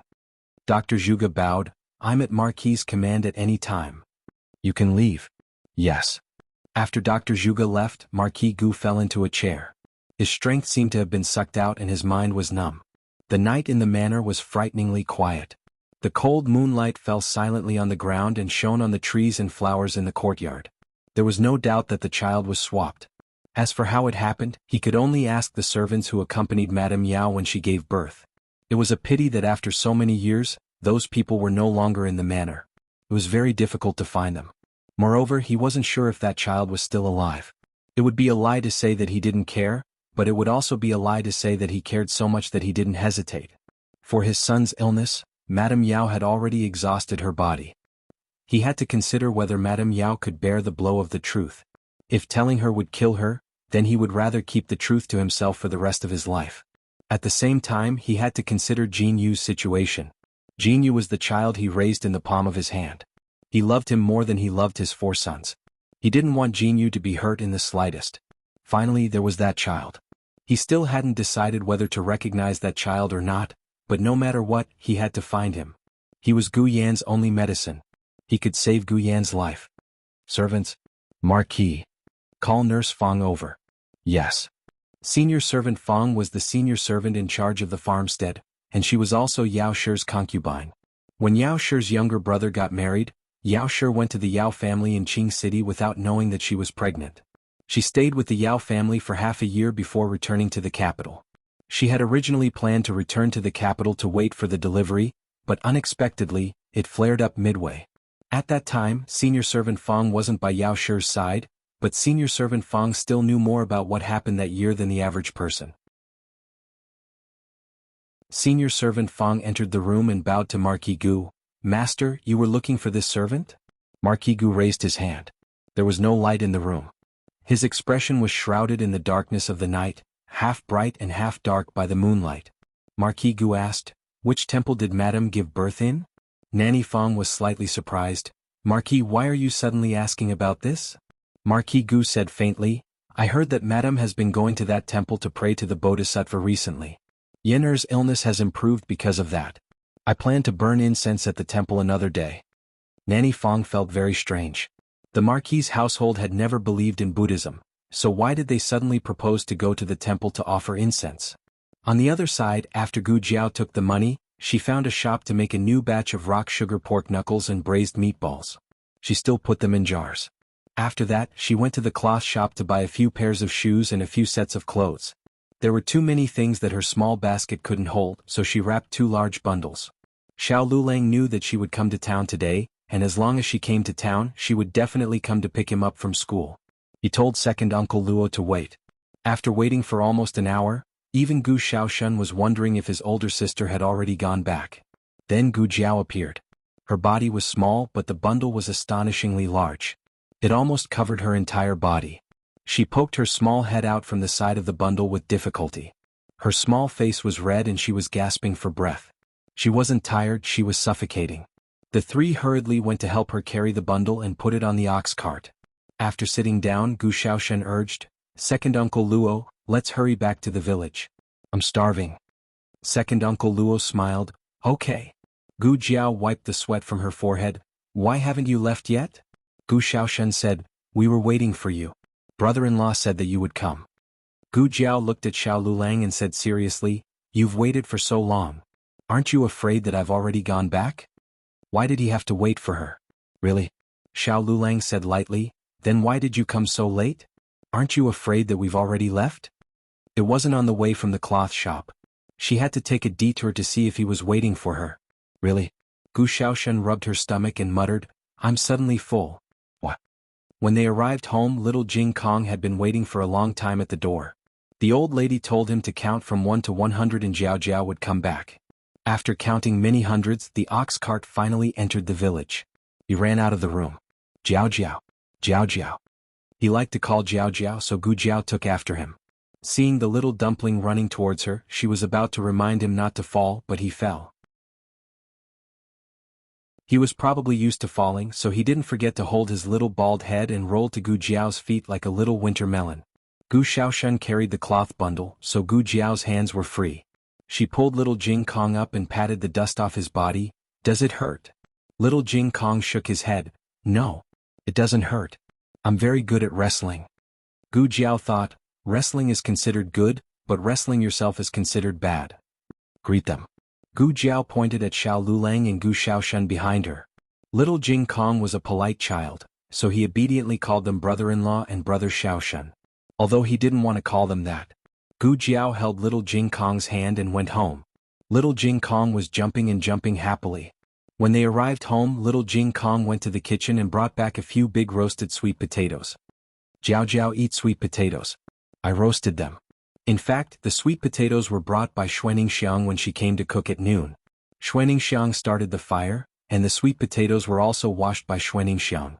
Little Jing Kong just put the washed sweet potatoes into the stove with a pair of tongs. Even after roasting them, Xuening Xiang pulled them out. But in little Jing Kong's opinion, he completed the most important step of roasting sweet potatoes, roasting. So, these were the sweet potatoes he roasted. Sister Shue's steps were called holding the sweet potatoes, washing the sweet potatoes and pulling the sweet potatoes. Gu Jiao gave him face and tasted it. "Is it delicious? Is it delicious? Is it delicious?" Little Jing Kong tilted his head and smacked. "Yes, it's delicious. It was just a little cold."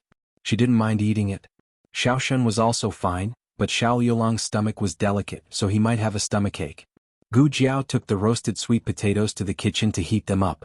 Then she took out 2 bowls, filled them with rock sugar pork knuckle and braised lion's head, and sent them to Xuening Xiang. Xuening Xiang gave her a few boiled eggs and steamed buns in return. When Gu Jiao came back, little Jing Kong had already set up the bowls and chopsticks. The family of 5 sat down to eat. Little Jing Kong waited obediently to be fed. Gu Jiao picked up a piece of fat pork knuckle and put it into his bowl. Little Jing Kong was so excited that he screamed and grabbed his chopsticks to pick up the meat. But before he could eat it, he only smelled it for a short while. Then his eyes rolled back and he fell backward with a thud. He fell on the ground with his arms and legs spread out. His head was tilted and his tongue was out. He was unconscious. Gu Jiao, in this world there are really people who are dizzy with meat.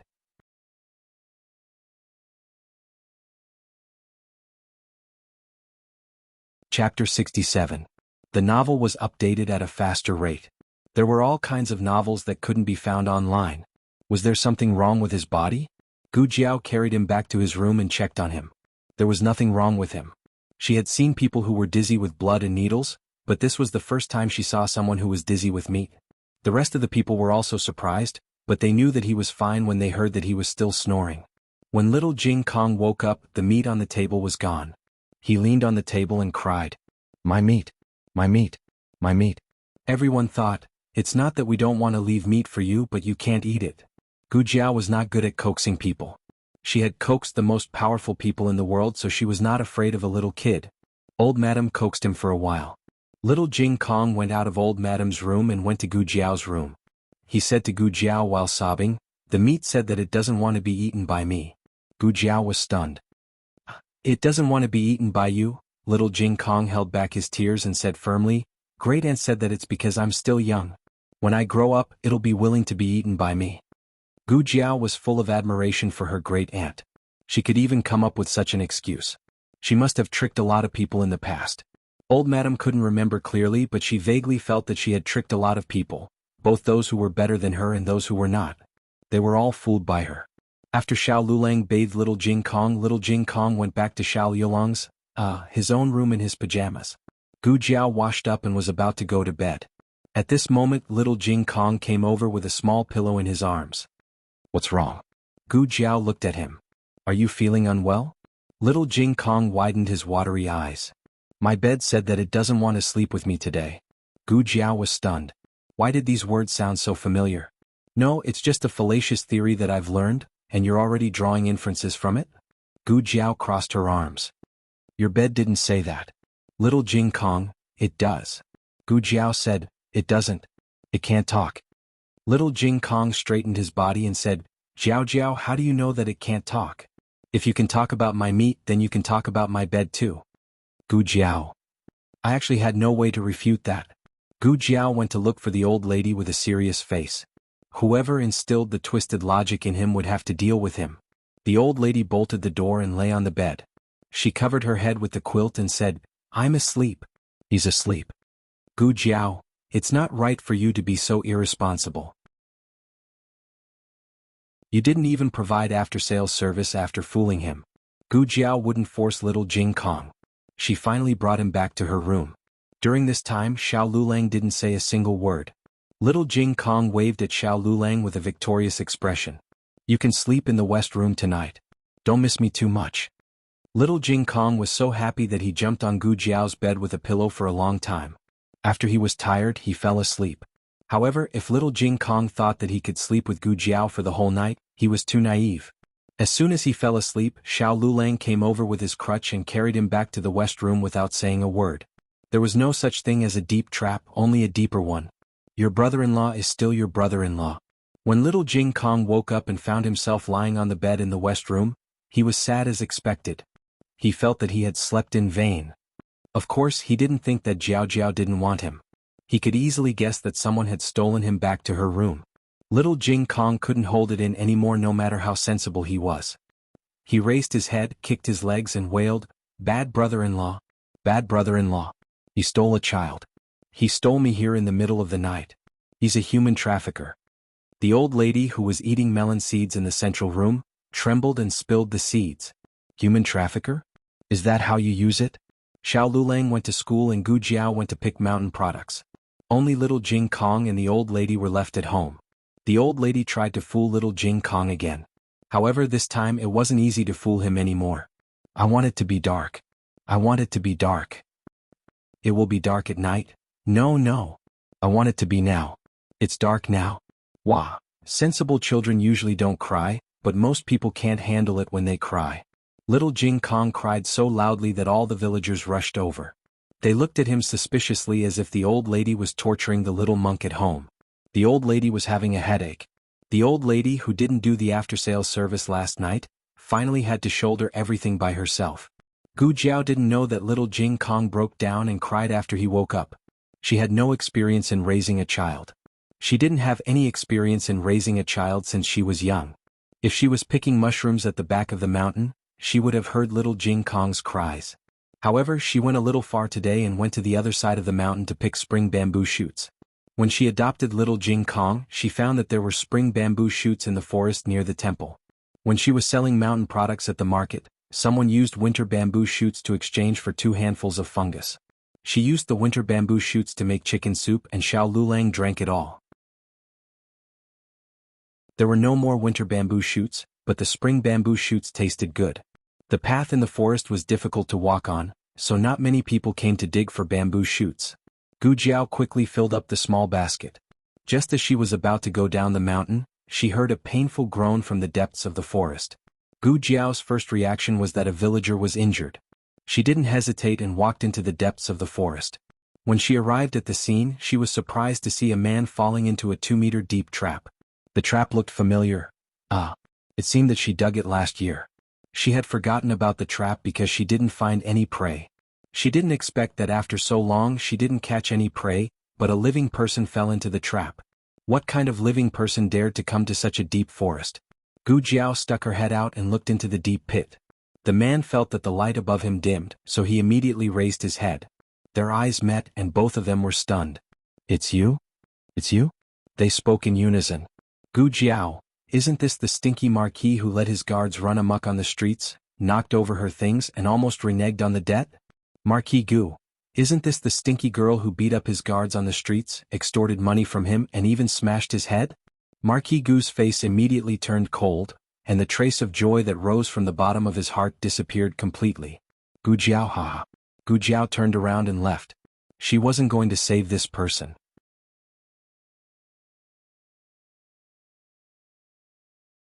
Chapter 68. Marquis Gu watched Gu Jiao appear and watched Gu Jiao leave. The anger in his heart began to burn. "Stop right there," he sternly shouted. If you tell me to stop, then I will stop. Who are you to me?" Gu Jiao left in a carefree manner. She did not hesitate at all because of his identity or his anger. Marquis Gu had lived for most of his life, but he had never seen such an arrogant person. He had already learned of her status from his daughter. She was Return of Spring Hall's little medicine boy. Her master, Dr. Li, had treated Yen'er well. Because of this, he decided to let bygones be bygones for her offense in town. But she was great. She watched him die in the mountains and did not save him. Especially what kind of look she had just now. A lowly life dared to look down on a country's marquis. She was tired of living. She was blatantly challenging the authority of Marquis Ding An. Wait until he left. He would definitely punish her for her disrespect. If she did not save him, then she would not save him. He could also leave by himself. Awoo! From the depths of the forest came the sound of a wolf's howl. Generally speaking, adult wolves would not howl during the day. This was a young wolf and did not know how to properly control its wolf nature. It let out a sharp howl. It should be hungry. If nothing unexpected happened, its family's lord wolf would soon come out to look for food. Gu Jiao sat down under a large tree nearby and began to wait for the wolf to appear. Marquis Gu pulled out a dagger from the trap. His figure was tall and the trap was not deep for him. The difficult part was that his foot was caught in the trap. He tried to use the dagger to pry open the trap, but it did not seem to be a normal trap. He tried for a long time but it did not budge in the slightest. "I can't pry it open." Gu Jiao took out her water skin and calmly drank a mouthful of water. The trap she made, it would be strange if it could be opened so easily. Marquis Gu frowned. "You didn't leave? What? Are you waiting to laugh at me?" Gu Jiao said calmly, "You're not funny and you're not good looking." Marquis Gu was speechless. Was that what he meant? Also, what did she mean by he was not good looking? It was not that Marquis Gu was arrogant. It was just that Marquis Gu's appearance had overshadowed his talent since he was young. Even when he had a family and a career, the most talked about thing was still his face. This was the first time someone had said that he was ugly. Marquis Gu was a man who didn't care about appearances. But hearing Gu Jiao's words, he felt a little uncomfortable. The wolf cub howled a few more times. The wild wolves should be coming soon. He didn't think that a little girl had the ability to deal with one or even several adult wild wolves. He said sternly, "What are you waiting for? Hurry up and think of a way to pull me up. When the wolf comes, you won't be able to survive." "Wait," Gu Jiao said. What were they waiting for? If he waited any longer, the wolves would really come. Marquis Gu's heart was burning with anxiety. Even if he was someone who knew martial arts, he couldn't guarantee that he would still be able to kill an adult wild wolf when his foot was caught in the trap. Rustling sounds came from the bushes. The wolf was coming. Gu Jiao climbed up the tree. Marquis Gu saw that she climbed up the tree without saying anything and was so angry that his heart ached. Would it kill her to climb up the tree after saving him? Leaving him alone in the trap, was she waiting to sacrifice the wolf? As expected, the wolf discovered Marquis Gu in the trap.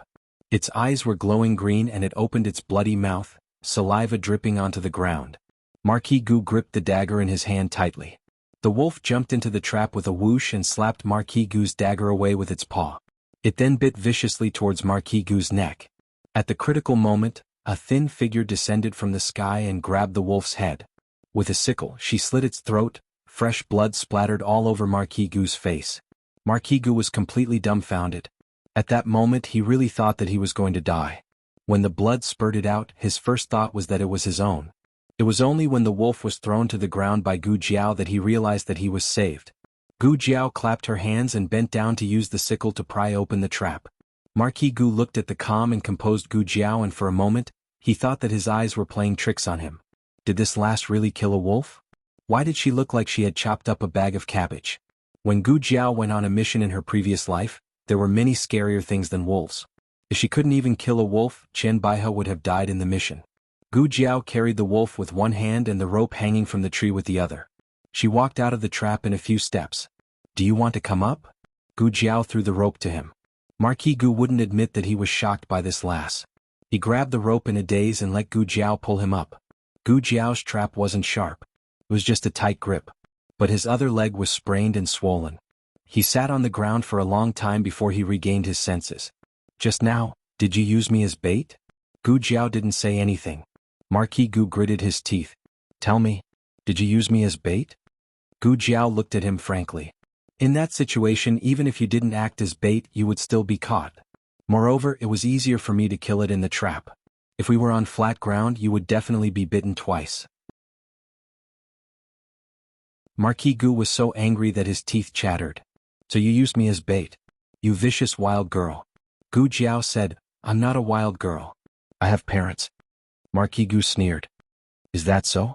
Then where is your father? Gu Jiao thought for a while and said seriously, he can't come. But you can go and find him. Marquis Gu rolled up his sleeves. Okay, tell me, where is he? It was the father's fault if the child didn't teach him well. He wanted to see what kind of bastard gave birth to such a vicious lass.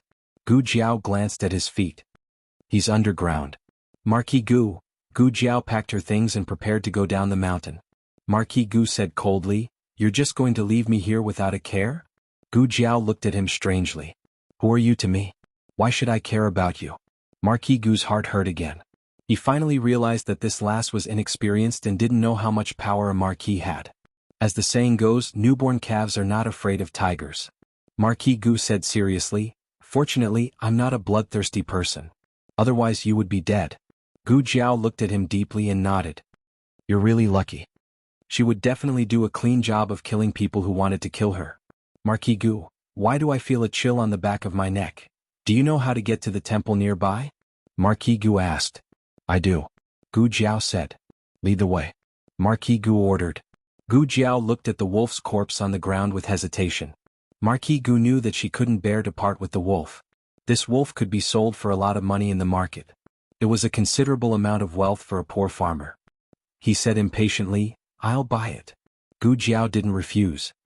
20 taels. Marquis Gu casually handed her a 20 taels banknote.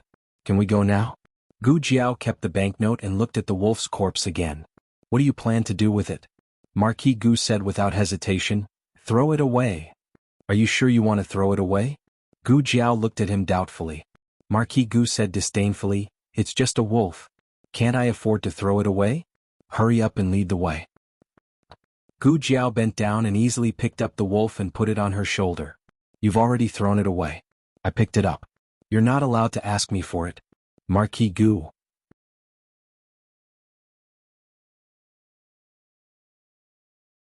Chapter 69. Why didn't you say that you could carry it? Why did you look so hesitant? Were you trying to decide which hand to carry it with? Marquis Gu felt that if he died young, it would be because of this brat. Thinking about how gentle and cute his daughter was, and looking at this brat, there wasn't a single virgin on her body. Fortunately, she wasn't his daughter. Gu Jiao didn't know anything about Marquis Gu's inner thoughts.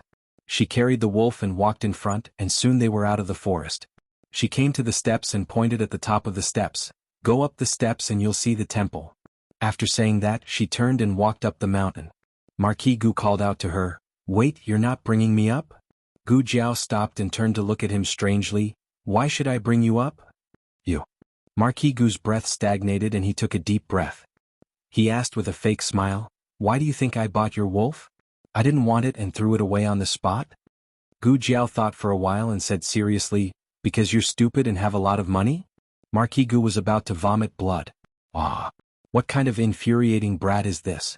Originally, he thought that Gu Yan was quite infuriating, but after seeing this brat, he started to think that his youngest son was exceptionally cute. In the end, Marquis Gu couldn't force Gu Jiao to lead the way for him.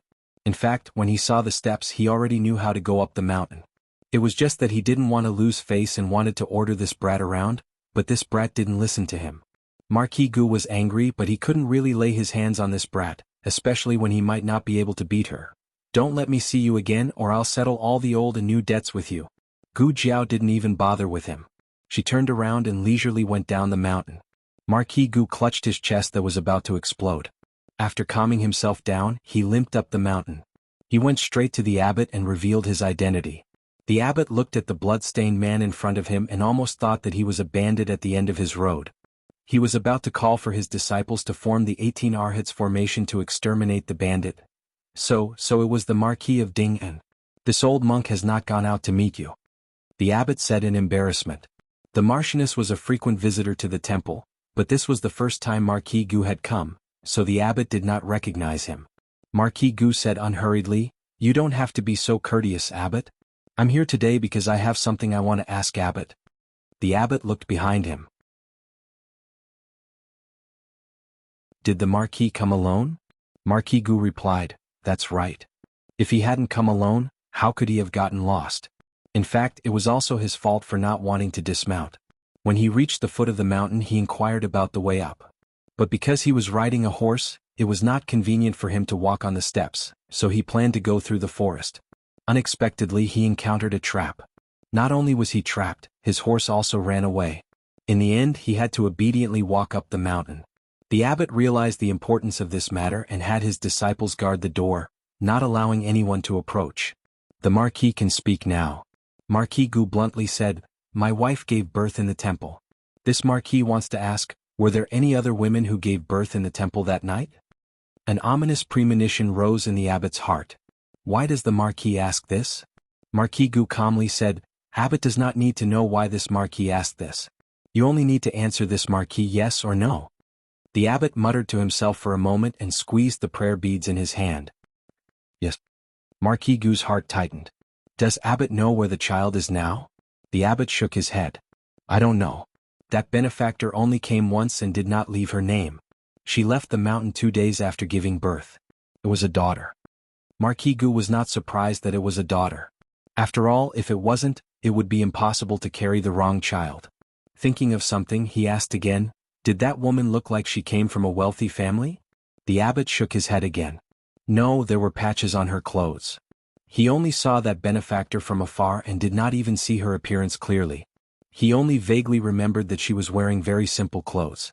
There were so many pilgrims in the temple, but why did he have an impression of that benefactor? It was mainly because she came up the mountain to offer incense with a big belly. No one expected that it would rain heavily in the afternoon. She and the Marquis had to stay in the temple for the night. It was not clear who had acted up first. After all, the Marquis had someone to serve her. The benefactor was alone in the meditation room. When the midwife came over, they found that she was about to give birth. It was an extremely chaotic night. Especially when the abbot was tricked into drinking wine.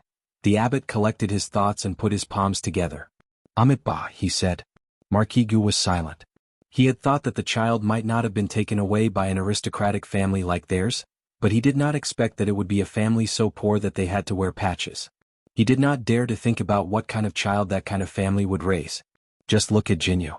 To be raised so well in the Marquis household, it could be seen that one's birth was not the most important, but the family they grew up in was. A child who grew up in the countryside, could she really become a respectable daughter of the Marquis household? However, that child's situation was indeed tragic. In any case, she was the blood of the Marquis household. Even if he did not recognize her in the future, he would not treat her unfairly. He would make it up to her in other ways. After finishing his conversation with the abbot, Marquis Gu stood up and bid farewell. "Abbot, please do not tell anyone that I came to the temple." Although the abbot did not know why Marquis Gu was secretly investigating the benefactor's child, he still nodded in agreement. Marquis Gu returned home. Not having a horse was an extremely torturous matter, especially when one of his feet was swollen like a pig's trotter. After much difficulty he finally reached the foot of the mountain. His last bit of strength had been squeezed out. He sat on the last step, panting. Suddenly, he felt the light above his head darken, as if a huge creature was coming to envelop him. He pressed down on the dagger at his waist and raised his head vigilantly. He saw a tall and strong horse. This horse looked a little familiar. Wait, wasn't this the horse he had lost? The next second he saw a person sitting on the horse. In front of that person was a wolf. "It's you?" Marquis Gu was so shocked that he stood up. It was Gu Jiao's first time riding an ancient horse. It was quite refreshing. Her small body sitting on a tall horse instantly had a domineering feeling of a king looking down on the world. She pulled on the reins in her hands and looked down at Marquis Gu. She nodded seriously and said, "Yes, it's me." Marquis Gu looked at her horse strangely. "Where did you get this horse?" Gu Jiao said honestly, "I picked it up." Marquis Gu's face was full of black lines. "You can even pick up a horse? What kind of luck is this?"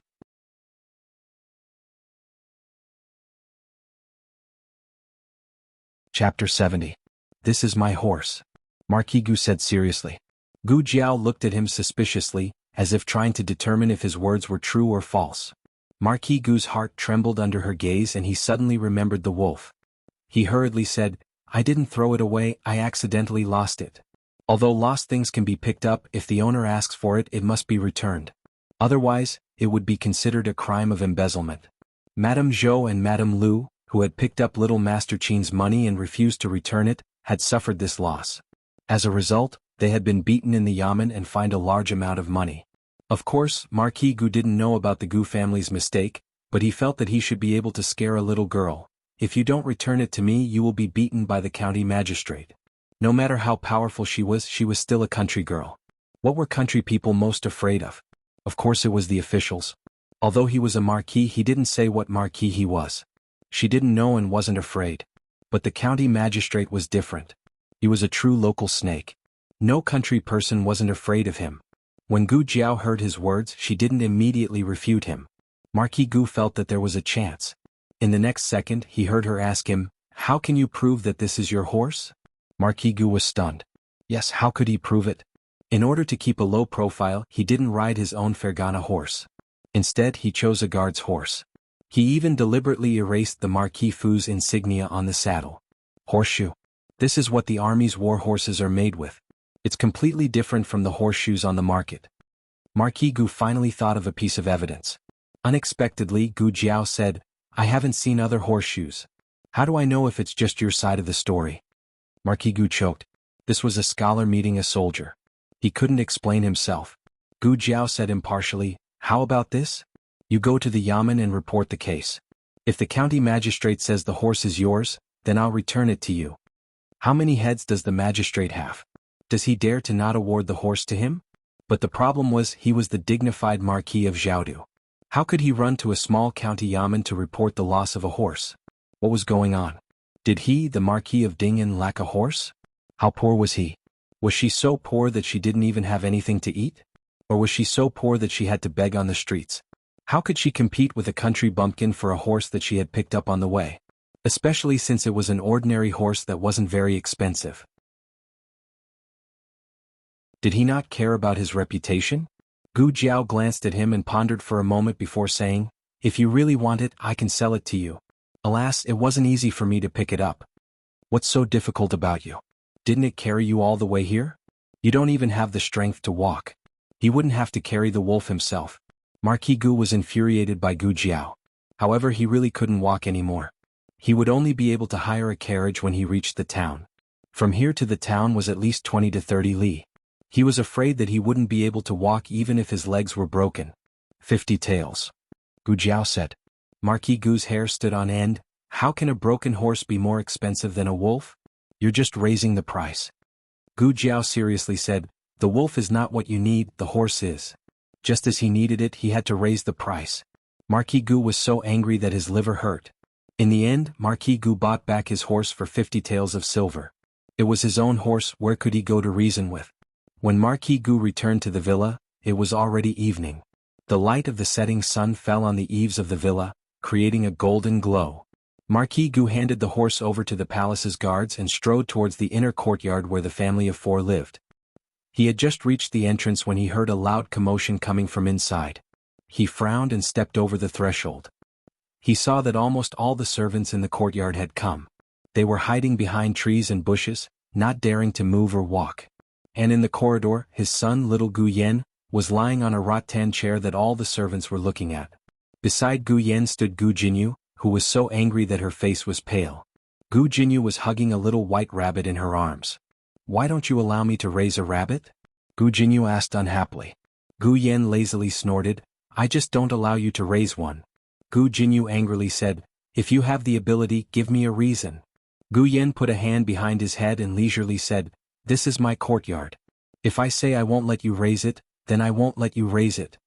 Gu Jinyu hugged the rabbit and stomped her feet. "This is also my courtyard." Gu Yan calmly snorted, "Your courtyard is in the capital." Gu Jinyu spent half of her time in the capital, unlike Gu Yan who spent most of his time here. Gu Yan naturally thought that this place belonged to him more.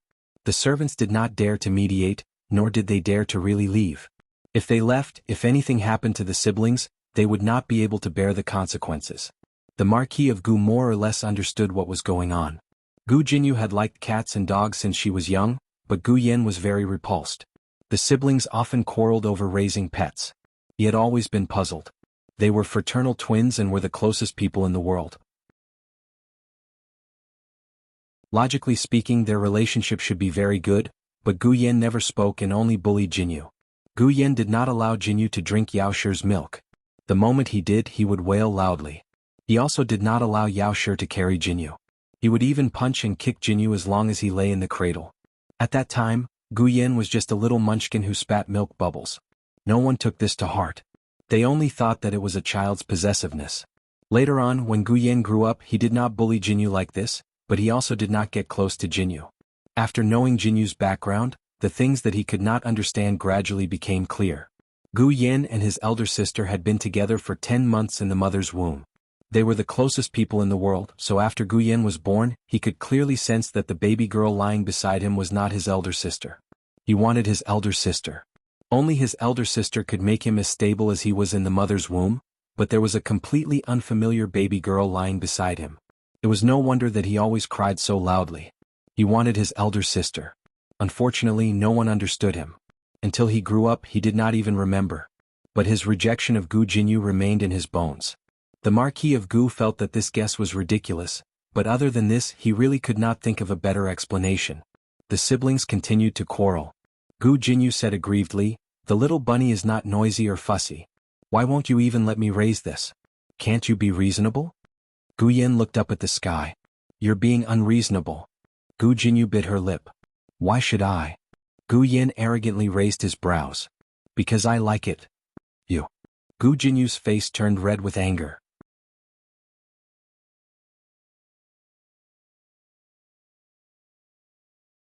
Chapter 71. In the end, Gu Jinyu did not win against Gu Yan. Although she was the only daughter in the family, Gu Yan was the youngest and Gu Yan was indeed not in good health. Seeing Gu Jinyu reluctantly letting someone carry the little rabbit away and Gu Yan proudly raising his eyebrows, Marquis Gu had mixed feelings. Gu Yan was unsociable since he was young. He did not get close to anyone including Madame Yao. He rejected anyone who was good to Gu Jinyu, but almost no one in the residence was bad to Gu Jinyu. If he did not know the truth, he would have thought that it was all his son's fault. He would not have thought that the most important person in his son's life was missing. His son was the one who was hurt the most. However, even if he thought that it was his son's fault, he had never been harsh on him. He would only make up for Jinyu's grievances. Jinyu's grievances could be made up, but what about his son? If they couldn't give their son something, would that child be able to give it to him? After Gu Jiao went down the mountain, she was not in a hurry to go home. Instead, she carried the wolf to the market and sold it for 18 taels of silver. After that, Gu Jiao went to the academy to fetch Xiao Lulang and Gu Xiaoshen from school. The three of them went back to the village together. The old lady who had been quarreled by little Jing Kong the whole day, was finally free. She slumped on the rattan chair like a salted fish.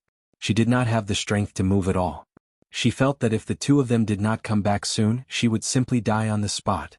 Little Jing Kong had been waiting for Gu Jiao the whole day, but when Gu Jiao really came back, he ran away again. He closed the door alone and sat on a small bench in the corner. His little face leaned against the wall, looking as pitiful as it could get. Gu Jiao did not understand what happened. She was surprised that she did not see little Jing Kong. Where's Jing Kong? The old lady weakly pointed to the west room. He's angry. He's hiding from you. Gu Jiao was confused. Angry? Who provoked him? The old lady glared at Gu Jiao and Xiao Lulang. You two. Who told you to bring him over in the middle of the night? Who told you to leave before dawn? The first sentence was about Xiao Lulang and the second sentence was about Gu Jiao. I'm so tired. The old lady didn't want to bother with the couple anymore. Gu Jiao didn't understand at first, but now that old Madame Fu said it, she understood. Gu Jiao went to the west room. Little Jing Kong's ears perked up when he heard that someone was coming, but he did not turn around. Gu Jiao came up behind him and bent down to look at his side profile. Are you angry with me? Little Jing Kong turned around on the stool and continued to have his back facing Gu Jiao. Gu Jiao said softly, I didn't do it on purpose. I didn't know you would be afraid. Little Jing Kong couldn't help but say, I'm not afraid. I'm not that timid. Gu Jiao pretended to be surprised. Is that so? Then why are you angry? I was. Little Jing Kong teased her for a long time, but he didn't say the words, I missed you. Gu Jiao came up to him again. He lowered his eyes and didn't look at Gu Jiao, but Gu Jiao looked at him steadily. Okay, it's my fault today. I apologize to you. Can you forgive me? Little Jing Kong glanced at Gu Jiao quickly and lowered his head. He pinched the corner of his clothes and said softly, I need a kiss to forgive you. Gu Jiao's heart almost melted. What kind of cutie was this? She would give him 10 kisses, not to mention one. Gu Jiao kissed his little face without hesitation. Little Jing Kong was stunned. He opened his grape-like eyes wide and stared at Gu Jiao for a few seconds. Finally he screamed, Ah. He said it casually, but you really kissed him. Little Jing Kong covered his face with his little hands and ran away shyly. Little Jing Kong, who was kissed, looked like he was drunk the whole night. His little face was extremely red. During the meal he sat beside Gu Jiao as obedient as a little mimosa. At night Xiao Lulang bathed him as usual. He sat in the small basin and handed his left face to Xiao Lulang. This side is enough. Don't wash the other side. There's a kiss there. With an expressionless face, Xiao Lulang grabbed the towel in the basin and slapped it on the right side of his face. Little Jing Kong, Little Jing Kong. Wah! Little Jing Kong's heart-wrenching cries suddenly came from the kitchen. Old Mistress, who was secretly eating candied plums in her room, was shocked and almost lost her life. Old Mistress was furious and shouted, Lulang, what did you do to him again? Xiao Lulang didn't do anything. He just washed the kiss on a certain little monk's face clean. Little Jing Kong cried miserably. In the end, Gu Jiao came over and gave him another kiss. Only then did he stop crying. Little Jing Kong became very careful after that. He used his little hands to protect his face to prevent his bad brother-in-law from sneaking up on him. He didn't have any hair, so he could go to bed after bathing and putting on his clothes. He hugged his little pillow and went to Old Mistress's room to say goodnight. Then he went to Gu Jiao's room to say goodnight. Jiao Jiao, I'm going to bed now. See you tomorrow. Gu Jiao patted his little bald head and said, Go to bed. I'll wake you up tomorrow morning. Okay. Little Jing Kong skipped back to the west room. He took off his shoes and climbed into bed. Xiao Lulang was sitting in front of the desk, copying a book. Little Jing Kong looked at his bad brother-in-law warily and moved his little pillow further away from his bad brother-in-law's pillow. Xiao Lulang didn't even lift his eyelids and only snorted. Little Jing Kong put his hands on his waist and said, Don't you dare touch my kiss. Xiao Lulang raised his eyebrows and said, Your kiss? Little Jing Kong said proudly, Jiao Jiao gave it to me. You didn't? Xiao Lulang looked at him slowly and his gaze fell on his chubby little face. He said unhurriedly, I don't need to touch them. They'll fly away by themselves when you fall asleep. Little Jing Kong's face changed. He could already see the cruel scene of his 2 kisses abandoning him when he wasn't paying attention. He felt terrible. These 2 little traitors. After 3 seconds of shock, Little Jing Kong jumped out of bed and went to Gu Jiao's room. He asked for a veil from Gu Jiao and wrapped it around his face and head. He wrapped himself up tightly like a little farmer who was going to work in the fields. Then he carried a standard farmer's hat and went back to his room valiantly. Little Jing Kong raised his chin and said to his bad brother-in-law, I'm covered. They can't fly away. Little Jing Kong was a very smart child. Although he was less than 4 years old, he could recognize more words than the senior brothers in the temple. When the other young monks were having a headache about how to recite the scriptures, he could already recite them backwards. Therefore, when he said to Xiao Lulang that he was always the first in the exams, he was used to it. He wasn't bragging, he was just stating an objective fact. He had a complete set of logic that couldn't be interfered with by anyone. The senior brothers couldn't win against him, and even the abbot couldn't win against him. He was actually a very troublesome existence in the temple.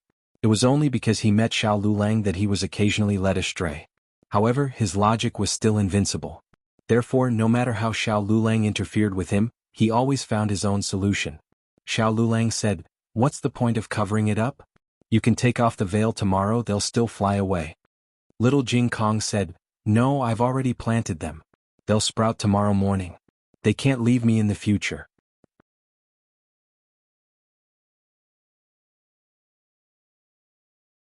Chapter 72. You can find all the novels that you can't find on the internet. Xiao Lulang was speechless. Xiao Lulang had never raised a child before, so he didn't know if other people's children were as weird as his. Xuaningxiang's child was definitely not like that. That little bean only knew how to eat, unlike the little monk Gu Jiao brought back. His brain was filled with weird things. Little Jing Kong, who was waiting for his kiss to germinate, fell asleep while hugging his quilt. Under Gu Jiao's care and repair, the west room was no longer damp. The mattress was dried a few days ago, so it was soft and warm.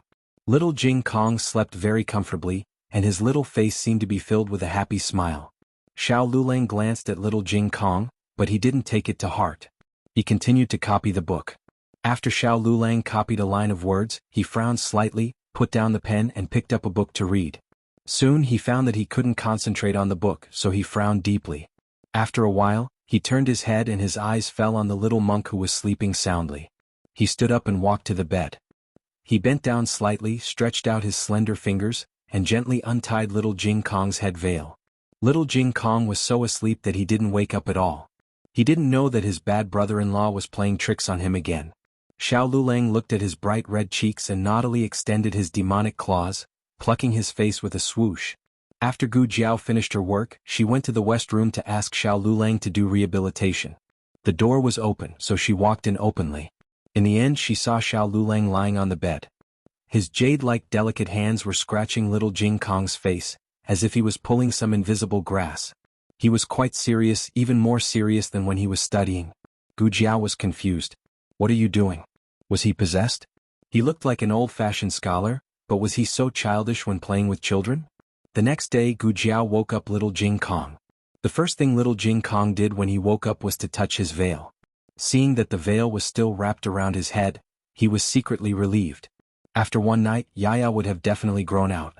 In the future, Jiao Jiao's kisses would always be on his face. Gu Jiao couldn't bear to tell him that his little seeds and sprouts had already been killed by his brother-in-law last night. After breakfast, Gu Jiao sent Xiao Lulang to the entrance of the village. In the past, she used to send him by herself. Now that she had little Jing Kong, the mother and daughter, the two sisters sent him together. A family of 3, strangely neat. It was worth mentioning that Xiao Lulang had become the county examination's first desk master, so his reputation in town had increased. The number of people who came to him to copy books had also increased. However, in order to let him prepare for the examination with peace of mind, Gu Jiao didn't allow him to accept any more books to supplement the family income. Xiao Lulang finished copying the books that he promised and received 10 taels of silver. It was less than half of the amount he used to copy books, but the money was several times more. He gave all the money he earned to Gu Jiao and didn't accept any more tasks to copy books. The day of the prefectural examination was approaching, and the examinees started to make preparations. The current dynasty's county and prefectural examinations were held earlier than the previous dynasties. At the end of February, the examinees had to leave for the examination hall in the prefectural city to take part in the prefectural examination. It took a few days to travel from town to the prefectural city by horse carriage. Although Xiao Lulang was rehabilitating every day, he still couldn't throw away his crutches. Therefore, Gu Jiao was worried that he would go out alone. Gu Jiao wanted to go to the prefectural city with him, but she had to take care of the elderly and children at home, so she couldn't leave. Fortunately, Feng Lin had applied for leave from the academy and accompanied Xiao Lulang to the prefectural city. Before they left, Gu Jiao packed a bag for Xiao Lulang. Other than clothes and money, she also packed a few bottles of emergency medicine from the small medicine box.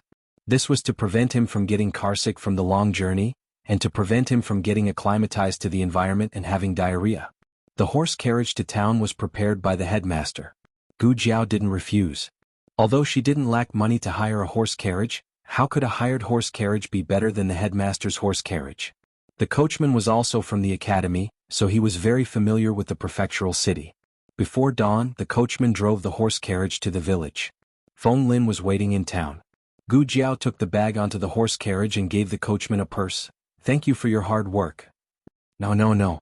The coachman was ordered by the headmaster to send Xiao Lulang to the prefectural test.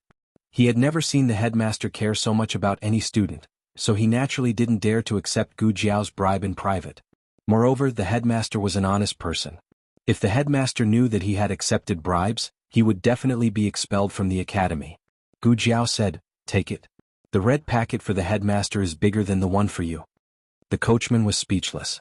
In the toilet, little Jing Kong and Xiao Lulang started a conversation between men. Little Jing Kong looked serious. "Do you want to talk?" "Talk about what?" Xiao Lulang said calmly. Little Jing Kong glanced at him and said, "You don't have to pee behind my back." "I won't peep." Xiao Lulang said expressionlessly, "Get to the point." Little Jing Kong said seriously, "I heard that you and Jiao Jiao have been married for so long, but you haven't traveled far." Xiao Lulang raised his eyebrows and said, "So?" Little Jing Kong looked straight ahead. "My family is a little worried about you." The corner of Xiao Yulang's lips twitched indifferently. "Ha!" Little Jing Kong raised his little hand seriously and made a stop gesture. "You don't have to feel too much pressure. It's okay if you don't do well in the exam. Anyway, when I grow up, I will do very well in the exam. My family doesn't need to rely on you. I can support it." After that, he got up from the toilet bowl with a strong aura, pulled up his underwear and went out with a domineering look. Xiao Lulang, who was despised by him even when he was peeing, was speechless. What kind of arrogant little monk was this?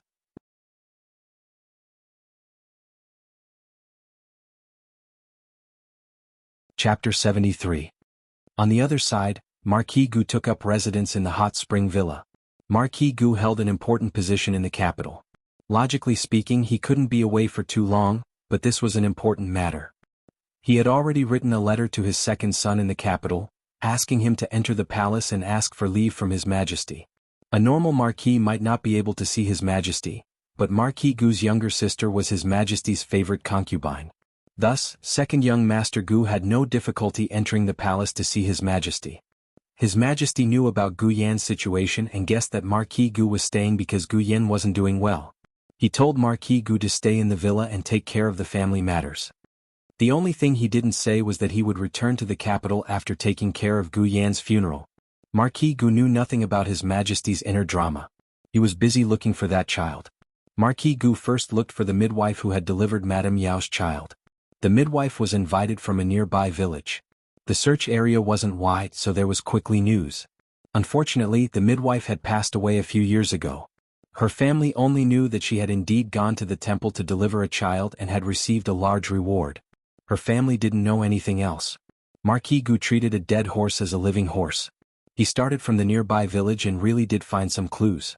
There were 5 children born in the temple. One was 18, one was 19, and one was only 7 years old. The ages of these 3 didn't match. The remaining 2 were of the right age. They were both villagers at the foot of the mountain. One was in Apricot Flower Village and the other was in Qingchuan Village. Marquis Gu's trusted guard went to Apricot Flower Village first, but found that the child was a boy and the month of birth was wrong. The twins were born in the 10th month and the boy was born in the 8th month.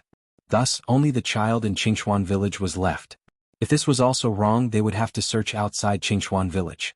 That way the search area would be wider. Marquis. The guard in charge of this investigation was called Huang Zhong. He was Marquis Gu's trusted aide. He said, "Marquis, Qingchuan Village isn't the village at the foot of the mountain. It's on the other side of the mountain." The possibility wasn't very high. That was what Marquis Gu thought as well, which was why he placed Qingchuan Village as the last place to be investigated. Marquis Gu didn't have much hope in his heart. He said to Huang Zhong, "Go and take a look first.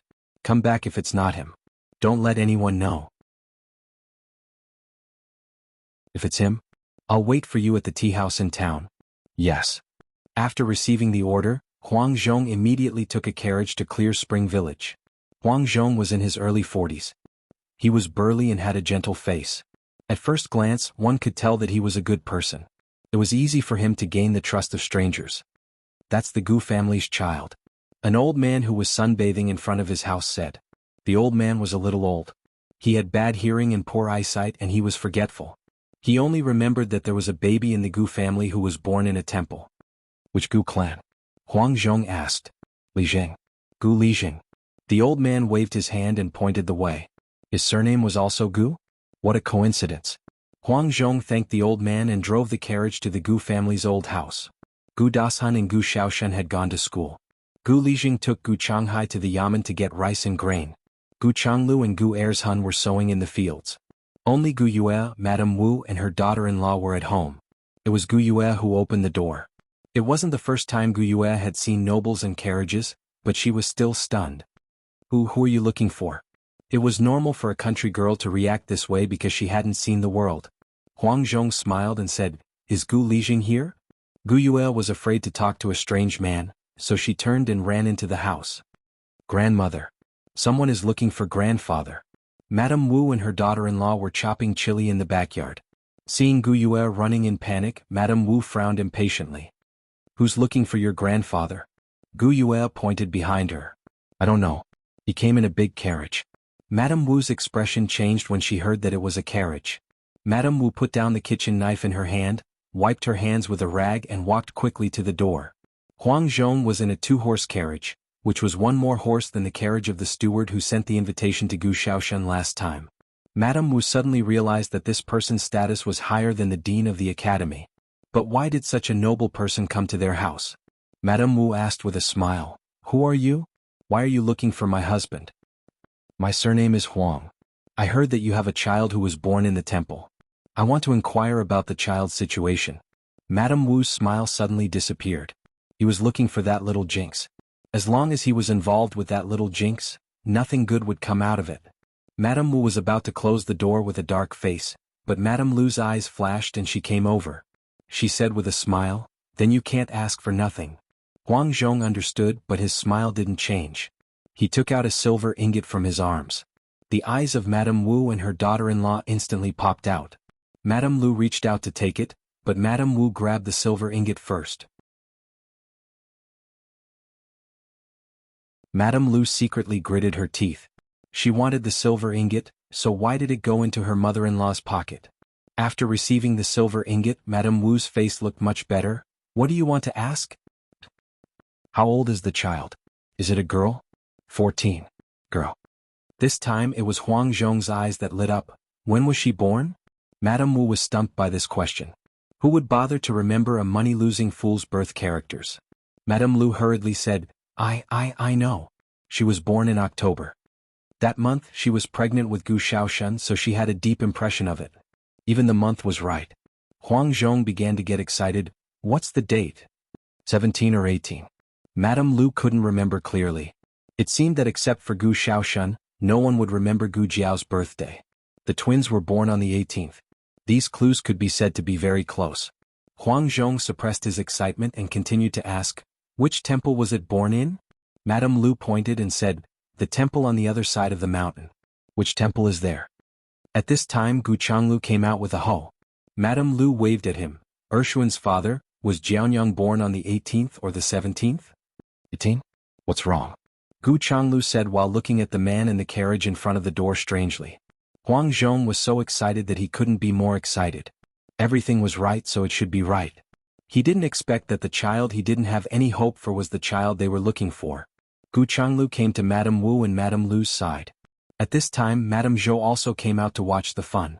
Only Gu Yue was timid. She hid at the back door of the central room and secretly looked at them. Huang Zhong couldn't hide his excitement. Gu Changlu looked him up and down and asked Madame Lu, Why do you suddenly ask about Jianyang? Madame Lu pulled Gu Changlu to the side and pointed to Madame Wu's pocket, whispering, He came to ask about Jianyang and gave me a silver ingot. Mother took it all. Gu Changlu glared at Madame Lu. He was dissatisfied that Madame Lu used such a tone to complain about his mother. However, he didn't agree with Madame Wu's actions either. He walked to Madame Wu's side and said, Mother, we can't accept this silver ingot. Madame Wu tightened her grip on the purse. Why can't we accept it? Gu Changlu looked at Huang Zhong and said, We don't even know who he is. Why is he asking about Jianyang? What if he's a bad person and has bad intentions towards Jianyang? Madame Wu was unhappy when she heard this. What did that little jinx's life have to do with her? It's better for him to die so that the whole family won't be disturbed. The novel will be updated more quickly.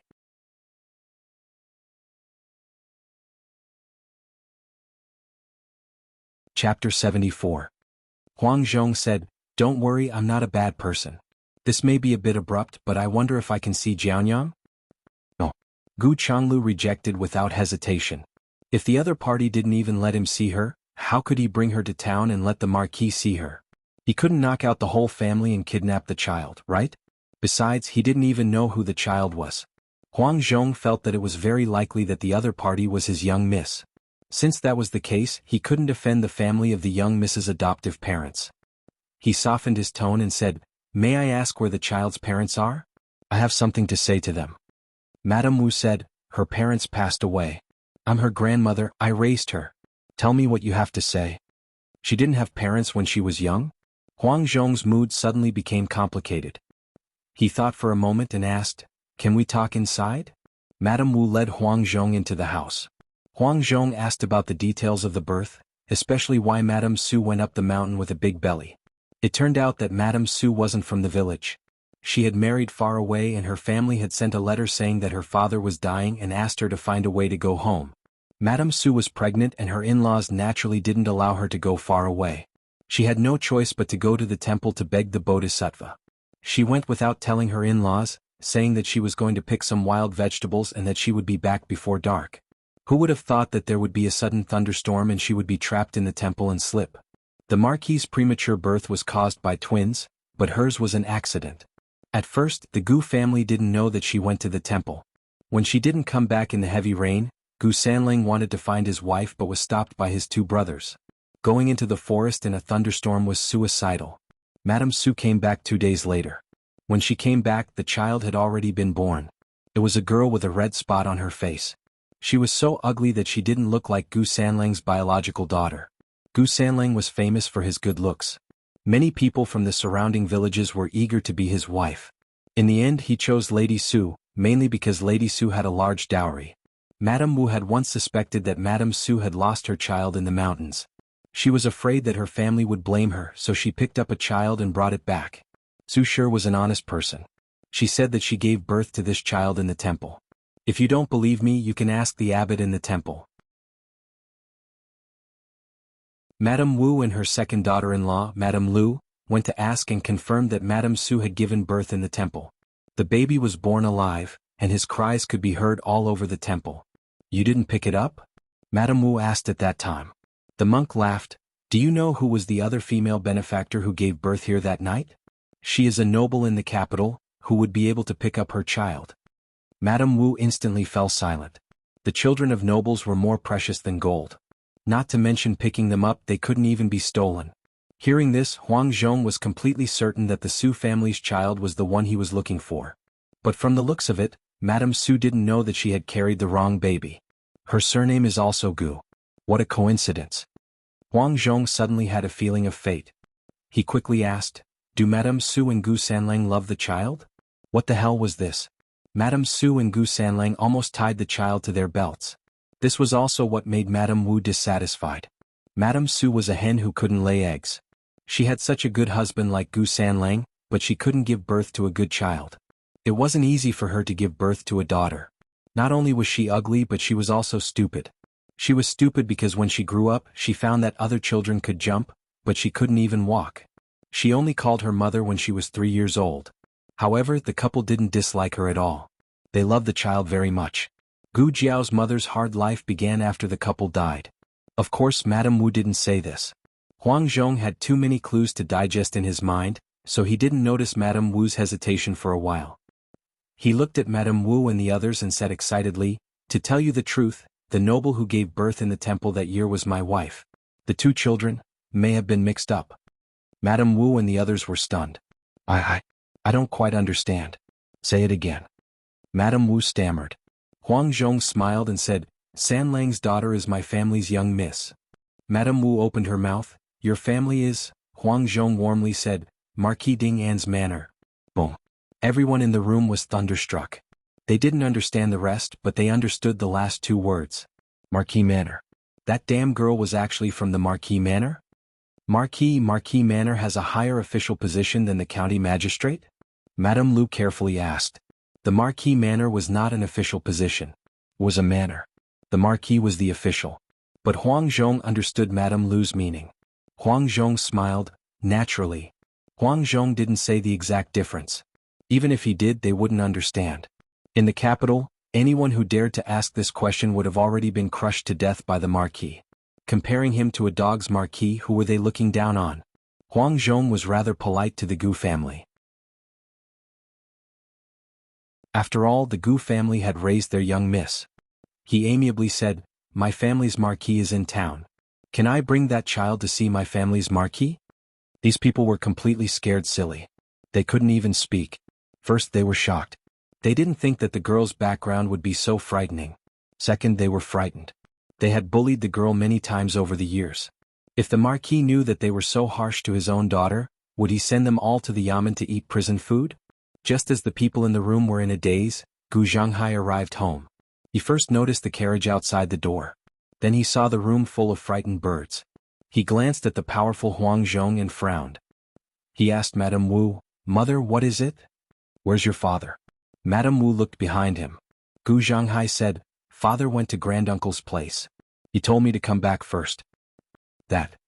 Madame Wu didn't know how to tell her son. Huang Zhong smiled understandingly and said, "Well, I'll send someone to inform the Marquis first. You can discuss how to tell her. If it's not convenient for you to say it, I'll do it." Such a big thing had happened. It was reasonable to give people time to digest it. But it couldn't be delayed for too long. He had to see the child today anyway. After Huang Zhong went out, the three women trembled and told Gu Jiao's background. Although Gu Zhanghai was a man, his reaction was no better than the three women's.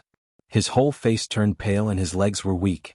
If they treated Gu Jiao well, he would be happy to hear the news. But the point was, they didn't treat Gu Jiao as a person at all. They didn't let her eat or drink well. She did all the heavy and dirty work such as cutting pigweed, feeding pigs, picking up pig dung. But she was stupid and couldn't do it well. So they gradually stopped asking her to do it. But they often beat and scolded her. Moreover, when she was less than 14 years old, they forced her to marry a cripple and drove them out to live alone. If the Marquis knew about this, would they still have a chance to live?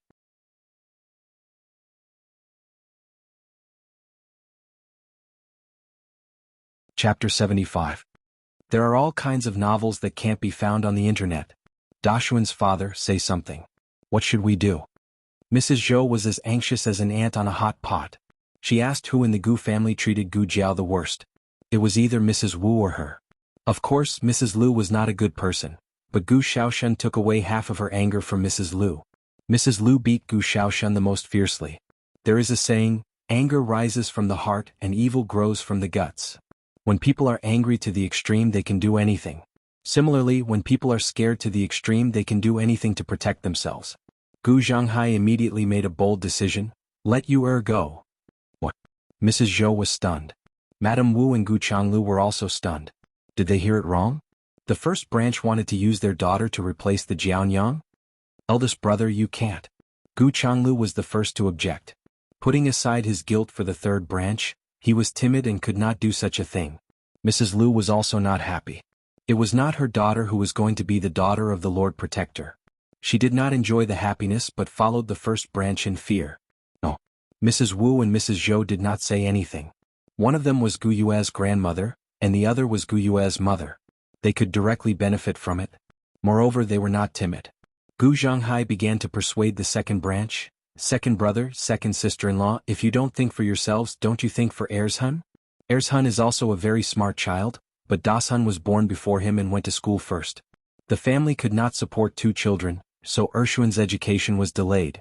When you, goes to the Lord Protector's manor, I will definitely let her take Ershun to the capital to study.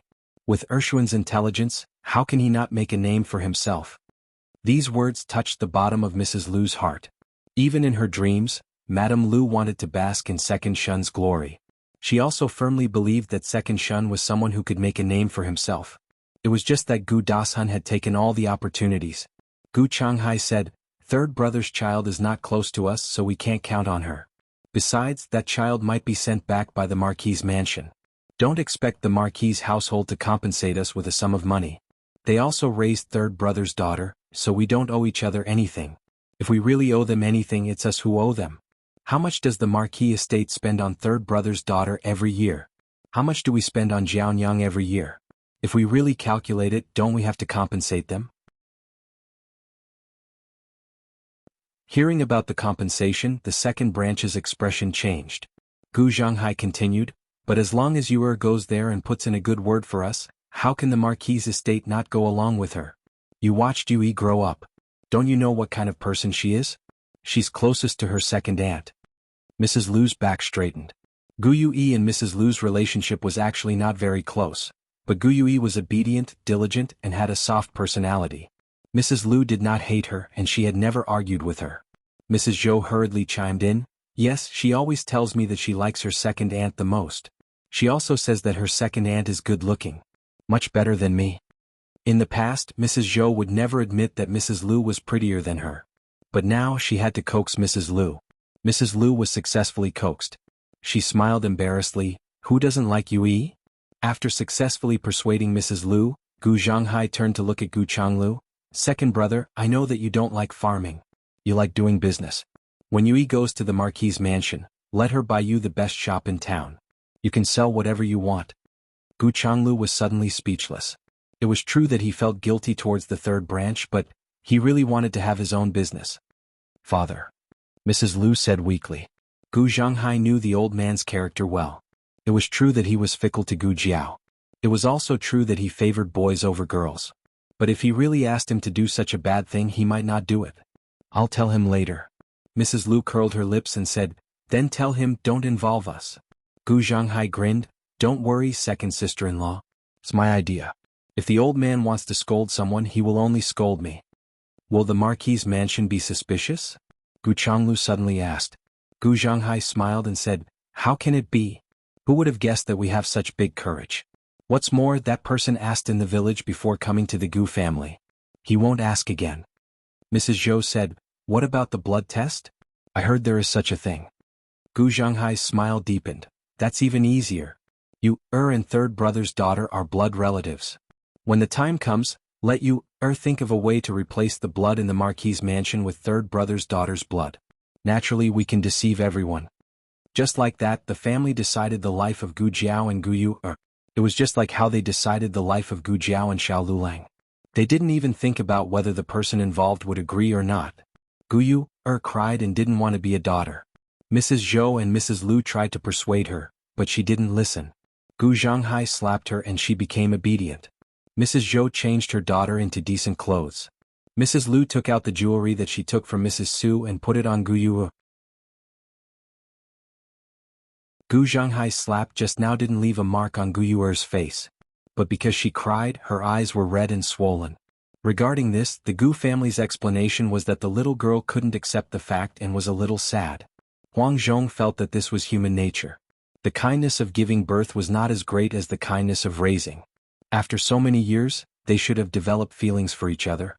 But Huang Zhong didn't expect that the little girl who opened the door for him was his young miss. Just now she was dressed even more shabbily and looked even more timid. Her movements were full of pettiness. Huang Zhong thought of the dignified and elegant Gu Jinyu and couldn't help but sigh. Gu Yu, kept crying. Huang Zhong couldn't bear it and said, Master Ho doesn't want to take you back immediately. He came today to see you first. If you really can't bear to, Mrs. Wu hurriedly said, no. It's right for the family to be reunited. What's there to be reluctant about? Master Ho is her biological father. Huang Zhong personally opened the curtain of the carriage and said, young miss, please get in the carriage. Gu Yu, didn't move. Mrs. Wu urged, go you, cough Jianyang. Mrs. Zhou and Mrs. Lu helped Gu Yu into the carriage. This was probably the first time Gu Yu was valued by her family since she was born. The whole family treated her like a bodhisattva, but Gu Yu couldn't feel happy. She didn't want to go to a strange place and didn't want to leave home. The whole family didn't care about Gu Yu's life or death. They all started to have their own big dreams. Gu Zhanghai urged, it's getting late. Go early and come back early. If they didn't leave now, old Master Ho would come back and Gu Yu wouldn't be able to leave. What they didn't expect was that Huang Zhong and Gu Yu didn't meet old Master Ho, but met Gu Shaoshan, who had just returned from the academy. Gu Shaoshan walked back casually, swinging his bag as he walked. Gu Zhanghai's eyebrows jumped. Xiaoshun, why are you back so early? Xiao Lulang went to the provincial capital to take the prefectural examination. Gu Xiaoshun didn't need to take second Uncle Luo's ox cart. He walked back himself. Walking on foot was much faster than an ox cart. At this time Huang Zhong's carriage was almost out of the village. Mrs. Zhou said, "It's okay. He can't see." Gu Yu was sitting in the carriage. Gu Xiaoshun couldn't lift the curtain with his hands, could he?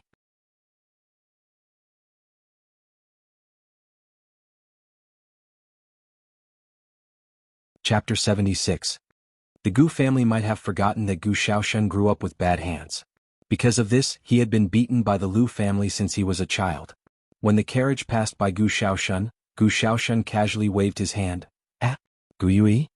Gu Yui was only 2 months younger than Gu Jiao. According to reason, she should be Gu Xiaoshun's older sister, but Gu Xiaoshun only called her by her first name. Gu Yui immediately panicked. Although she didn't want to leave home, she was more afraid of being beaten by her father if she failed. Huang Zhong stopped the carriage. He jumped out of the carriage and came in front of Gu Xiaoshun. He took the curtain from Gu Xiaoshun's hand and coldly asked, "Where did this brat come from?" Gu Xiaoshun was wearing Tianxiang Academy's uniform, but every strand of hair on his body seemed to be indecent. After studying for so long, people seemed to forget that he was the #1 bully in the surrounding area. Just now he saw Gu Yui crying in the carriage. He suddenly had a bad guess in his heart. Gu Yui had reached the age of marriage. His family was worried about Gu Yui's marriage. The Gu family didn't like the poor ones and the Gu family didn't want the good ones. This rotten old man, could it be that he wanted to buy Gu Yui to be his concubine? Gu Xiaoshun's bad temper rose. "You don't even know your grandfather, Xiaoshun, and you dare to come to the Gu family to steal someone? Yui, get out of the carriage." Gu Yui didn't move. Gu Xiaoshun stepped into the carriage and was about to pull Gu Yui down. Huang Zhong was a martial artist. How could he let a brat steal someone from his hands? He grabbed Gu Xiaoshun's arm and coldly said, "Brat, if you have something to say then say it." Gu Xiaoshun unhappily said, "How much money did my uncle ask you? You even sold your own daughter?" "What do you mean by your uncle's daughter?" "She was the daughter of the 3rd branch of the Gu family, Gu Jiao's mother." "Wait, you're a member of the Gu family?" Huang Zhong was suddenly startled as if something was wrong. At this time Gu Zhonghai, Madame Zhou and Madame Lu arrived breathlessly. Gu Zhonghai said sternly, "Xiaoshun, get over here." Gu Xiaoshun ignored Gu Zhonghai and looked at Huang Zhong strangely. She lifted the curtain with one hand and pointed at Gu Yue with the other. "Are you stupid? I don't know my sister. Open your dog eyes and take a good look. She is the daughter of the Gu clan's 1st branch, Gu Yui." It was a sunny day and the streets of the town were bustling with activity. Marquis Gu sat in a room on the 2nd floor of the tea house, sipping tea as he listened to the carriage driver's report. The window beside his hand was wide open, and the sunlight and noise came in together. Unlike the bustle in the capital, the town was more lively with the local customs. "We went to the village. The family there also had the surname Gu," the driver said. As this was a serious matter, Marquis Gu only used people he trusted, and the driver was no exception. The coachman told him everything he had heard from the Gu family. When he heard that the other party's surname was also Gu, Marquis Gu's reaction was not very big, but when he heard that the child was indeed the baby girl who was carried away by mistake, Marquis Gu's cup fell on the table with a clang. The driver was frightened. "Marquis, are you okay?" He thought that he would be very calm after finding his long-lost child, but he was a little nervous. He asked, "Where is she?" The driver said, "She's on the way. Bodyguard Huang asked me to inform you in advance, and he will bring her here in a while." Marquis Gu was a little excited. He straightened his clothes and asked the driver, "Do I look okay?" The driver was stunned. You're not looking at her face." Marquis Gu's face darkened. "I'm asking you if you'll scare the child." The driver trembled. Marquis Gu took a deep breath and suppressed his ferocious expression. In fact, there was nothing to worry about. Jinyu liked him very much, so the child would definitely like him too. The main thing was that he was afraid that he would scare the child away if he was too imposing. Time seemed to slow down. Marquis Gu gradually could not sit still upstairs, so he simply got up and went downstairs. He had just taken 2 steps out of the tea house when he bumped into a glutinous rice ball who was holding some snacks. The little glutinous rice ball cried out and fell face down on the ground. The box of snacks in his hand fell out and a drop rolled out. The little glutinous rice ball was stunned when he saw that the snacks he bought with great difficulty were gone. What's wrong, Jing Kong? Gu Jiao came over with a candied hawthorn nearby. When she saw the little guy lying on the ground with a confused face, she hurriedly went forward and lifted him up. Little Jing Kong looked at Gu Jiao and then looked at the osmanthus cake scattered all over the ground. He pouted and tears welled up in his big eyes. The osmanthus cake is gone. Today was the first time little Jing Kong came to town. It was the first time he saw so many people and also the first time he queued up to buy osmanthus cake. He cherished it so much that he could not bear to eat a single one. In the end it was gone just like that. Gu Jiao looked at the osmanthus cake on the ground and asked little Jing Kong, "Are you hurt? Are you hurt anywhere?" Little Jing Kong covered his little heart and said with an aggrieved face, "I'm hurt here." Gu Jiao was speechless. This was the osmanthus cake from Li Ji. They queued for more than an hour before they could buy it. The little guy was sad. "But did you have to be so dramatic? You even put on an act?" Gu Jiao wiped his little hands with a handkerchief. "Be careful next time." "I'm very careful. It's not my fault. He bumped into me." After little Jing Kong said that, he raised his hand and pointed at Marquis Gu, who did not know whether to leave or stay. Strictly speaking, he did leave in a hurry. Little Jing Kong did not move at that time. He held the snacks under the eaves and waited for Gu Jiao to buy him sugar-coated haws. However, Marquis Gu did not do it on purpose. Little Jing Kong was too short and he did not see him at first. When he was about to ask someone to carry little Jing Kong away, Gu Jiao appeared. "Why is this girl everywhere?" Marquis Gu was puzzled. Gu Jiao looked at Marquis Gu coldly. Marquis Gu felt a little guilty under her sharp gaze, but it was impossible for him, a marquis, to apologize to a child. He coughed softly and said seriously, "Who asked him to block the way? You brought a child out, why didn't you keep an eye on him?" "Alright, I'm in a good mood today, so I'll forgive you. This amount of silver is enough to buy 100 boxes of osmanthus cakes." After saying that, he took out a silver ingot and threw it on the ground in front of the two. Ordinary people would have kowtowed to thank him for the reward when they saw so much silver ingot. However, Gu Jiao and little Jing Kong did not move. Marquis Gu glanced at them coldly. "Oh, as you wish." After saying that, he strode away. His clothes were either rich or expensive. Naturally, no one dared to speak up for Gu Jiao and little Jing Kong. However, just as he brushed past Gu Jiao gently stretched out her foot and tripped him. He was caught off guard and fell flat on the ground. He was instantly angry. He turned his head and stared at Gu Jiao fiercely. "Stupid girl, do you want to die?" Gu Jiao returned his words to him word for word. "Who asked you to block the way?" After tripping him, Gu Jiao turned and left with little Jing Kong. Marquis Gu was really angry this time. Coincidentally, the county magistrate passed by with the Yaman's constables. Marquis Gu was so angry that he asked the county magistrate to arrest them.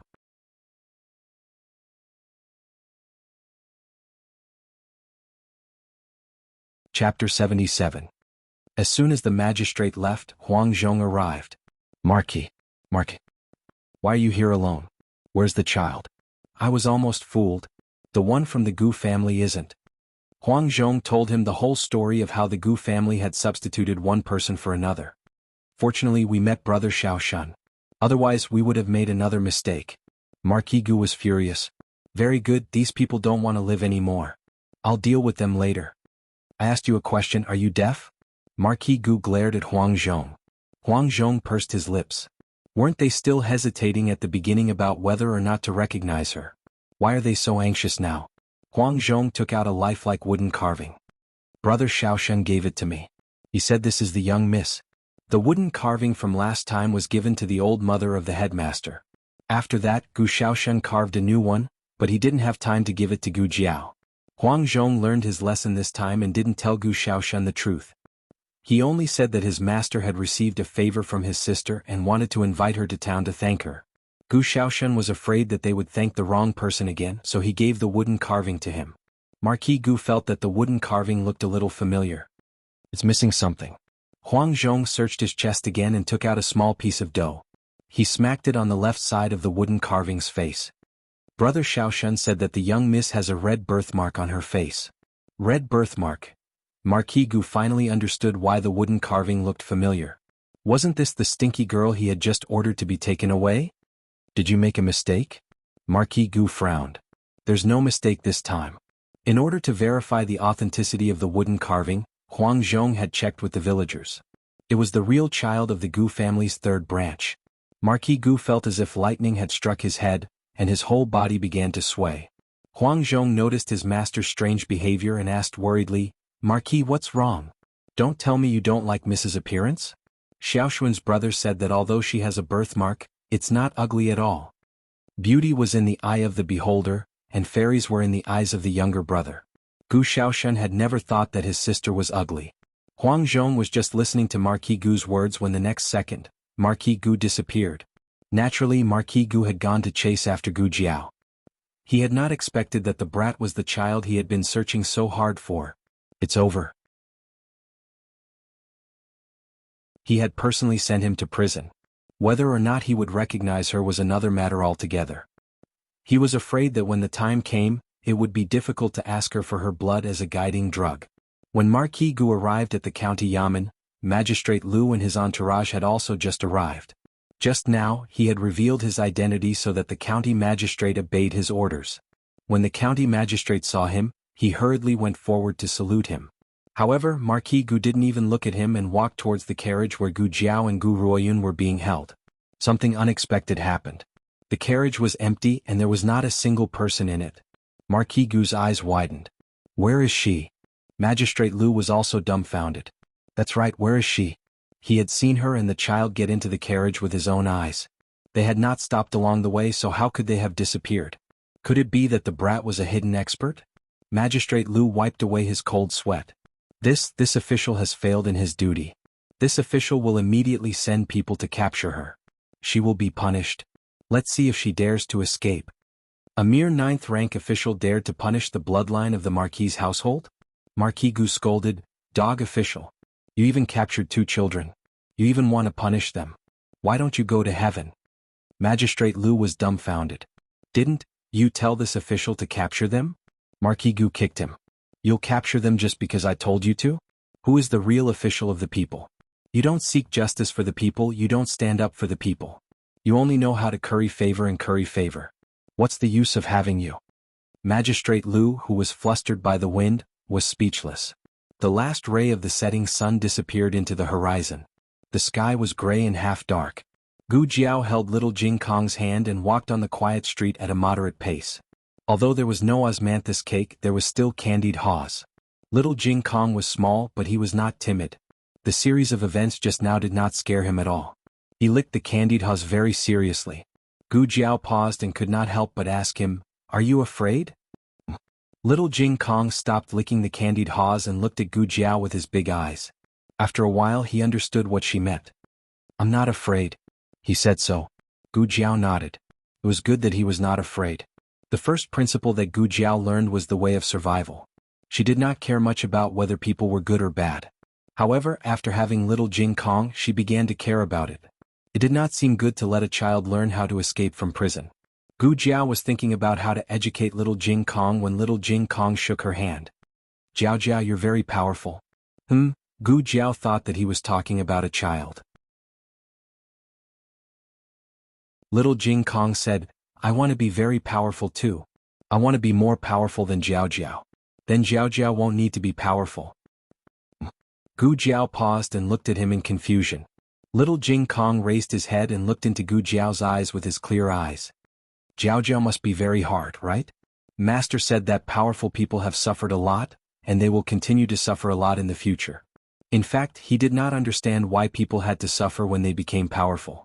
Master said that it was because powerful people were destined to go up the mountain. Those who went up the mountain had to suffer, so they had to go down the mountain to be comfortable. This was the first time that someone asked Gu Jiao if it was hard. She joined the organization when she was 8 years old. She was whipped, electrocuted, tortured. Every day she almost went into shock. People only cared about whether she could take on the next mission.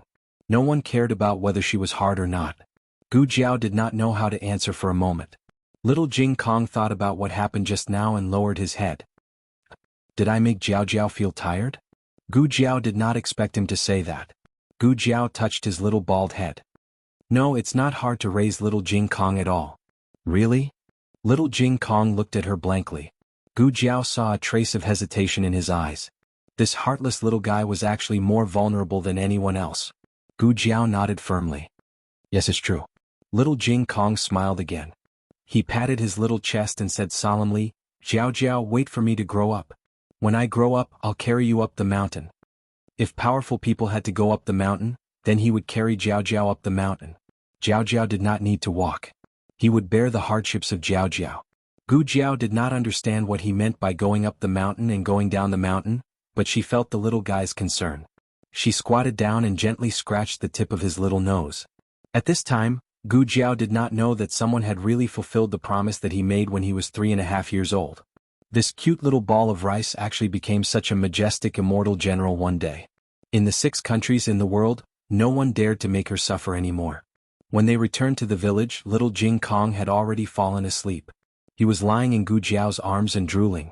There was a carriage parked at the entrance of the village. Gu Jiao did not pay attention to it, but when she approached the carriage, she saw a person standing beside it. It was none other than Marquis Gu, who ordered her and little Jing Kong to be taken to prison.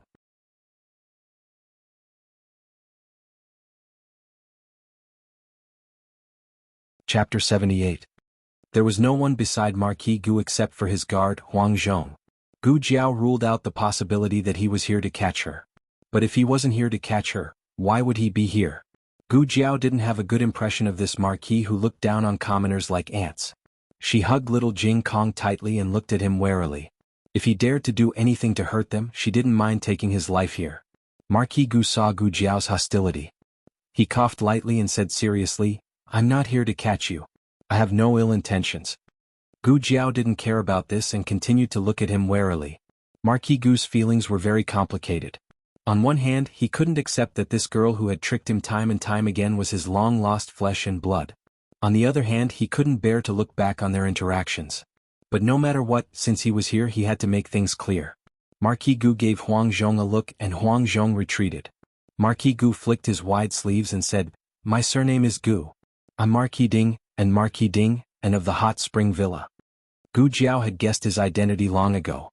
When they first met, Gu Jinyu was sitting in his carriage. She recognized Gu Jinyu's voice.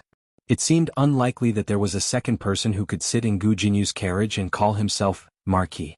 After meeting him in the forest, she looked at his face up close. It was a face that was very similar to Gu Yan's. If he said that he was not Gu Yan's biological father, she was afraid that she would not believe it. But he didn't say anything and Gu Jiao didn't point it out. Marquis Gu said, "Today's matter?" Gu Jiao interrupted him, "If you're here to apologize, there's no need. I don't care." Marquis Gu glared at her. "No, how can you say that? How can you be so impudent?" He did come with a trace of guilt, but he was the Marquis. How could he apologize to a girl? Didn't she know that there were no parents in this world? Her parents were gone. He and Yao Shi had indeed not taught her. Gu Sanlang and Su Shi had left early, so they didn't have the time to teach her. I heard that she used to be a fool and that she got over it recently. Thinking of this, Marquis Gu felt that he could be more lenient with her. He suppressed his boiling anger and said to her, "I came to find you because I have something to tell you. You might not believe me, but you, and why can't I say it out loud?" Marquis Gu was worried. "What do I have with you?" No matter how hard Gu Jiao racked her brains, she couldn't think of any relationship between this man and herself. However, she had lived for 2 lifetimes and had seen all kinds of weirdos. "Don't tell me you have some kind of weird fetish and like me?" Although her face was damaged, she was still young. Some men had such strong taste. Marquis Gu stumbled and almost fell into the well in front of him. What kind of person did this girl think he was? How could she slander her own father like this? Marquis Gu's temper that he had suppressed with great difficulty came back up. "Do you know who I am?" "I am you." A quarter of an hour later, Marquis Gu limped back to the carriage with a bruised face. Huang Zhong walked over and was stunned. "Marquis, you were beaten? You weren't beaten by the young miss, right? You can't even beat the young miss?" Marquis Gu roared like a storm. I didn't want to argue with her. He wouldn't admit that he couldn't beat her. This was too tragic. Huang Zhong couldn't bear to look at it. He had followed the Marquis for more than 10 years and had never seen him in such a sorry state. Huang Zhong asked, "Young miss hit you so hard? Didn't you tell her that you are her father?" When this was mentioned, Marquis Gu became even angrier. "Why didn't you tell her?" Huang Zhong didn't understand. "What did you say?" Marquis Gu was filled with righteous indignation. "I said I am her father. She said I scolded her and then she beat me up. And she beat him up very badly. Marquis Gu had never been wronged like this since he was a child. Huang Zhong, why don't you say you are her father? Is the word father too hot to use? After beating him up, Gu Jiao carried little Jing Kong, who was sleeping soundly, home. Xiao Lulang was not at home. He had gone to the provincial capital to take an exam and would only be back next month. The house seemed to have become quiet with one person missing. In fact, Xiao Lulang was very quiet at home. Sure, Yi stayed in his room most of the time.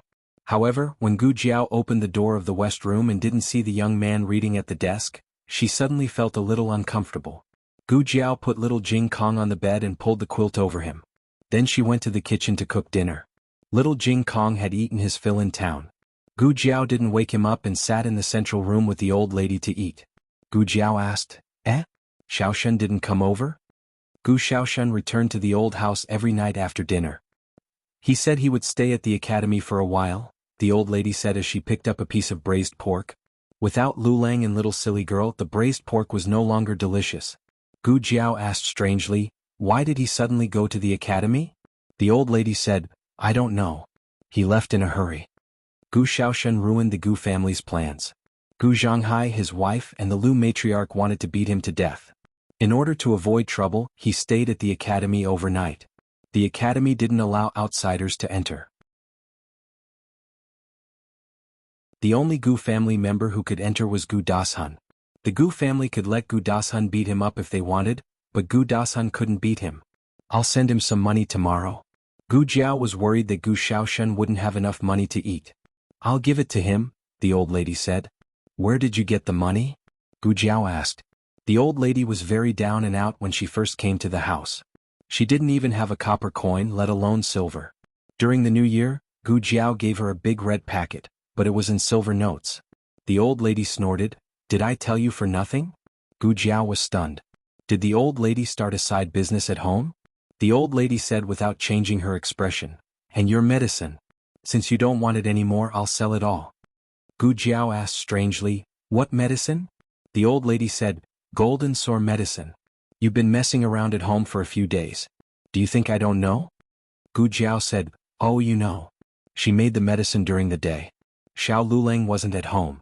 Although the old lady was, she didn't expect the old lady to know about the golden sore medicine, so she didn't hide it from her. She had high requirements for medicine. She made more than a dozen bottles and only kept the 3 bottles with the best effect. She didn't care that the rest of the bottles were missing. She thought the old lady threw them away. Who would have thought that the old lady secretly sold them? Gu Jiao heard the old lady's tone and said, Have you done this before? You mean selling medicine? Oh, maybe. But I don't think I'm selling golden sore medicine. The old lady thought about it seriously and found a name from her few memories. It seems to be an aphrodisiac. Gu Jiao. According to later records, the virtuous empress sold aphrodisiac to the imperial concubines and took bribes to control the green head card. The virtuous empress's last words were, Don't talk about feelings with me, the emperor. The highest bidder will sleep.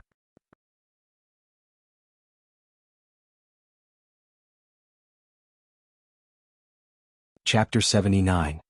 Novels with a deeper meaning that cannot be found online are all available here. After dinner, Gu Jiao tidied up the house and went to the west room to put a blanket over little Jing Kong. Then she went back to her room to sleep. 2 months had passed since the last time she had a dream. Gu Jiao had not had a dream since then. Unexpectedly, she had a dream again that night. However, she did not dream of Xiao Lulang but of herself. She dreamed that she had become the daughter of the Gu family and met Gu Jinyu from the hot spring villa. She also dreamed that they had returned to the capital together. She moved into a richly ornamented house. There were more than 10 servants serving her every day. There were also family members who doted on her that she had never met before. The servants respectfully called her Miss Gu, but the good times did not last long. Gu Jinyu was beautiful, demure and elegant. She was educated and well-spoken. On the other hand, she was ugly, uncouth, illiterate and clumsy with her speech. Compared to Gu Jinyu, she was a complete joke. Everyone said that the Gu family had brought back a wild girl from the countryside. The servants started to mock her. The daughters started to distance themselves from her. Even the family members who used to dote on her did not seem to know how to face her. In order to get back what was rightfully hers, she did some bad things under the instigation of others. This caused everyone to be extremely disappointed in her. In the end, she was sent to a villa outside the capital. She was depressed and heartbroken every day. Finally, she died of an illness in the cold winter. When Gu Jiao woke up, she wondered why she had such a dream. When she dreamed about Xiao Lulang, she knew that it would happen. However, it was different when it happened to her. It was not because of anything else. It was because the her in the dream was not her at all.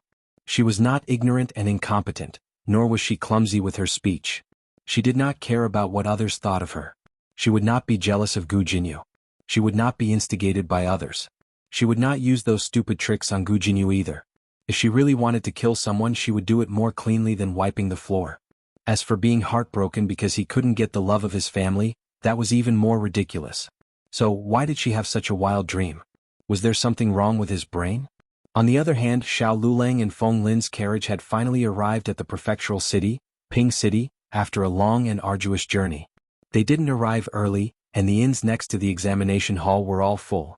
They settled for the next best thing and chosen in one street away. 2 taels of silver for a room was simply asking for a sky-high price. However, there was nothing he could do about it. Who asked the examinees to wait? He could only obediently hand over the silver. When the capital examination was over, the first batch of failed candidates would leave, and the price would drop by half. When the academy envoys were also over, the price would drop by another half. Feng Lin and the coachman ate something unclean on the road and had a stomachache. Luckily, Gu Jiao had prepared some diarrhea medicine. Xiao Lulang was fine, but he was not used to sleeping every night. 2 days later, the capital examination began.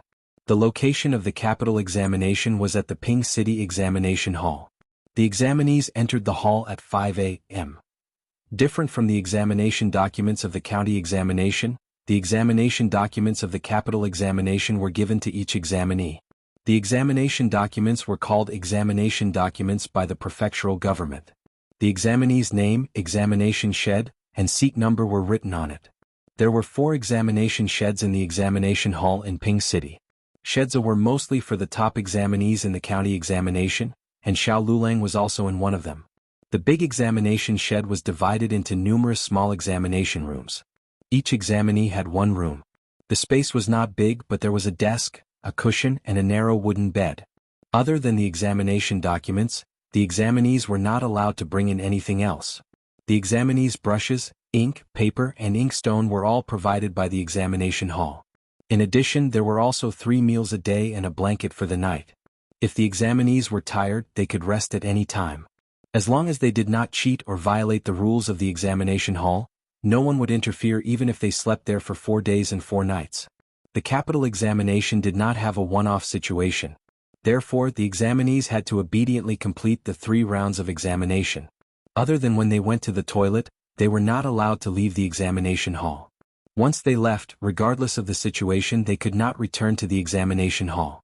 The first round was on the scriptures. The scriptures for the capital examination required the examinees to know at least 3 scriptures. The classic of filial piety and the Analects of Confucius were a must. The rest of the examinees could choose from the Book of Songs and the Rites of Zhou, and write from memory according to the designated paragraph. This seemed simple, but one had to know that other than the classic of filial piety, which only had 2,369 words, the other 3 scriptures added up to more than 90,000 words. Even if the Rites of Zhou, which had the most words, was removed, there were still more than 50,000 words.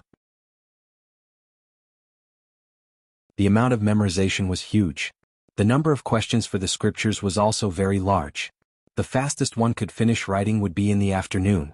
Usually, there would be people handing in their papers one after another at dusk. Xiao Lulang only wrote for an hour before he stopped writing and went to sleep. His paper was covered under the white paper and pressed down with an ink stone. The invigilator was stunned. Was he finished? No, this was impossible. No one could answer so quickly. Unless he had memorized the scriptures so well that he could write without thinking. This was not something that an ordinary genius could do. Who did he think he was? The former young chancellor? The young Marquis of Zhaodu? The invigilator felt that he most likely would not be able to answer, so he simply gave up writing. He was even the county examination's top case examinee. He was really an embarrassment to their county. After the examination, there was a person who came up to collect the papers. He would first paste the name and then put it into a special box. Even the invigilator was not able to see the paper. When they saw it, the name had already been masked, so they would not know which paper belonged to which examinee. Maybe it was because Xiao Lulang had left a deep impression on the invigilator in the first round. For the next 2 rounds, the invigilator also paid special attention to him. The second round of essays tested the examinee's ability to write. There were not many restrictions on the wording and style of writing. It could be considered the easiest round of the 3 rounds. Xiao Lulang only wrote for an hour before he covered his paper and went to sleep. Can you not give up on yourself like this? Essays are so simple. You don't even know how to write this? How did you become the county examination's top case examinee? Are the examinees of this batch so useless? The last round was an 8-part essay. It took 2 days to complete, which showed how difficult it was. Especially this time, the questions were personally set by Provincial Governor Zhuang from the capital.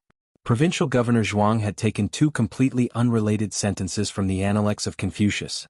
Poverty without flattery, wealth without arrogance, quick to handle matters but cautious in speech. He had the examinees forcefully put them together to solve the question. In less than a quarter of an hour, 2 examinees collapsed from the pressure. They were carried out and the exam was cancelled. The invigilator secretly cursed. Such a difficult exam, why didn't you give this grandpa a paw? He thought that Xiao Lulang would give up and go to sleep in less than an hour.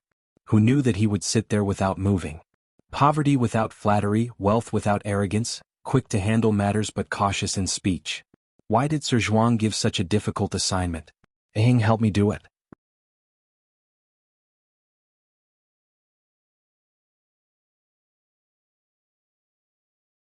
Chapter 80. On the evening of the 4th day the exam ended. Feng Lin had been waiting here since early in the morning. After waiting for an entire day the other examinees came out one after another.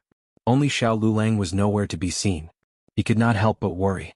Just as he was wondering if he should ask the people inside, he saw Xiao Lulang come out with a cold expression.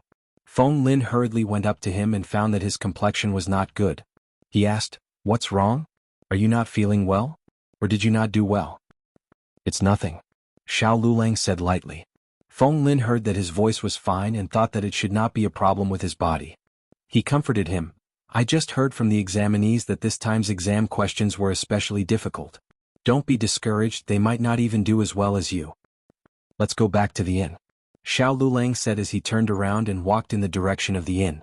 Feng Lin wanted to say something but stopped. He had never seen Xiao Lulang like this before. Even though he had always been cold, he was not so cold that he did not dare to approach him. Xiao Yulang's body was filled with a chilling aura, as if he would do something terrible in the next second. Lulang, wait for me." Although Feng Lin was afraid, he still gritted his teeth and chased after him. He did not call him Brother Xiao anymore. After all, he was older than Xiao Lulang. The reason he called him Brother Xiao was because Xiao Lulang had saved him. But the 2 of them had spent New Year's Eve together and had a strong friendship. If he continued to call him Brother Xiao, it would be too distant. Xiao Lulang used his walking stick and did not walk as fast as Feng Lin. Feng Lin caught up with him in a short while. The 2 of them went back to the inn together. When they passed by a tea house, 2 middle-aged men wearing brocade clothes walked out. One of them inadvertently glanced at Xiao Lulang. At first he didn't pay much attention to it, but he suddenly realized something and turned his head to look at Xiao Lulang. At this moment Xiao Lulang and Feng Lin had already crossed the street and were heading towards the inn on the other side. His eyes followed Xiao Yulang's back until he completely disappeared around the corner. "Lord Zhuang, what's wrong? Did you see someone familiar? Do you want me to go and greet them?" The person who asked the question was the governor of Pingcheng, surnamed Luo. Zhuang Xianji shook his head. "There's no need. He's not an acquaintance of mine. We just look similar." The young marquis was already dead. He had personally dug out the young marquis corpse from the ruins of the directorate. The corpse had already been burned into a charred corpse by the fire. No matter how much time had passed, he would never be able to forget that tragic sight.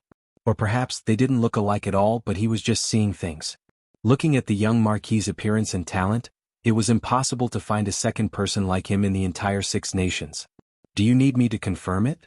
Governor Luo saw that Lord Zhuang seemed to be very concerned about the person who had mistaken him for someone else. He couldn't help but suggest that he go and take a look. Zhuang Xianji shook his head again. "There's no need. That acquaintance has already passed away." There was no need to confirm if it was a dead person. Xiao Lulang and Feng Lin returned to the inn. As soon as they entered, they heard someone shouting, "Feng Duanzi!" Feng Lin's hair stood on end. The shadow of his childhood instantly appeared on top of his head. He was no longer the Duanzi from back then. He had lost weight. Feng Lin looked over and saw a scholarly-looking youth rushing down the stairs excitedly. He came to Feng Lin and said with a smile, "It's really you, Feng Duanzi? You're good. You've changed so much that I almost couldn't recognize you." "Who is he?" The youth's gaze landed on Xiao Lulang. Xiao Lulang was even better looking than a girl. People couldn't help but take a few more glances at him. Moreover, he wasn't afraid of being beaten up by Feng Lin. Just now, the youth was first attracted by Xiao Lulang before noticing Feng Lin, who was beside Xiao Lulang. Feng Lin also recognized the youth and said in surprise, "Du Ruhan?" The youth smiled and patted Feng Lin's shoulder. "It's me. It's really you?" Feng Lin also smiled and introduced him to Xiao Lulang. "Lulang, do you still remember him? Little Tummy? The three of us went to private school together when we were young." The youth looked at Xiao Lulang in disbelief. After a while he said to Feng Lin, "You must have mistaken him for someone else. He's not Lulang." Feng Lin said with certainty, "I'm not mistaken. It's Lulang." The youth looked at Xiao Lulang suspiciously. "The little Lulang who moved away after staying for a year?" Feng Lin said, "Yes. It's him. Less than 2 years after he moved away, your family moved away too. Now that I think about it, we haven't seen each other for more than 10 years. The youth still felt that the other party was not Xiao Lulang. He said to Feng Lin, "If I can recognize you, why can't I recognize him?" Little Lulang was not that good looking. Actually, Feng Lin did not recognize Xiao Lulang at first glance. It was only when he saw Xiao Yolang's travel permit that he knew that he was his childhood neighbor. In addition, Xiao Lulang had saved his life, so he had no doubts about Xiao Yolang's identity. As for Xiao Lulang not remembering the past, that was normal. It had been more than 10 years. Xiao Lulang was not even 7 years old when he moved away. What could a 6 or 7-year-old kid remember? That kid was very timid when he was young. He always hid behind his mother. Xiao Lulang went upstairs first. The youth and Feng Lin followed behind and whispered. The youth was the one who spoke. "Lulang is different now. He is very brave. He even saved me." Feng Lin said. "He is different." The youth glanced at Xiao Yolang's back. He felt that the other party had the aura of a young master from the capital. This aura was hard to detect if one had not seen it before. "What's wrong with his leg?" the youth asked in a bad mood in front of Xiao Lulang. "Half a year ago he was injured while saving me. He is now receiving treatment." Feng Lin said guiltily and asked, "Speaking of which, where did you go after you moved away?" "I went to the capital," the youth said. Feng Lin's eyes widened. "You went to the capital?" It was Feng Lin's dream to go to the capital. Unfortunately, the capital was heavily guarded. For commoners like them, unless they were going to the capital for the exam, it was impossible to get a travel permit to the capital. The youth chuckled. "My aunt is a concubine in the capital. She brought our whole family over. Now, are you still jealous?" Feng Lin did not say anything. The youth laughed. "I lied to you. Let's go." The three of them ate dinner together. From the youth, Feng Lin found out that he was studying in a famous academy in the capital. 2 years ago, he passed the exam and was preparing for the provincial exam in August. This time he was traveling with his uncle to broaden his horizons. Throughout the meal, only the youth and Feng Lin conversed. Xiao Lulang was a man of few words and did not like to talk to others. This kid was not like this before. After Xiao Lulang returned to the house, the youth pulled Feng Lin aside and whispered. Feng Lin said softly, "His mother and brother have passed away. It has not been easy for him these years." The youth did not say anything else. After a while he changed the topic. "You are going to take the exam this year, right? I will wait for you in the capital." Feng Lin thought for a while and said, "I will take the exam with Lulang." The youth pursed his lips. "How do you know he will pass? That kid's brain is not good. Have you forgotten that he was scolded by the teacher?" Even if he could not remember how Xiao Lulang looked like when he was young, the youth did not forget Xiao Yolang's embarrassing past. He was not stupid. It was just that his reaction time was slower than others. This kind of person could work, but study would be difficult. Feng Lin said seriously, "Lulang is different now. He passed the county exam, and this time, although the questions are difficult, I believe he will pass the exam." The youth laughed evilly. "Let's make a bet. He will not pass." Feng Lin decisively asked him to leave. No one could look down on Xiao Lulang, not even his childhood friends. After being chased out of the inn by Feng Lin, the young man no longer had the mood to stroll around. Bored, he returned to the governor's office. When the guards saw him, they respectfully opened the door for him. As soon as he stepped into the courtyard, he was stopped in his tracks by a stern voice. "Where have you been? Why are you back so late?" The young man turned around embarrassedly, smiled and said, "Hello, uncle. Didn't you go to mark the exam papers? How did you finish so quickly?" Provincial Governor Zhuang sternly said, "Don't change the topic. I'm asking you, where have you been?" The youth laughed dryly. "I met 2 of my old neighbors in Song County and chatted with them for a while. Dinner? I also ate with them." Provincial Governor Zhuang coldly said, "Do you think I will believe you? Did you go and do something indecent again? I promised your aunt to bring you out, not to let you idle around. Guards, lock him in the room. Without my orders, he is not allowed to take half a step out." The youth cried out, "I didn't, uncle. I really went to meet some friends. They are staying at Uli Inn. One of them is called Feng Lin. The other is called Xiao Lulang. Xiao Lulang is this year's examinee. He just finished your perverted exam questions today." His face turned green. "If you don't believe me, you can send someone to check."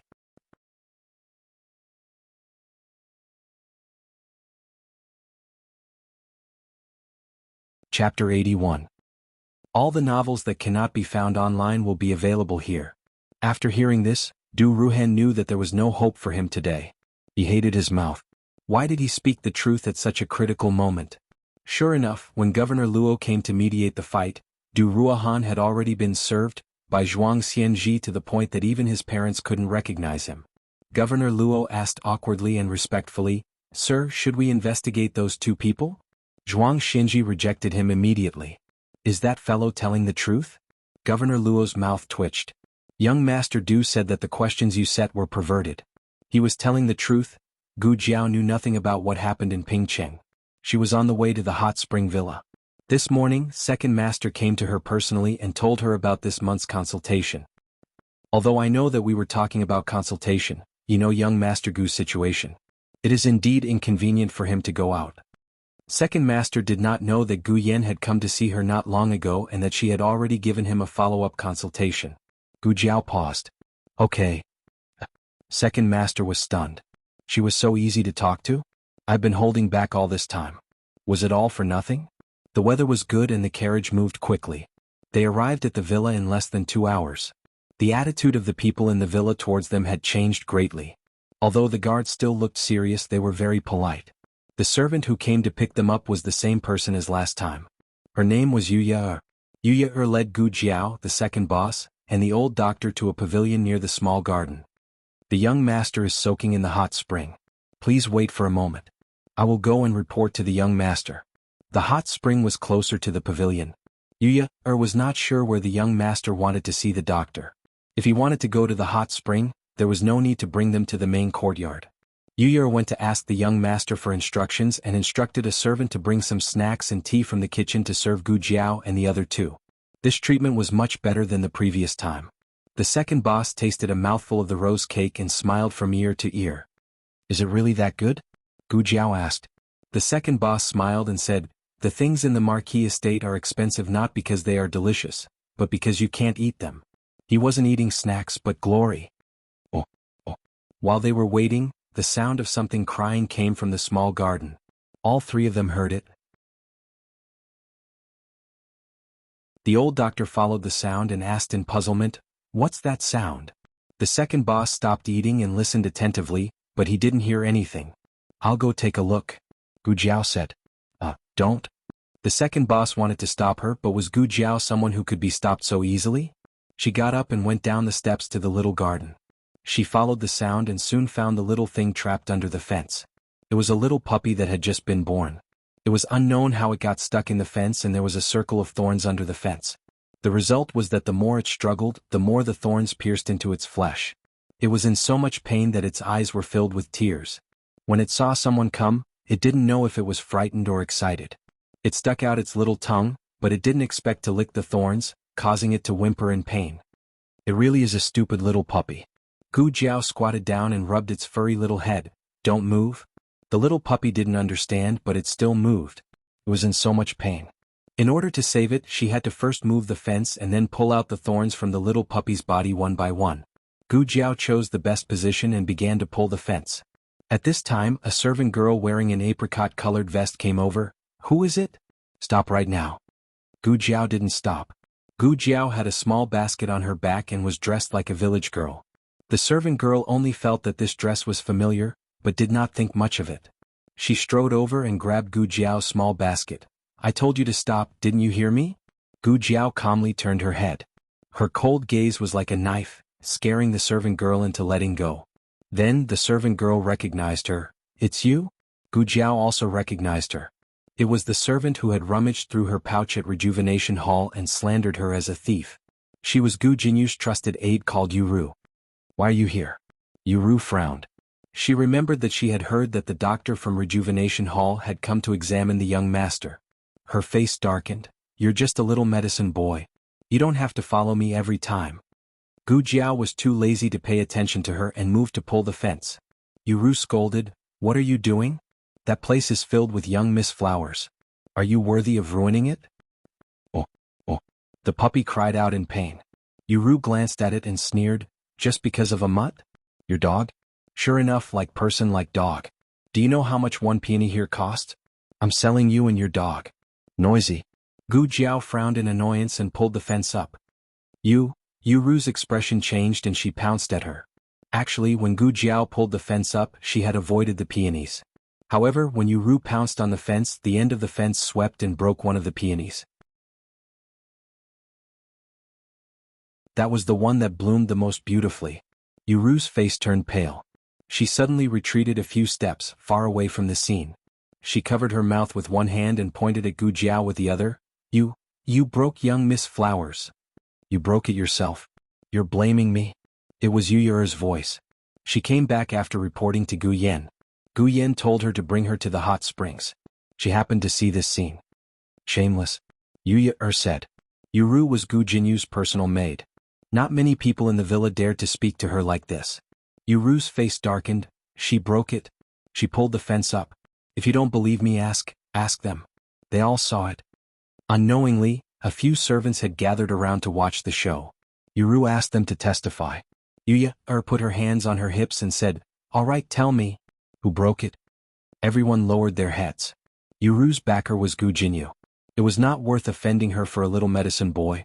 It was not that Gu Yen was not scary, but Yu's attitude was not instructed by Gu Yen, who did not know that the young master hated these cats and dogs. Yuru sneered, "See? She's the one who broke it." Gu Jiao, who was pointed at by Yuru, did not care about the noise around her. She removed the thorns on the puppy's body and wrapped it in a clean handkerchief. The handkerchief was soon dyed red by the puppy's blood. Whoa! The puppy was in so much pain that it teared up. The second boss and senior servant Fong arrived at the same time. Senior servant Fong still remembered Gu Jiao climbing into the bed. She did not have a good impression of Gu Jiao, especially when she saw the bloody puppy in her hands.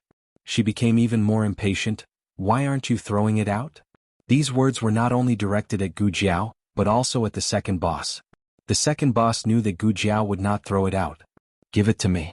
I'll put it in the carriage." The second boss reached out to take the puppy.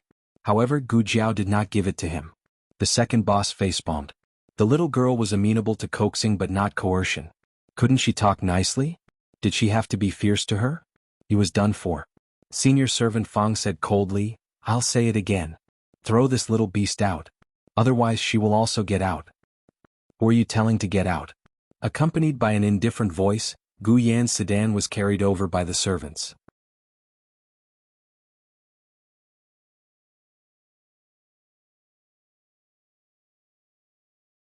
Chapter 82. Young Master. Nanny Fong and everyone hurriedly bowed to Gu Yan. The second master also cupped his hands and bowed. The social hierarchy in Zhao country was strict. As a businessman, the second master naturally had to bow when he saw the marquis's son. Gu Jiao was no exception, but she didn't have the habit of bowing to others. She stared fixedly at Gu Yan. When everyone knelt down, she stood out like a crane among chickens, making it impossible for people not to notice her. The second master subtly pulled on her sleeve and motioned for her to bow. Although they were here to treat the young master, they couldn't be rude to him, right? Gu Yan acted as if he didn't see it. He didn't greet Gu Jiao, nor did he force Gu Jiao to bow. He looked at Nanny Fong. Do you want me to ask again? Nanny Fong was so shocked that she forgot to answer. Now that she came back to her senses, she told Gu Yan about Gu Jiao holding the puppy and refusing to throw it out. As for Gu Jiao ruining the peony flowers, she didn't mention it.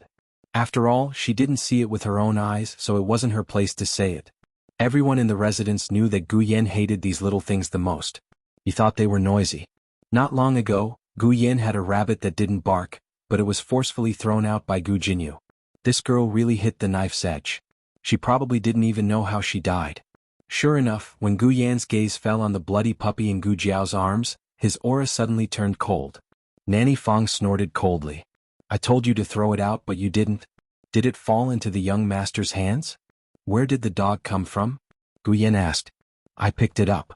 Gu Jiao said, it was stuck in the fence and stabbed by thorns. Gu Yan glanced at the fence. The fence that Gu Jiao had picked up had been put back in place, but traces of movement could still be seen on the refurbished soil. Yuru glanced at the broken peony flower. Her mind moved and she said, she also broke young Miss Peony Flower. Just for this dog. Yuya, spat, you're the one who broke it. It's her. Yuru coldly pointed at Gu Jiao.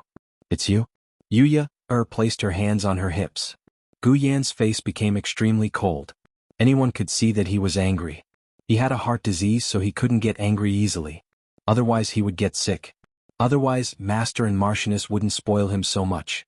They even gave him such an expensive antique painting, even though they knew that he was tearing it to vent his anger. Both of you shut up. Nanny Fong sternly shouted. The two maidservants instantly fell silent. Gu Yan glanced at everyone present and then looked at Gu Jiao, who was among the flowers. You all saw that she did it, right? This was the tone of a punitive expedition, so everyone lowered their heads in tacit agreement. No, it's not her. Yuya was a little frightened by Gu Yan's aura, so her voice also weakened. Gu Yan lightly said, they all said that she did it. You're the only one who said that it wasn't her. It's not her.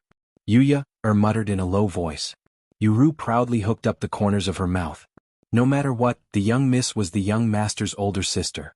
How could the young master not believe her personal maidservant and believe a wild girl from outside?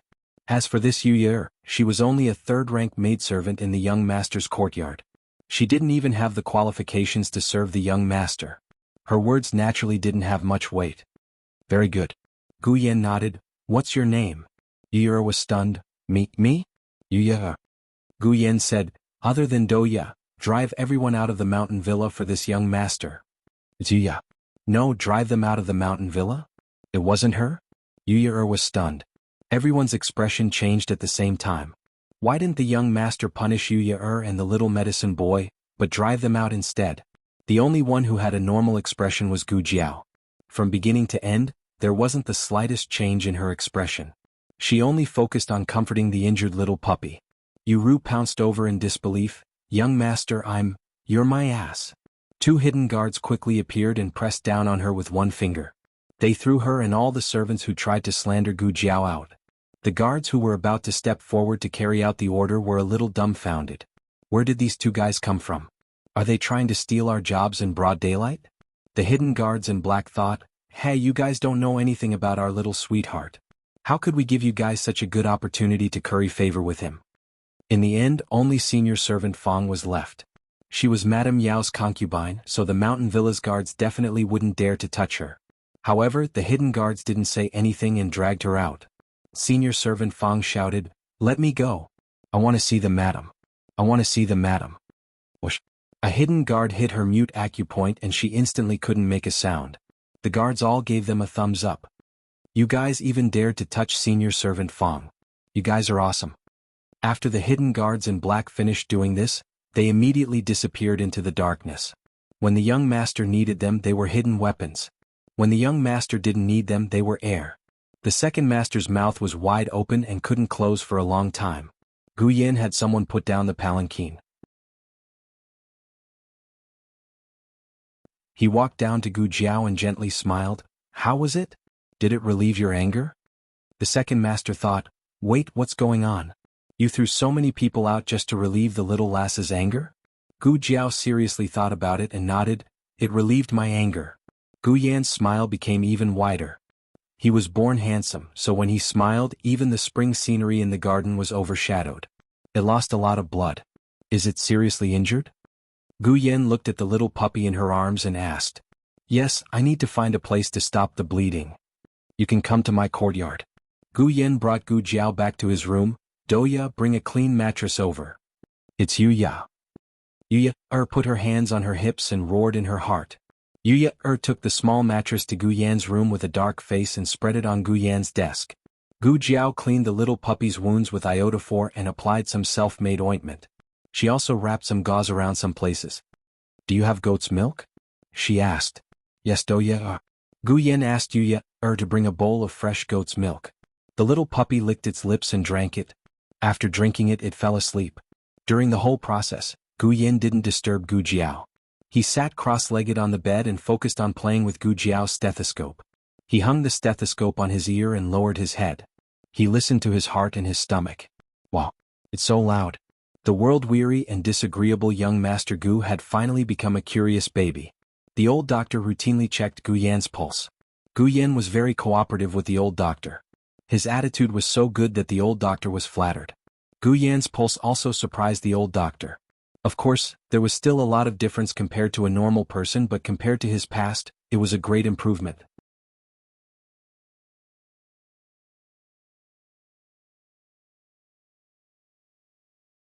Chapter 83. The old doctor couldn't help but admire Gu Jiao's medical skills again. There was no cure for heartache. This kind of illness was truly incurable in this day and age. It was already a miracle that it was able to get better. The young master's pulse is good. Continue to take the medicine. He didn't know that Gu Jiao had given the medicine to Gu Yan a few days ago. He continued to act. This old man refined for a long time and finally finished refining the medicine last night. Last Gu, did you bring the medicine? Remember to give it to young Master Gu later. Gu Jiao, I already gave it to him more than 10 days ago. She was suddenly exposed. Gu Yan rolled over on the bed laughing. The matter in the small garden finally reached the head steward's ears. In the past few days, the Marchioness had caught a cold. She was afraid that the illness would spread to Gu Yan. With Gu Yan's health, even a small cold could take his life, so she moved to the orchid courtyard at the back alone. Marquis Gu made all the decisions in the manor. Thus, the head steward reported it to Marquis Gu. He didn't add any details and only described the matter from beginning to end, including how Gu Jiao pulled the fence to save the puppy, the dispute between Yuru and Gu Jiao, as well as how she accidentally damaged Gu Yan's peony, and how Nanny Fang angered Gu Yan. The head steward sighed. Yuru is from the capital and has always looked down on the servants in the manor. This time she learned her lesson. It's just a pity for Nanny Fang. Marquis Gu coldly snorted. What's there to pity? She chased everyone out. I think she's been a steward for too long and forgot that she's just a servant. Whether or not he recognized that child wasn't someone that a lowly servant could bully. The head steward was a bit confused. What's wrong with being a servant? Isn't that still a higher status than the little medicine boy? What's more, Nanny Fang is the Marchioness's concubine, and the Marquis has always thought highly of her. Why did he suddenly say such harsh words? Marquis Gu asked, aren't they coming in the afternoon? Brought forward? Why didn't anyone report this to me? The post said it was in the afternoon. The second boss planned to come in the afternoon, but he didn't expect Gu Jiao to be so straightforward and leave in the morning. Generally, the doctors among the people would not be able to see the Marquis. At most, they would kowtow to the Marquis after the treatment to get a chance to show their faces. Therefore, the steward did not report to the Marquis in advance. Since senior servant Fang had been scolded, the head steward naturally didn't dare to shirk the responsibility. It's this servant's fault. Please forgive me, Marquis. Where is he? Marquis Gu asked. I think they went to the young master's courtyard. The young master really thought too highly of the people from Huichen Hall. Even if those servants did something wrong, there was no need to drive out senior servant Fang and Yuru, right? If the Marquise and the young miss knew about this, wouldn't they be in trouble? This Marquis will go and take a look. Marquis Gu said and stood up from the chair. Marquis. The head steward called out to him, those people outside, how should we deal with them? Marquis Gu pondered for a moment. Leave senior servant Fang and send the rest away. Senior servant Fang was Madame Yao's escort. If he sent her away, it would be hard to explain to Madame Yao. His son could drive people out, but he couldn't not bring them back. It was hard to be a father, but it was even harder to be a husband. Moreover, other than having a somewhat annoying personality, senior servant Fang didn't have any bad intentions. She was very loyal to Madame Yao and did her job well. Should we send Miss Yuru away as well? The head steward asked. Marquis Gu coldly said, shouldn't we send away this kind of condescending maidservant who framed others for the new year?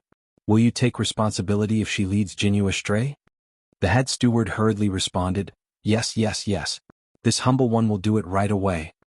Also, Marquis Gu ordered, tell senior servant Fang not to go to Yenner's courtyard after she comes back. Yes. Gu Yan's temper wasn't good. Every month, he would drive away a group of people, so this matter didn't cause a huge uproar in the mountain villa at first. However, when people heard that senior servant Fang and Yuru were also kicked out, they were really surprised. In the past, no matter how angry the young master was, he wouldn't touch the people around the Marchioness and the young miss. What happened this time? The person involved, Gu Jiao, didn't know anything about everyone's doubts. After she exposed herself in front of Gu Yan, she quietly went to the front courtyard to take a breather. She wanted to be alone. It was also her fault for not informing the old doctor beforehand. However, she really didn't expect the old doctor to be so naughty. He actually learned the second boss and shopkeeper Wang's method of bragging. He had just finished decocting the medicine yesterday, but she had already given it to Gu Yan 10 days ago. She had been sold until she didn't even have her underwear left. Gu Yan was looking at her in the corridor with a smile. Gu Jiao, you're still looking. You're still smiling. I don't want my face. Gu Jiao turned the back of her head to Gu Yan. Coincidentally, the cute little puppy woke up at this moment. It started to whimper and look around for Gu Jiao. Gu Yan picked it up. The cute little puppy was scared as soon as it got close to Gu Yan. Its little body trembled and it whimpered. Gu Yan wasn't stingy with his death stare. He didn't have any love. He hated these cute little things, especially when it was in her arms. She hasn't hugged me before. Gu Yan stared at it with jealousy as if he was going to pinch it to death in the next second. The cute little puppy felt Gu Yan's murderous aura and barked even louder. Ow ow ow. Gu Yan snorted, for her sake I'll spare you. Although he hated this little thing since she liked it, it was fine if he didn't hate it that much. When Marquis Gu stepped into the courtyard, he saw Gu Jiao and Gu Yan squatting on the front lawn to make a doghouse. There was a pile of wood scattered on the ground. Gu Jiao was in charge of chopping, Gu Yan was in charge of building, and Gu Jiao was also in charge of nailing. The two of them had a tacit understanding. Often, after Gu Jiao finished one step, Gu Yan knew what the next step was, even though he had never built a doghouse like this before. The two of them had the same taste. The servants brought in all kinds of mattresses to cushion the doghouse. The two of them either liked all of them or disliked all of them. The two of them were like children playing seriously, enjoying each other's company very much. Were they really fraternal twins? Gu Jinyu and Gu Yan grew up together. Marquis Gu had thought of countless ways to get the siblings closer, but the two of them just couldn't play together. Actually, it wasn't just Gu Jinyu. Other people also found it difficult to get along with Gu Yan. This child was full of thorns and would prick anyone who got close to him. Marquis Gu had never seen such an obedient son. His bad temper was gone and so was that girl. She was much quieter. If that girl was always like this, she didn't seem to be so annoying. I don't want this. It's too ugly. Gu Yan said as he held a roof that Gu Jiao had made. But I don't think it's ugly. Gu Jiao said. This was the last step. Once the roof was nailed up, it would be finished. Gu Yan looked up at the sky. I don't care. I don't want it. Okay. Gu Jiao took apart the roof that she had painstakingly made and made a new one. The second boss was also quite puzzled. The girl was easily irritable. Other than Xiao Lulang, he had never seen her so patient with anyone. Gu Yan's little thoughts couldn't be hidden from Marquis Gu. He couldn't bear to see Gu Jiao continue to stay here after the doghouse was finished. Twins were always special. Even if they were doing the same thing, looking at twins was more interesting than looking at other children. Perhaps it wasn't a bad thing to acknowledge them. But if they did, Gu Jinyu would suffer some grievances. Marquis Gu was worried that Gu Yan would bully Gu Jinyu even more. If it was any other son, Marquis Gu could still strictly stop him. But Gu Yan had a congenital illness. If anyone made him unhappy, he could just kill them on the spot. Marquis Gu's head hurt. Marquis. Huang Zhong came over. What are you doing here? Marquis Gu moved outside so that the people in the yard couldn't see him. He didn't want to disturb the two children's play. Huang Zhong said seriously, I heard that Miss is here. I'm here to protect you so that you won't be beaten by Miss again. Marquis Gu gave him a cold stare. Is it because I can't beat her? I'm giving in to her. Huang Zhong didn't believe him. Thinking of something, Marquis Gu asked, Do you have silver needles? Yes. Huang Zhong took out a secret weapon box. What do you need silver needles for? Marquis Gu said, I want to take a drop of her blood. Huang Zhong asked, What do you want Miss Blood for? You don't believe that Miss is your biological daughter? Marquis Gu said angrily, Am I the one who doesn't believe it now? She doesn't believe it. Huang Zhong thought of Marquis Gu Yan's, I'm your father, and his mouth twitched. That's because there's something wrong with your way of saying it? Marquis Gu snorted. I don't care. If she doesn't believe it, I'll take out evidence to make her believe it. Huang Zhong said again, Then why don't you tell Miss directly? Marquis Gu glanced at him. Do you think she'll give it to me if I tell her? Huang Zhong, she won't. But isn't it too much to prick Miss with needles? Why don't you prick her? Marquis Gu looked coldly at Huang Zhong. You prick her. Huang Zhong broke out in cold sweat. He didn't dare. Marquis Gu really went over with silver needles. When the people in the courtyard saw him, they all stood up and bowed. Even the second boss and the old doctor who were drinking tea in the courtyard stood up. He waved his hand, indicating for everyone to do what they were supposed to do and not make a fuss. He came to the front of the siblings. The light above his head dimmed. The two looked up at him and ignored him, continuing to bury their heads in the kennel. Marquis Gu, who was ignored, forget it? He was here to take blood. It was good that they ignored him. It would be easier for him to sneak up on them. He stood there and waited for the right time. In a moment, the two looked up at the same time and looked at him with disdain. Marquis Gu smiled. Do you not know where to do it? Let me help you. Gu Yan said with disdain, You're blocking the light. Marquis Gu's face darkened. He silently went behind the two. Soon he found that this position was better. He could prick anywhere. One needle was enough. Marquis Gu secretly waited for the right time. Gu Jiao was nailing the needles on the roof when she suddenly felt two gazes that could not be ignored fall on her. She turned her head in annoyance and met Marquis Gu's gaze. Marquis Gu was ready to insert the needles. He did not expect Gu Jiao to be so sharp and almost caught him in the act. He put the hand that was holding the silver needles behind his back. Gu Jiao looked at his hand that was retracted and then looked at her own shoulder. She felt that his guilty look was very wretched. Don't get in our way here. Gu Yan sensed Gu Jiao's repulsion towards Marquis Gu and began to chase him away. Marquis Gu was so angry that he fell backwards. Was he still their father? If he was not his biological son, he would have beaten him to death. Marquis Gu would not give up so easily. If he could not do it openly, then he would do it secretly. He coughed lightly and said, It must have been hard on you all. Regarding my son's illness, I have many things to ask. I see that Miss Gu is tired. Why don't you go to the side room to rest? Hu Erjiao and Dr. Li follow me to the study. Hu Erjiao and Dr. Li went to Marquis Gu's study. Gu Yan and Gu Jiao carried the little puppy back to the side room. Gu Yan could not keep watching over Gu Jiao. Taking advantage of the time when he went to the outhouse, Marquis Gu also found an excuse to leave the study. He secretly put some calming medicine in the tea and found a servant girl to deliver it to Gu Jiao. Once she fell asleep, it would be easy to take her blood. His idea was not bad, but unexpectedly, Gu Jiao smelled that something was wrong. She stopped the servant girl. Who asked you to deliver this tea? The servant girl said, It was Marquis Gu. Gu Jiao's eyes turned cold. He failed to reach out his perverted pig hands, so he planned to drug her?